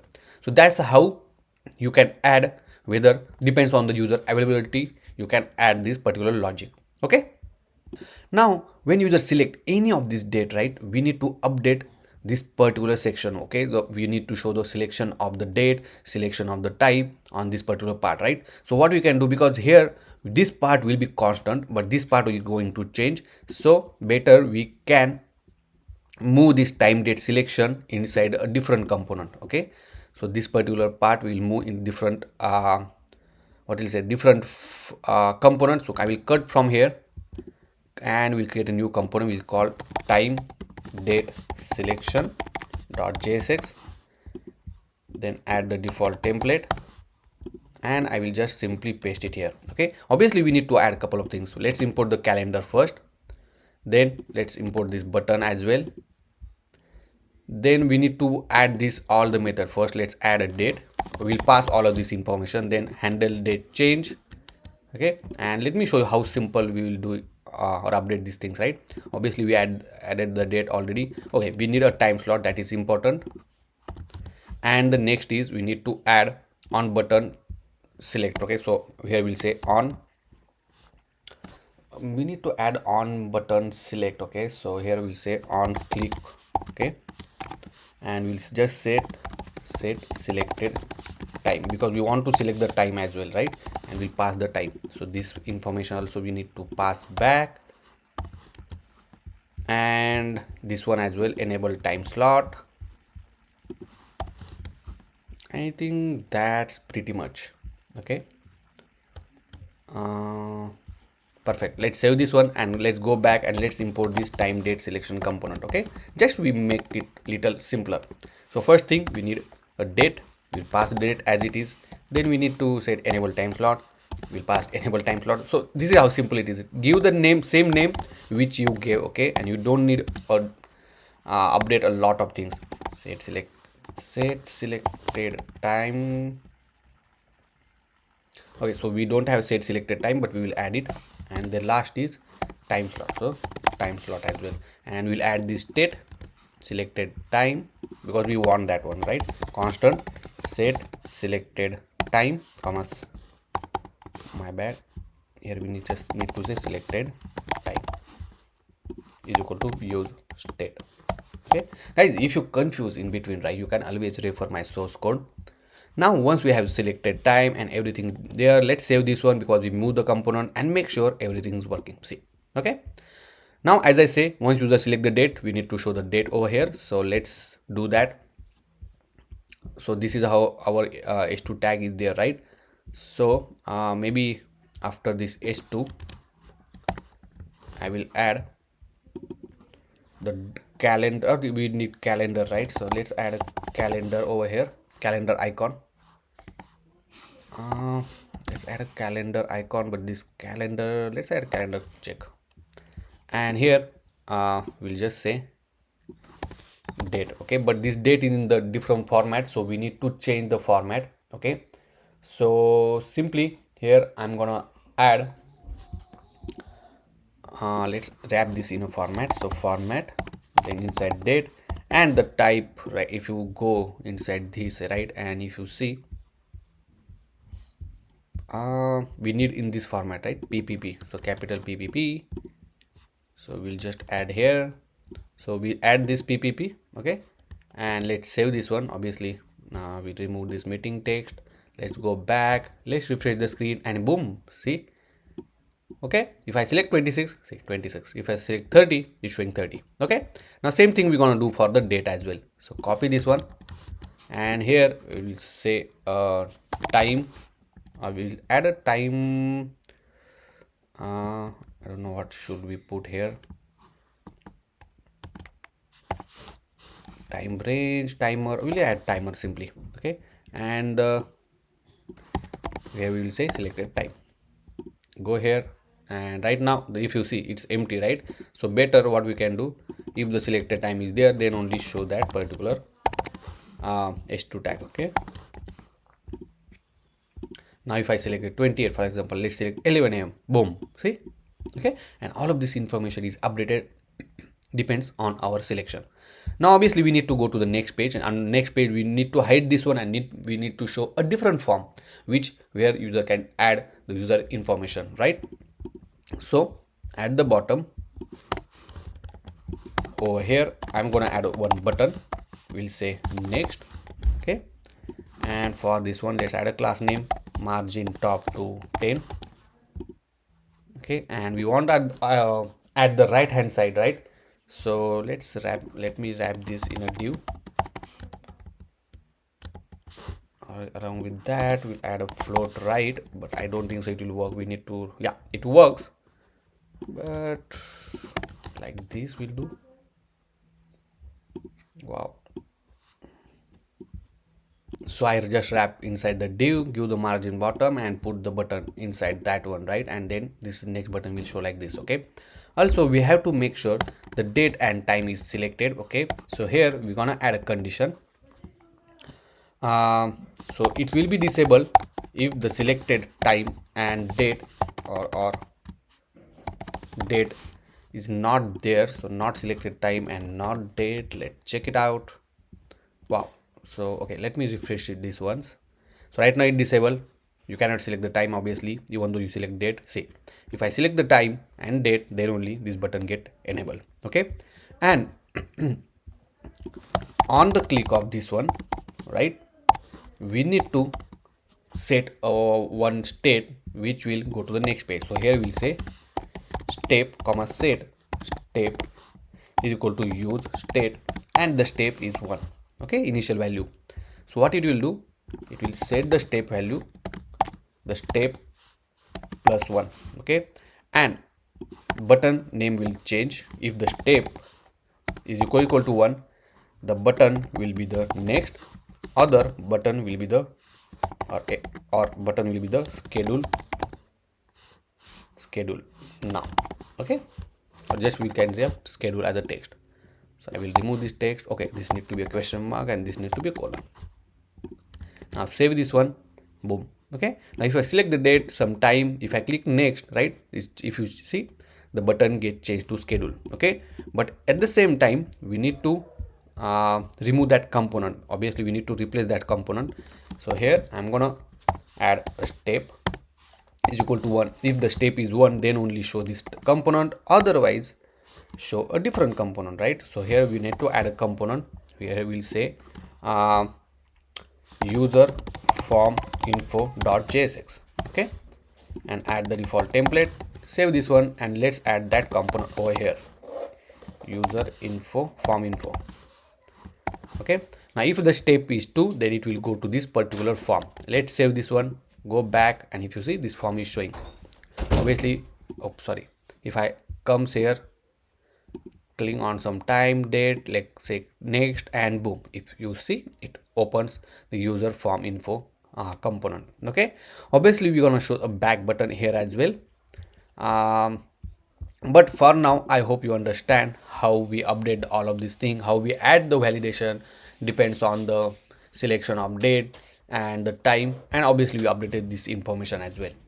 Next, what we are going to do, we are going to implement the user information form where user can add their name, the email, and once user click on schedule, we're gonna send an email with all the meeting details to both user as well as the business owner who created this particular meeting.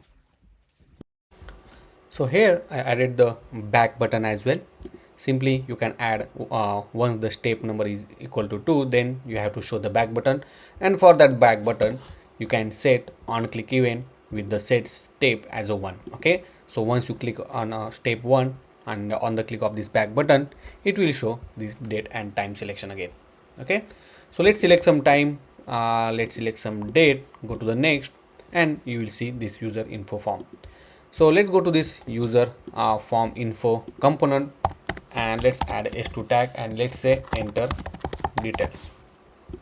Over here I'm going to give a class name and we'll say font bold text excel, and this is how it looks. Okay, let's give some padding. So let's add a class name, give padding of 4. After that let me add a padding x to maybe 8. After that we're gonna add the name of the user for the input for that one, then input for the email and the note. So simply we'll add a one div. Inside that I will add a s2 tag and here we'll say name. star, and here we'll say input. Okay, let's save this one. So this is how it looks. So make it flex column, and let's try to give gap of 3. Perfect. Then I will copy this div, another one for the email, and one for the share any notes. Okay, and these are the 3 inputs we added. And over here I'm gonna add one h2 text. Okay, and it will just say by proceeding you confirm that you read and agree to GuruJi terms and condition of policy, or we can say terms and condition, terms and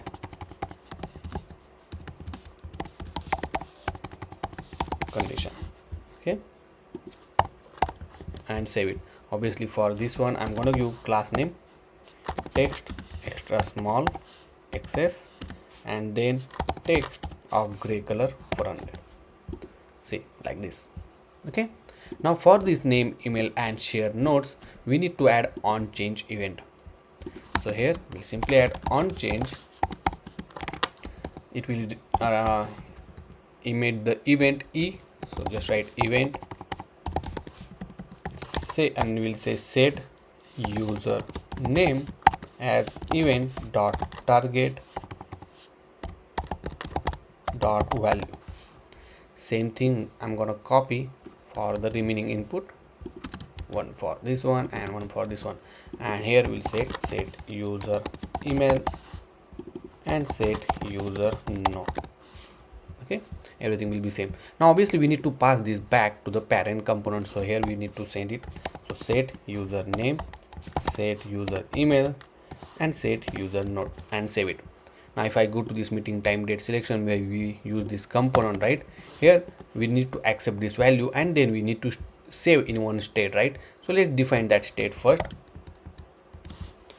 So I will just copy the existing one, and here we say user name, set user name, user email, set user email, and then set user node, set user node. Now we just define the state, right? Obviously we need to set that value once we get from this user info component. So first user name, and we'll set as I set user name, second set user email as set user email, because we kept the name same, so it's quite easy to understand and easy to write it as well, right? Set user node. Perfect. And this is the component we saved. Okay, so obviously this will save it in our state as well. Now this schedule button we gonna disable until and unless we have let me go here, we have this name and email. Okay, so obviously I created new schedule button. Okay, and this button will be enabled when the step is equal to 2. Okay, and here we'll say disable if there is no user email or there is no user name, and save it. Now if I go back, if you see this button is disabled, if I type something, some email, and then it will work. Perfect, right? Now obviously you can add a note if you want. Okay, for note it's not a required, so I'll remove the star, and if you want you can add the data, and just once you just click on schedule, we need to store all the user information along with the all this information, the meeting information as well, right? So let's do that as well. So before that, if I go here, right, and here we're gonna write one method. We'll say constant handle schedule event, and this handle schedule event we're gonna call on this schedule button on click event. So on click, let's add handle click event like this. Okay, and let's go here. So here first thing I'm gonna do is to check if user added the email or not. If user email is there, then I'm gonna put this regex to check whether user entered a valid email. Okay, and here I will just tag regex, and here we'll say user email, and here we can console log this one, but this is how you can write, right? And here we'll just say if we can add the condition if, okay, or we don't need this if actually, and if the test is equal to false, okay, then we'll return nothing, and then obviously the next code will not get executed. Okay, otherwise we're gonna store all of this data, correct? So first thing, let's add the Firebase config. I think we already have the, okay, we don't have the Firebase DB, so let's define the instance get firestore app. Okay, and then let's bring down, and here on the handle schedule event we want to store that data in our new collection. So it's quite easy. You have to write await set doc, okay, and inside doc we need to define db, then we need to define the collection name. Okay, so in this case we can give the collection name like schedule meetings, okay, and then the id. So here we can create a new id, so constant we'll say doc id is equal to new date, okay, or sorry, the date not now, we can do the date dot now. Okay, so it will return the timestamp in a number format. So here this need to be a doc actually, so doc, and inside that we need to define this, and then here we'll add document id. Okay, then we need to set the document. I think let me check the, also this is the API, right? And after doc, okay, that's, I think we are good.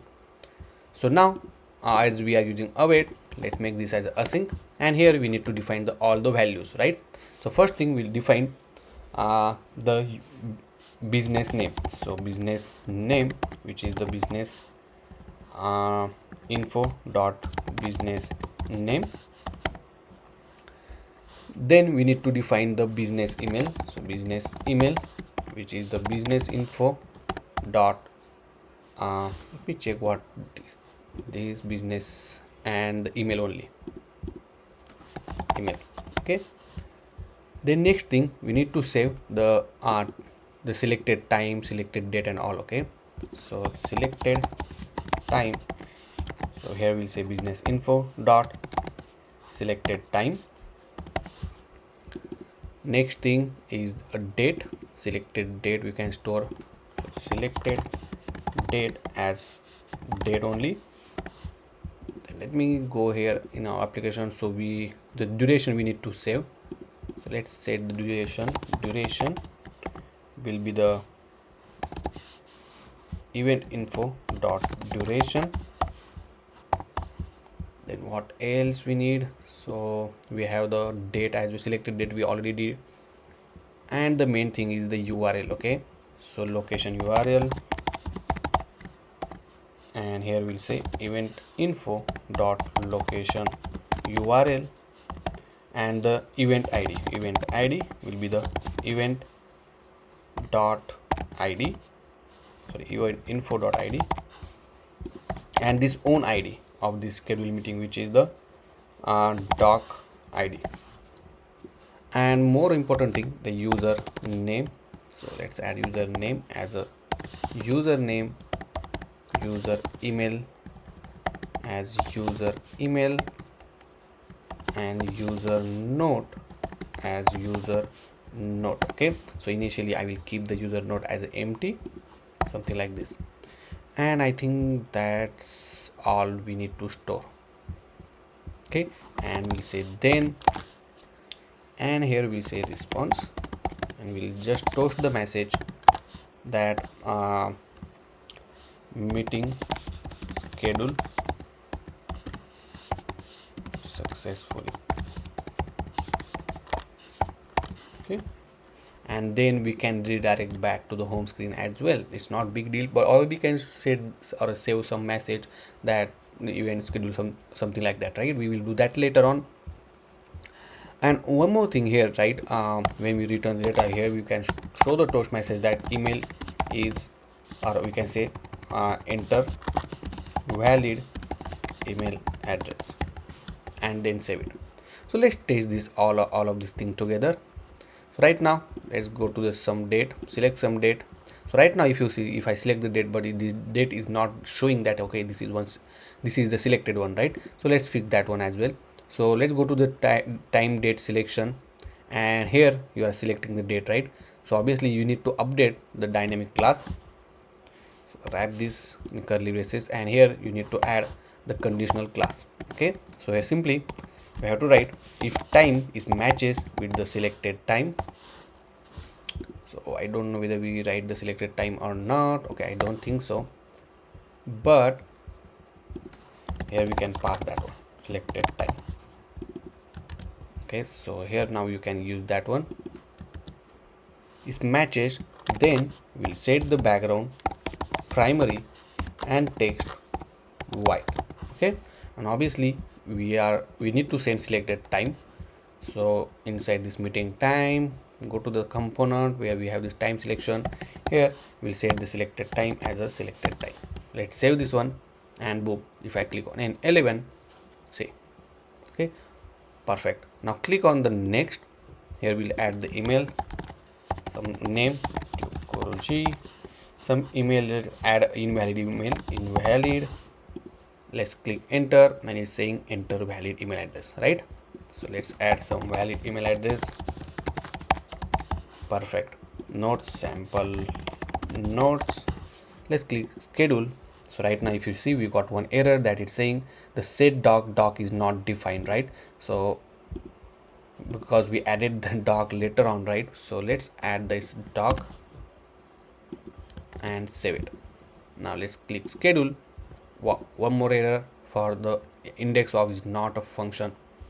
So let me go back and check what is the issue. So here you have to make sure that you will convert this doc id into a string format, okay, because doc id need to be in the string format. Let me refresh one, select the date. Oops, this is the different error. Next,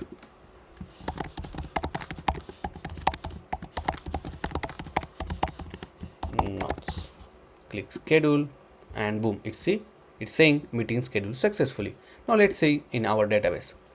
So let me refresh this database, and you will see the new collection name, schedule event meeting, and inside the schedule meeting you will see the new meeting id. This id will match with the document id, and here you will see all the details which we stored successfully, right? That's cool.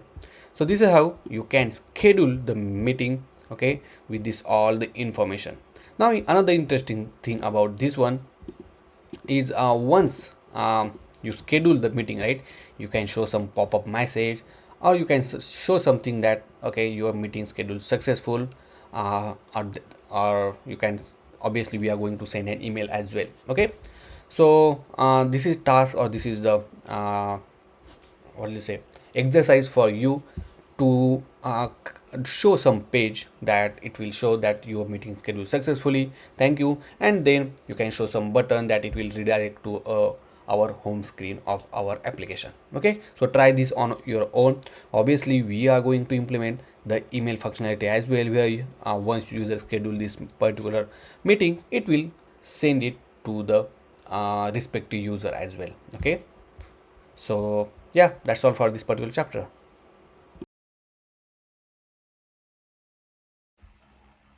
Now, as you know that we already schedule the event, right? And that logic is already implemented where we are saving all of this data, right? But what if user want to check whether the given slot is already booked or not, right? And obviously we need to hide that particular time slot if user is already booked that particular slot. Now let's go to the 26. Okay, so 26 is disabled. Let's go to 27 and book some slot. Let's book 9:30. Go to the next. Here I'm going to add some name, email and sample node, and let's get schedule. And if you see meeting schedule successful, here as well you will see that particular new data is getting added. Okay, now let me go back, and over here we need to make sure next time if I refresh it, right, this particular slot on 27 is supposed to be booked, right? That particular logic we need to write. So for that one, first thing we need to do is to bring this all of this data which for the given event ID as well as for given time. Okay, and depends on that one we will check whether user already booked slot or not. So let's go here first. Okay, and let me close all of this tab, and first thing we need to go to this page.js file where we are fetching this meeting business and event details, right? Obviously we need to add that logic over here, okay, in time date selection. So let me, if I go to this meeting details, and here we add the time date selection, right? So it's better to fetch that data inside this component. So here I'm gonna create a new method called constant, and here we'll write method name like get event booking. Okay, or we'll say get previous event booking, and here we need to fetch the data from the Firebase. Okay, so let's write query first. So constant query q is equal to query, make sure to import this one, then the collection. Okay, then db reference. So we already have the db, let's check. Yeah, we already have db defined. Then inside that you need to provide the collection name. So in this case the collection name is scheduled meetings,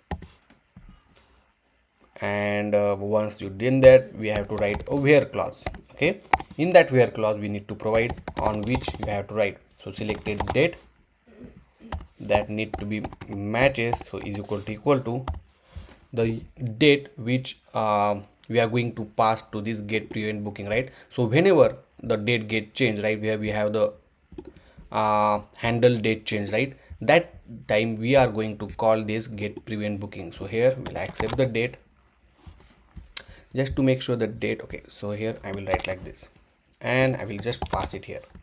Okay, also we need to pass one more variable which is the event ID. Okay, so meeting event ID, that need to be passed, and on where, right, we need to add the event ID. So we'll say event ID is equal to and event info dot id. Okay, so from the event info dot id we'll get the event ID, and then we will check the where condition on these both the fields. After this one you need to write constant query snapshot is equal to await, and let's make this method as async, and then we'll just write get docs. Okay, because we might get a multiple documents, right? And here we will pass the simple query, and then we iterate this query snapshot. So for each we say doc, and we'll just console.log the doc dot data like this. Okay, oops, and then save it. Now this particular method we need to call inside this handle date change. Okay, whenever the time slot is available. So here set enable time slot, and here I'm gonna call, and here I'm gonna pass this particular date. Now I will add some documentation here. Here we say use to fetch previous booking for given event. Okay, obviously we are not fetch all the booking, right? Only booking which you just selected for that particular date. Now if I go back to our application, go to the inspect panel and the console, let me clean everything, let's refresh it. So we have one error, so it's child key, that's fine. Let's select the 27. Okay, so right now if you see nothing, we did not get anything. Okay, So let me check what's the issue. So over here by mistakenly we keep inside this else. We are supposed to keep this inside the if condition. Okay, only for those days is available, then only we will fetch it, right? So let me clean all of this now. Let's go to 27. If you see, nothing get executed, but on if I select the 27, you will see we got the one information which is the same event ID and for the given date. So date is, you will see the date over here. Okay, obviously it's a timestamp showing, but that's fine. Okay, perfect. Now we will store this information, okay, in one state. So here I'm gonna just write constant, we'll say previous business booking, set previous business booking, not business, we'll say previous booking only, just to keep simple.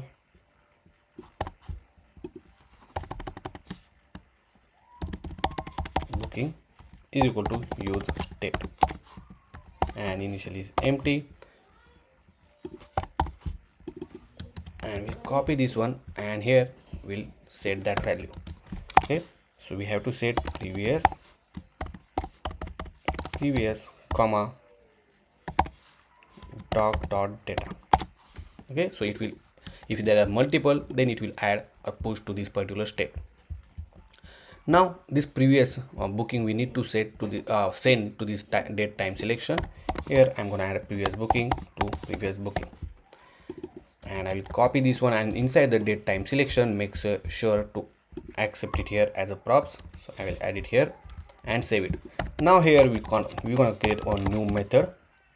Here we'll say check time slot, and this method will check whether this particular time is available or not, right?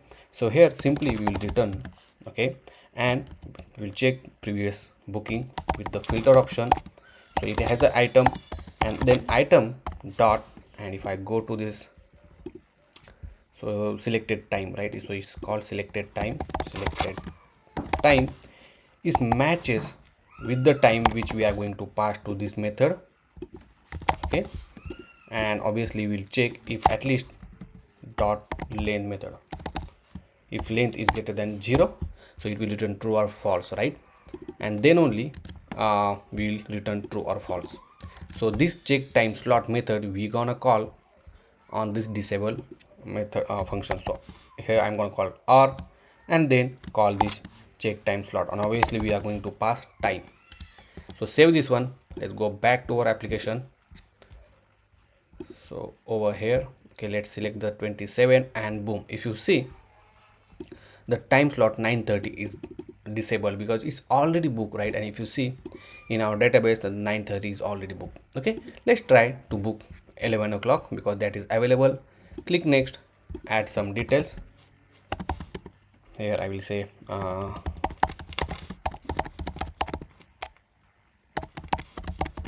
and share. So click schedule, the booking is scheduled successful. Now if I go back and refresh the screen, okay, and select the 27, and boom, the 9:30 and 11 slot is already booked now. So cool, right? So this is how you can add the validation for the time slot.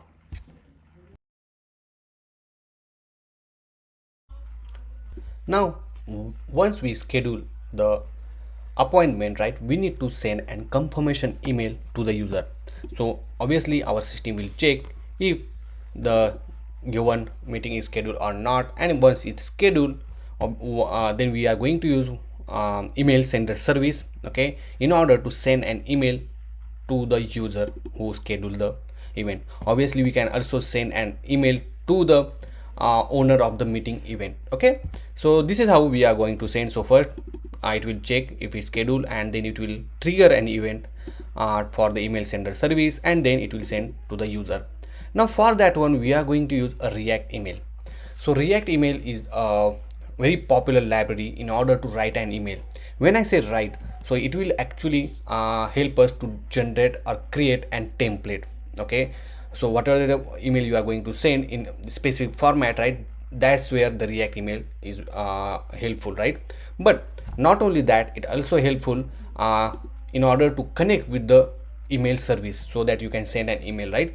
So here once you go to this react.email, go to the documentation, and here are some of the steps to follow in order to install the React email. So we'll go one by one. Okay, so first thing, let's go to the manual setup, and here if you scroll down, as we already have the app and everything installed, you have to install this dependency. Okay, so copy this command, go to your project, and inside the terminal just paste it here. Let me close all of these tabs. Next thing, you need to add a script in order to run email dev. So this will help us to open a new port, which you can see how your email will look like, okay, once you send an email to the user. So this is the command in order to run it, right? So what we can do, let's go to this packet.json, and inside the packet.json file, as we already have the dev file, so here I'm going to create a new command to run this email dev. Okay, so I will write email and email dev and save it. Next thing, you need to create a folder called emails, and inside that folder you have to add index.tsx file, right? So go to the emails, go to your root directory. Here I'm going to create a new folder called emails. Inside that, I'm going to create a new folder called index.jsx. Now here I will just simply add this HTML code, or just copy everything as it is and then paste it here. Okay, and then save it. Now this is, if you see, this is some special tag, and it is only used using this React email / component. And if you see the import statement here as well. Okay, now once you're done with this, if you see, the next step is to run the development server. So instead of npm run dev, as we are using the new commands, which is npm run email, so just type npm run email, click enter. Here you will see it using the port localhost 3000. Open that port.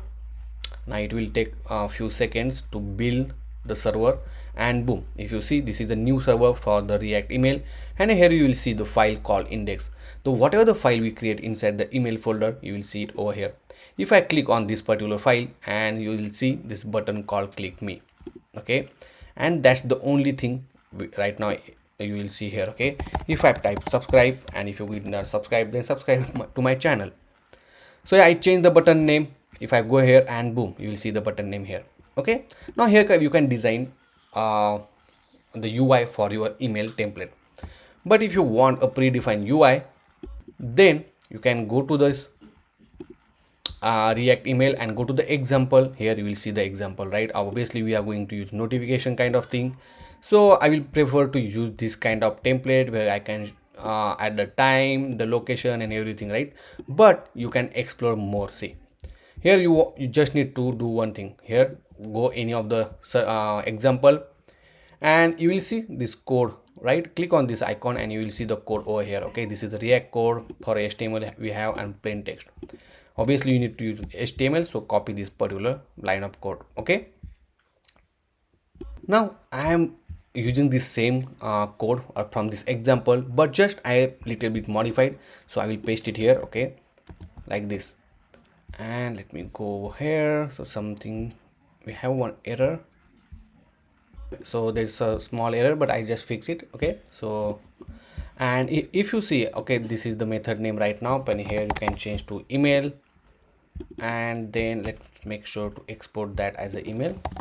You can give whatever the component name which you want, and here I am accepting some of the field like user first name, the duration, the meeting time, date, meeting URL, and the business name. Okay, you can add more parameter, depends on your requirement, and over here you can just use it like a simple React component, right? So I'm just showing meeting URL, date, the time, and some component or this text I change, depends on my requirements. Okay, now save this one, and if I go here, right, if I go to our template, and if you see, this is how it looks. Okay, so once we send to the user, it will look like this. Obviously whatever the value we pass over here, it will reflect on the screen. Right now we are not passing anything, so it's not showing on the screen, but once we pass it, it will display it on the screen. Okay, So this is simple email template. Obviously if you want to access the same email template, you can access my source code. Now next thing is how to send an email, right? So if I scroll down on the left hand side, okay, and these are inside the integration section, you will find a bunch of different services. In my some of the previous videos, I use recent, okay, but in this particular example I'm going to use this Plunk, okay, and Plunk is a service. If I go to this useplunk.com, okay, let me go here, okay, use Plunk. So this is a very easy to integrate email service, okay, and if I go to the pricing, it has a 3000 emails per month for free, okay, so that's a good, and it means it's a free to use, okay. If you are a developer, then this is the best way that you can use it. Now in order to integrate it, right, with the help of React email, it's quite easy. So if I go to this Plunk's documentation inside the React email, you will see the first thing you need to do to install this Plunk SDK. So copy this one, go to your project, inside the new terminal. So let's add a new terminal, paste it here, and then it will install the Plunk node, okay. Then in order to send an email, okay, so obviously we have the email template, so we are not going to follow the second step, but on the third, here you need to add a couple of things, right? So first thing, make sure to add or create an account on a Plunk, okay. So this is how it will look. Then next thing you need to do is go to the API section. So let me find it out. So let me go to the documentation. So inside the project setting, inside the API key, you will find this API key, right? So here in this case, we are going to use this secret API key, okay. This is very important. Don't use the public API key, you have to use secret API key. So that API key, I'm going to keep it inside the .env file. So here I will say next underscore public Plunk API key is equal to, and that particular key I paste it here and save it, okay. So this key obviously you will get it once you log into the Plunk and create a new account on that one. Next thing, let me go to the documentation. This particular line of code you need to use the first, you have to initialize the Plunk. So go here, and we are going to use inside the time date selection, because that's where we have the schedule button, right? If I'm not wrong, oh, not here, in meeting time date selection. So here we have this handle schedule event, right? So first thing, I will initialize this Plunk. Make sure to import the Plunk and save it. Obviously environment variable, this is the different name, so I will copy this one and replace it here and save it. Now I'm going to create a new method, constant. I will say send email, like this, and then I'm gonna paste this line of code as it is, okay. Now obviously we will update it. So first thing, import the render, okay. I think we did not install renderer or what. So obviously we need to import this renderer. So let's copy this one and then paste it here. If I scroll down, so right now if you see the email template, okay, that email template obviously we are using from this index.js which we already created.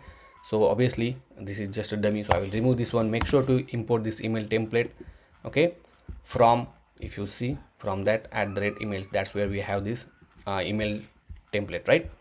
And then you will see, if I do the control space, you will see these are the parameter which email accept. The first name is business name, so business name you will get it from the business info which we already have, and from the business info I'm just making sure, so inside the business, right, we have the business name, right? So that business name we need to pass, and I will make it optional.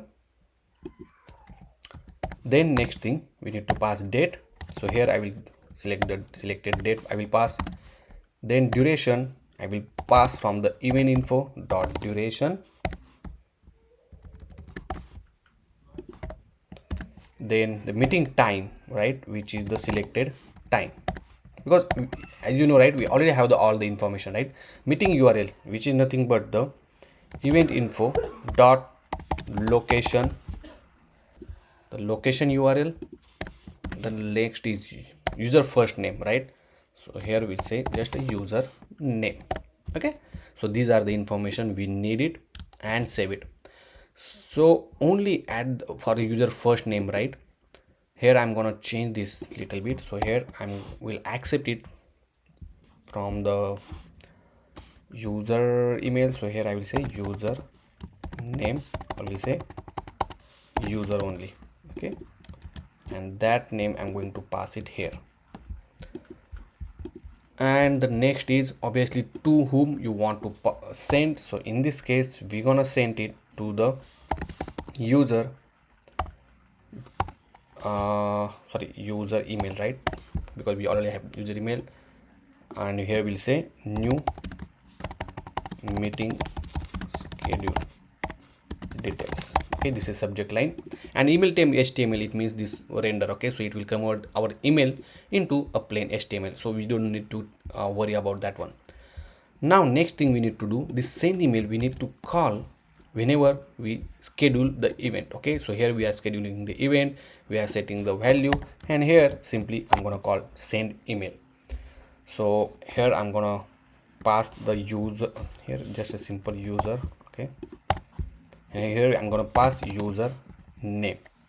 Okay, and I'm gonna send one more for the business email, but let's send only for the user first. And that user I'm going to pass, everything looks good to me. Let's save this one, and here I'm gonna write dot then operation, as this is a promise, just to check whether we are successfully sent an email or not, and save it. Okay, now if I go back to our application and select the 27 date, let's book this appointment. And one more thing I forgot, actually, once we sent an email, right, I'm going to route to the confirmation page. So I created a confirmation page, quite easy, quite simple. So inside the route only I added new folder called confirmation, which will create a new route, and inside that I added this logo icon, the 2h2 tag, and the button suggesting thank you. Okay, so in order to go to this particular route, you have to write router. Obviously I added the initialize the router first, dot, we'll say replace, and then we'll say slash confirmation. Let's save this one, go back to our application. As we select all the details, here we'll select add the name, we'll say TubeGuruji, the email counts at tubeguruji.com, the share notes not mandatory. I will open the inspect panel, I don't know whether we will get error or not, and let's click schedule. So if you see, we got the error that selected date is not defined at line number 96. So at line number 96, that's here. So selected date is not defined, really. Selected date, so it's just a date actually, okay, not the selected date. So you just need to add date and save it. So let's try it again, let's click schedule. Okay, so we have another error now, the object is not varied child and found object date. Okay, cool.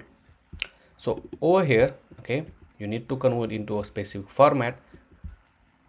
So here what I'm going to do, I will just format this date in some string format. Oh, so over here, okay, so we'll say format date and comma, and we'll say ppv and save it, and we just make it to string. Let's test this out, we'll say schedule, and boom, if you see, it's redirect it to this meeting or confirmation page. And if you see here, it's saying that email is sent successful. See, okay, obviously we are going to check it out and to this particular email. Now if I go to the email, see, we got the email called meeting schedule details, and boom, we got hi TubeGuruji, because whatever the user put his name, then meeting with the TubeGuruji because this is our business name. Here you will see the time on which, the date, the location, that's cool, right? Then duration and everything is there, see, and here is the join now button. So cool, right? So this is how easily you can send an email to the user. Now obviously you can send an email to the business email as well. Okay, so quite easy, as I said. And this is how you can show the successful page. Now if I try to go to the back button, it will not go back because we use router.replace. Okay, so thank you will redirect you to the home screen. Okay, so this is how guys you can send an email to the user with the help of React email and the Plunk. Guys, Plunk is completely free, so you can easy to use and you can send to the any user email address. Okay, no need to add your own domain. Okay, so if you have any question, any doubt, let me know in the comment section, and let me know if you face any issue. So here is a quick fix that I'm going to make. So inside the meeting time date selection, right, where we are scheduling the meeting and we are saving into our Firebase database. Here if you see, we are saving selected date as a date, and for this one, right, obviously this date is in the format of the timestamp, and to avoid that, right, I'm going to add this two more field called formatted date, and I'm formatting in specific format, and then a formatted timestamp which is in the form of seconds. Okay, so this will help us to compare when we want to get the scheduling meeting. Okay, and this formatted date is used to display the on the screen. So let's save this one and let's schedule. So here I'm gonna add, let me go to the dashboard, and from the dashboard we'll get the meeting event ID. Okay, I need to log in. So here I log in, so I will copy this link and I will open in new terminal, and if you see now, I click 27. Okay, because I deleted all of this data from the database, so I will select at 2 p.m. click next. I will add the email, I will add the name and email, and click schedule. Now it's saying enter valid email. Okay, so this need to be .com.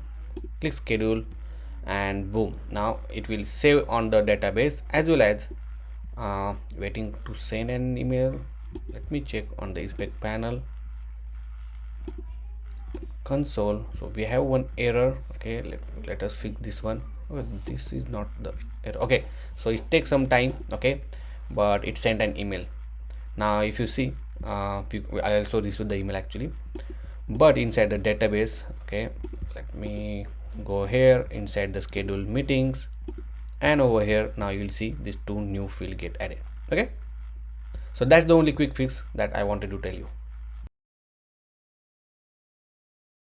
Now we are at the last section of the application development, where we're gonna add option to see the scheduled meeting for the business owner. Okay, so obviously from the layout, okay, dashboard layout, we have the option called schedule meeting, and on the click of that one, it will navigate to the new screen called schedule meeting, where we're gonna display the list of scheduled meeting. Okay, so obviously in that one, we want to show upcoming as well as the expired meeting as well. So if I go to our application, right, here you will see the schedule meeting option. So for that one, let's go back to our application, and here I'm going to create a new route under the dashboard. Okay, so let's go to the dashboard. Here I'm going to create a new folder, and we can call it as a schedule meeting, and click enter. Let's add page.jsx file, add the default template, and here I will just rename to scheduled meeting.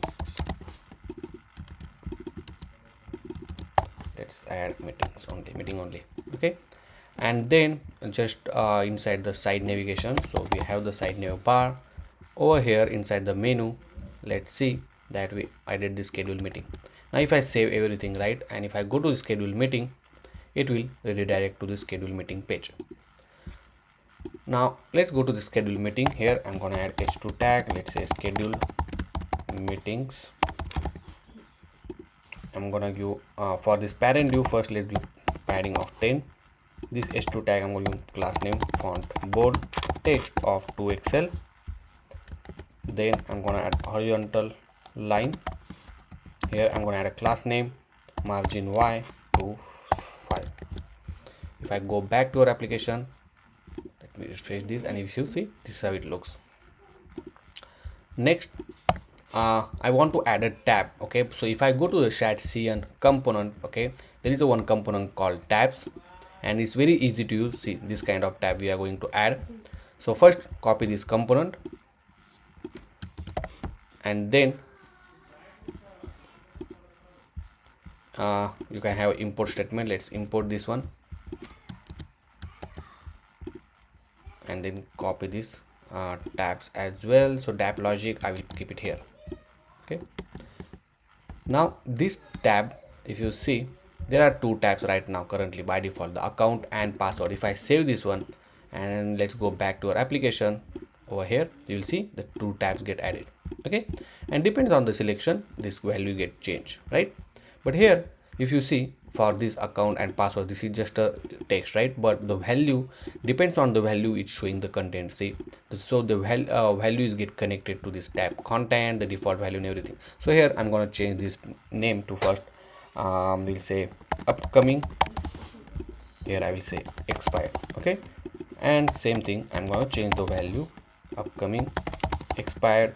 By default I will keep upcoming, so here the default value you have to set, and for upcoming you have to show the content inside this tab content, and for expired will show in here.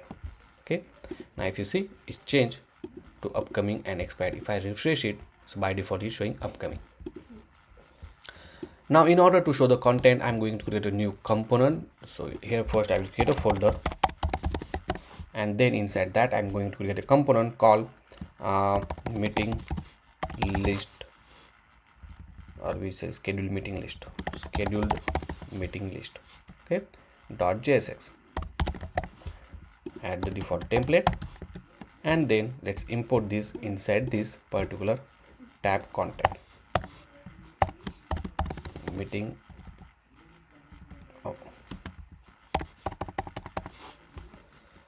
And here I will add schedule meeting list, save it, and now if you see, the just text is showing. Okay, next, inside this one obviously we need to show the data, right? So we need a data from our database. So first thing, let constant db get firestore, we need to define this one. Then I will define new method called get scheduled meeting, and here we need to write query is equal to query. Inside the query we need to write collection, from which collection we need to get, so add the collection name. So in this case the collection name is scheduled meetings. Then we need to add a where clause, because depends on the logic we need to get, right? Only for that user we need to get the all the meetings, right, which belong to that particular user email. And we already, if you see in the database, we already saving the business email, right? So I'll add a constant. Obviously we need a business user, right? Login business user. So here you can get it from the kind browser client, and then simply we'll use where condition. Here we'll say business email. I think b is smaller, yeah, b is smaller, so it's b, then is equal to, and the last we need to display the user dot email. That's all. Okay, then we'll try constant query snapshot is equal to await get docs, and inside that one we need to add the, we have to pass query like this. As we are using await, make it this as a async, and now we'll just iterate the query snapshot dot for each data, and inside that data we'll just console, we'll say doc instead of doc, and we'll say doc dot data like this. Okay, now obviously this method we need to call inside the use effect. So go to the use effect, and whenever the user information is available, then only we're gonna call this particular method, right? So let's add that condition, user is available, then only add that one. Here we'll say use to get business previous meetings. If I go back to our application, So here we are using await. Obviously we need to make this screen as a use client. Now if I refresh the screen, go to the inspect panel, as we know app is not defined, so make sure to import this app. And then if I console, if you see right now, obviously I have only one meeting schedule. Okay, perfect, that is showing. Now obviously we need to store in one state, so we'll define constant meeting list comma set meeting list is equal to use step, and that one we're gonna store here. So set meeting list. So here we first will get the previous as well, previous comma the current one, which is the doc.data. Now once we have this set of meeting list, right, I'm going to create another method and it will filter the meeting list whether it's upcoming or expired. So filter meeting list, and here I'm gonna accept the type whether it's upcoming or expired, and if the type is equal to upcoming, so simply I'm gonna add a condition and we'll return it the meeting list. So we'll say meeting list dot filter item dot, and in this case, as I say, right, because in the last chapter we did a quick fix, we can update with the formatted timestamp. Okay, so here I will simply add formatted timestamp. Let me check that I'm adding current field name, timestamp, and then here is greater than equal to, and I will format the current time. Okay, and comma t, which is again timestamp. Okay, so I'm just comparing the two timestamp, the current timestamp and the timestamp from the schedule 1, like this. Okay, and then this filter meeting list, I'm gonna call it inside the schedule meeting list. So here I'm gonna pass meeting list, but only meeting list with the filter operation, right? Means it will only get the upcoming filter, upcoming meetings. Okay, and here I'm obviously passing the type as upcoming. Now if I save this one, let's go back to our application, make sure you don't have any error. So if you see, we have one error, it's saying item is not defined. So because we incorrectly defined this one item like this, oh sorry, like this. And now let's see. Okay, now good. Now here obviously we sent a meeting list which is filtered with the upcoming, and inside the meeting list we need to accept it here as a meeting list. Perfect. Now here we're gonna use expand kind of component, right? If you go to the chat.cn component, there's a one component called, I forgot, but I think accordion. Yeah, so if you see, this is how we expand. Okay, so this is what I wanted. So easy, very easy to use. First install this component, then in order to use it, right, let's import this import statement, and then you can use this accordion inside here and save it. Now if I go back to our application, so this is how it looks. See, okay, but here now in accordion, as we have the meeting list and it will be a might be a multiple one, right? So obviously we need to iterate this meeting list dot map. Here we'll say meeting comma index, and inside that I'm gonna add this accordion component. For this accordion I'm gonna add key as an index, and here I'm want to show the time. So here we say meeting dot formatted date. Make sure the field name is correct, formatted date. Let's save this one, make sure I add optional field, and also I will add meeting, oh sorry, meeting list and add. Now if I go here, you will see the March 27th I added, right? Obviously we did not add any content yet.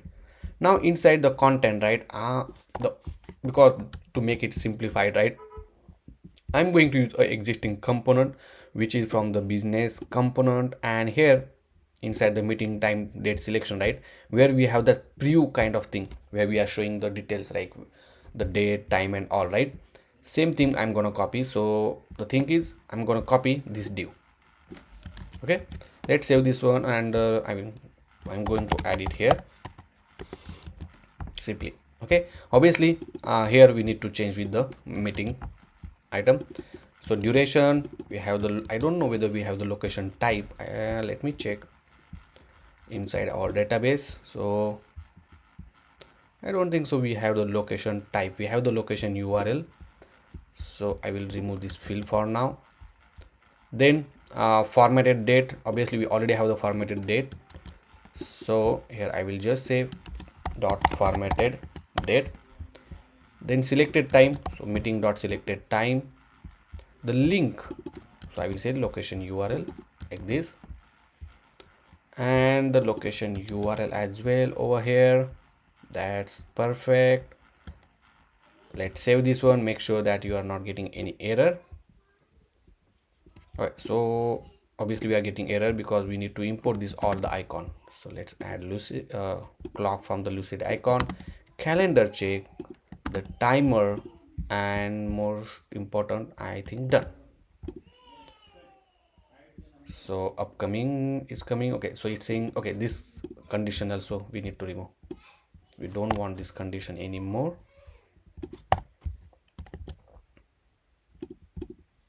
And let's see what else. So link is not defined, so we have to import the link. This happened because we just used the existing component code and we did not import all of the import statement. Now if I expand, boom, if you see, we have all the details, right? Here I feel location URL, right, is correct. I don't know why it's not coming, so just verify. So location URL, right? So it's saying meeting dot location URL. That's pretty good. Save this one and refresh it once. I don't know why it's not coming, but yeah, we'll find out why it's not coming here.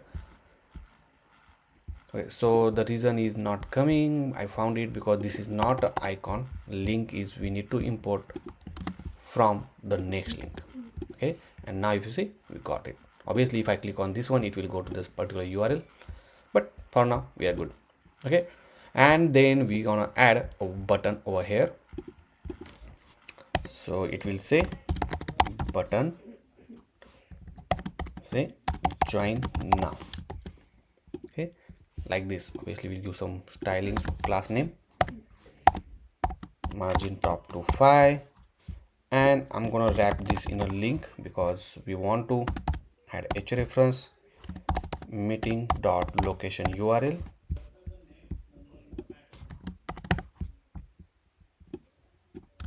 and inside that I'll add a button. Okay, and if you see, we have the button to join now as well. So this is how you can show the upcoming.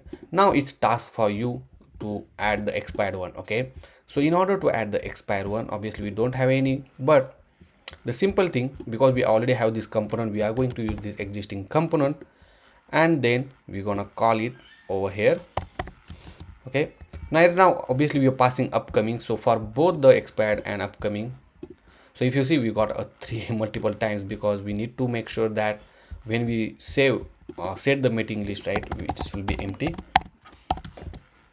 Perfect. Now if I go to the expired, right, it's same thing is showing, but here now instead of upcoming I will say expired, right, and over here I will add a else condition. Let's add a else, and I will copy this return statement. Only thing that I'm going to do here, I'm going to say less than. Okay, now if I go here and refresh it, now if you show upcoming but expired, obviously we don't have any expired, but it will show the expired one over here. Okay, so this is how guys you can add the schedule meeting screen. It's simple. You can add the table format as if you want, and anything that depends on your requirements, right? So that's all for this schedule meeting chapter. I hope you understand how to implement it and how to use it. Next thing, obviously we're gonna deploy our application on a server so that anyone or your friends or family can access your application.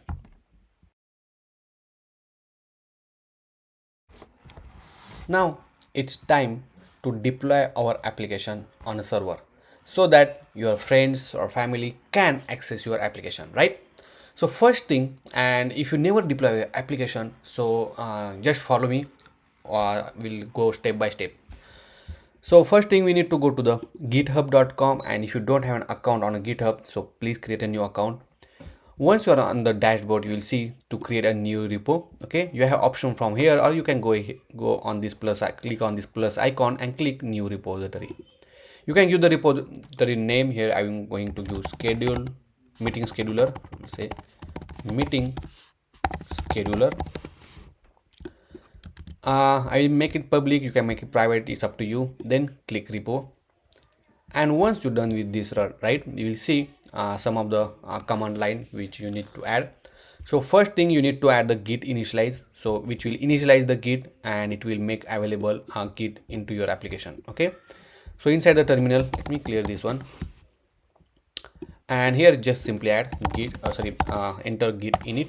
Okay, then you have to set this remote repository. Okay, it means it will connect your application to this particular repo, right? So you have to add git remote add origin, and this particular origin, right?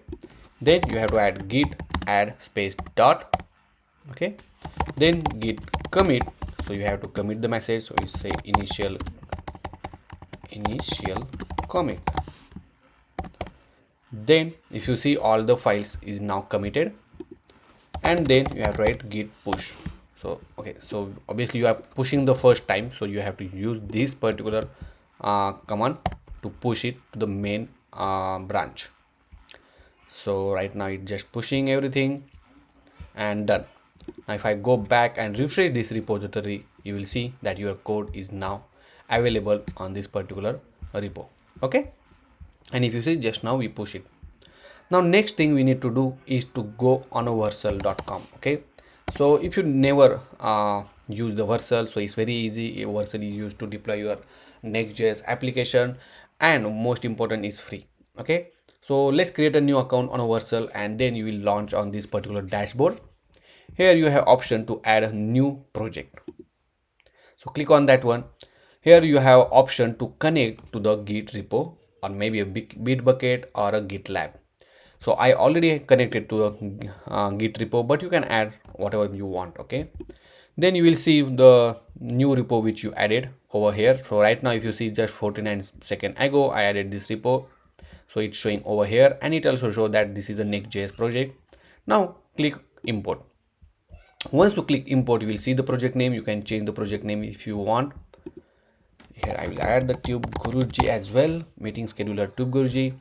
Then you can add the root directory, everything. Obviously we will keep as it is, because it automatically detect that this project is a Next.js, and depends on that one, it will add all the build tools and all of this thing, right? So we'll keep as it is. Main important thing in environment variables, we need to add all the variables which we added inside our .env.local file. So let's copy this as it is. Okay, and then we'll paste it here, and boom. So you don't need to add one by one, automatically it will add for you. Once you add it here, you have to click deploy, and then it will start your deployment process. And if you see, it's starting to build your application first, then it will deploy your summary and a lot of things. Okay, so it will take some time, maybe a couple of minutes. So I will pause the video, and boom, if you see, our application is deployed, and you will see this preview page as well. If I click on this one, and it will open on this particular domain. Okay, you can change the domain if you want from the setting, and this is the launch page. Okay, now if you click on login, okay, it will go to the localhost 3000, right? Because inside this environment variable, right, our site URL has this localhost 3000, right? This is for the development purpose. Now we have the URL of the production URL, so let's copy this one and then paste it over here. Okay, for the logout redirect, this one, and then login. Obviously we'll log into the dashboard, so this one. Once you update here, okay, next public base URL, make sure to update this one as well. Yeah, and save it. Now one more important thing you need to do, you have to go to kind.com. okay, so I don't know, let me sign in to a kind dashboard. So it will ask me the username, password, and I log into my dashboard. Now over here inside this application which we created, right, you have to make sure that you have to add this callback URL. okay, so you have to add your domain. So let's copy this domain and then write this kind callback and make sure to add this redirect URL, and I will just copy this kind callback over here. Oh, sorry. Okay, so this is callback URL you need to add. Once it is in production, it means the production URL you need to update. Okay, and then save it. Now once it's saved, now if I go here and refresh it, okay, sorry, my bad. So obviously we updated in here. Okay, obviously we need to update in Vercel environment, not here. Okay, so let's go to the setting. Sorry, let's go to this application which we deployed just now, which is this one. Let's go click on this one, go to the settings, and inside the environment variable, right, as you know that we already have this environment variable here. If you see the issuer URL, correct, then we have the site URL. Obviously we need to update this one, so we'll click on edit and we'll replace with the production URL. Same thing, let's save this one. We need to add the logout redirect URL, so click edit, paste it here, save this one.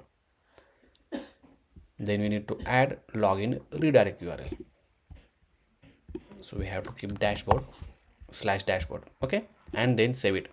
Now once you update this environment variable, right, it will not automatically apply to our application. So go to the deployment, and here you need to again redeploy your application. Okay, so click on the redeploy and just click redeploy. Don't use existing cache, so uncheck that one. And now if you see, the status is showing now building. So again, with the updated environment variable, it will deploy our application, and in that case, now our login functionality of the production application will work. So we'll wait to complete this build, and now the deployment is successful. Now let's open our application. Okay, if and refresh it, and now if I go to the login, see, it will redirect me to login screen of the kind. Okay, it means it's working. Now if I go to the login with the particular account, and once I log in, it will redirect me to the dashboard page where I can see my meeting event type. Even not only that one, I can able to see my schedule meeting, the availability tab, and lot of more things. Okay, if I log out, it redirect me back to the home screen. Okay, and even if I try to access this dashboard page, it will ask me the login first. Okay, so that's how you can configure the production environment variables. Depends on the your required configuration. If you have any question, let me know in the comment section.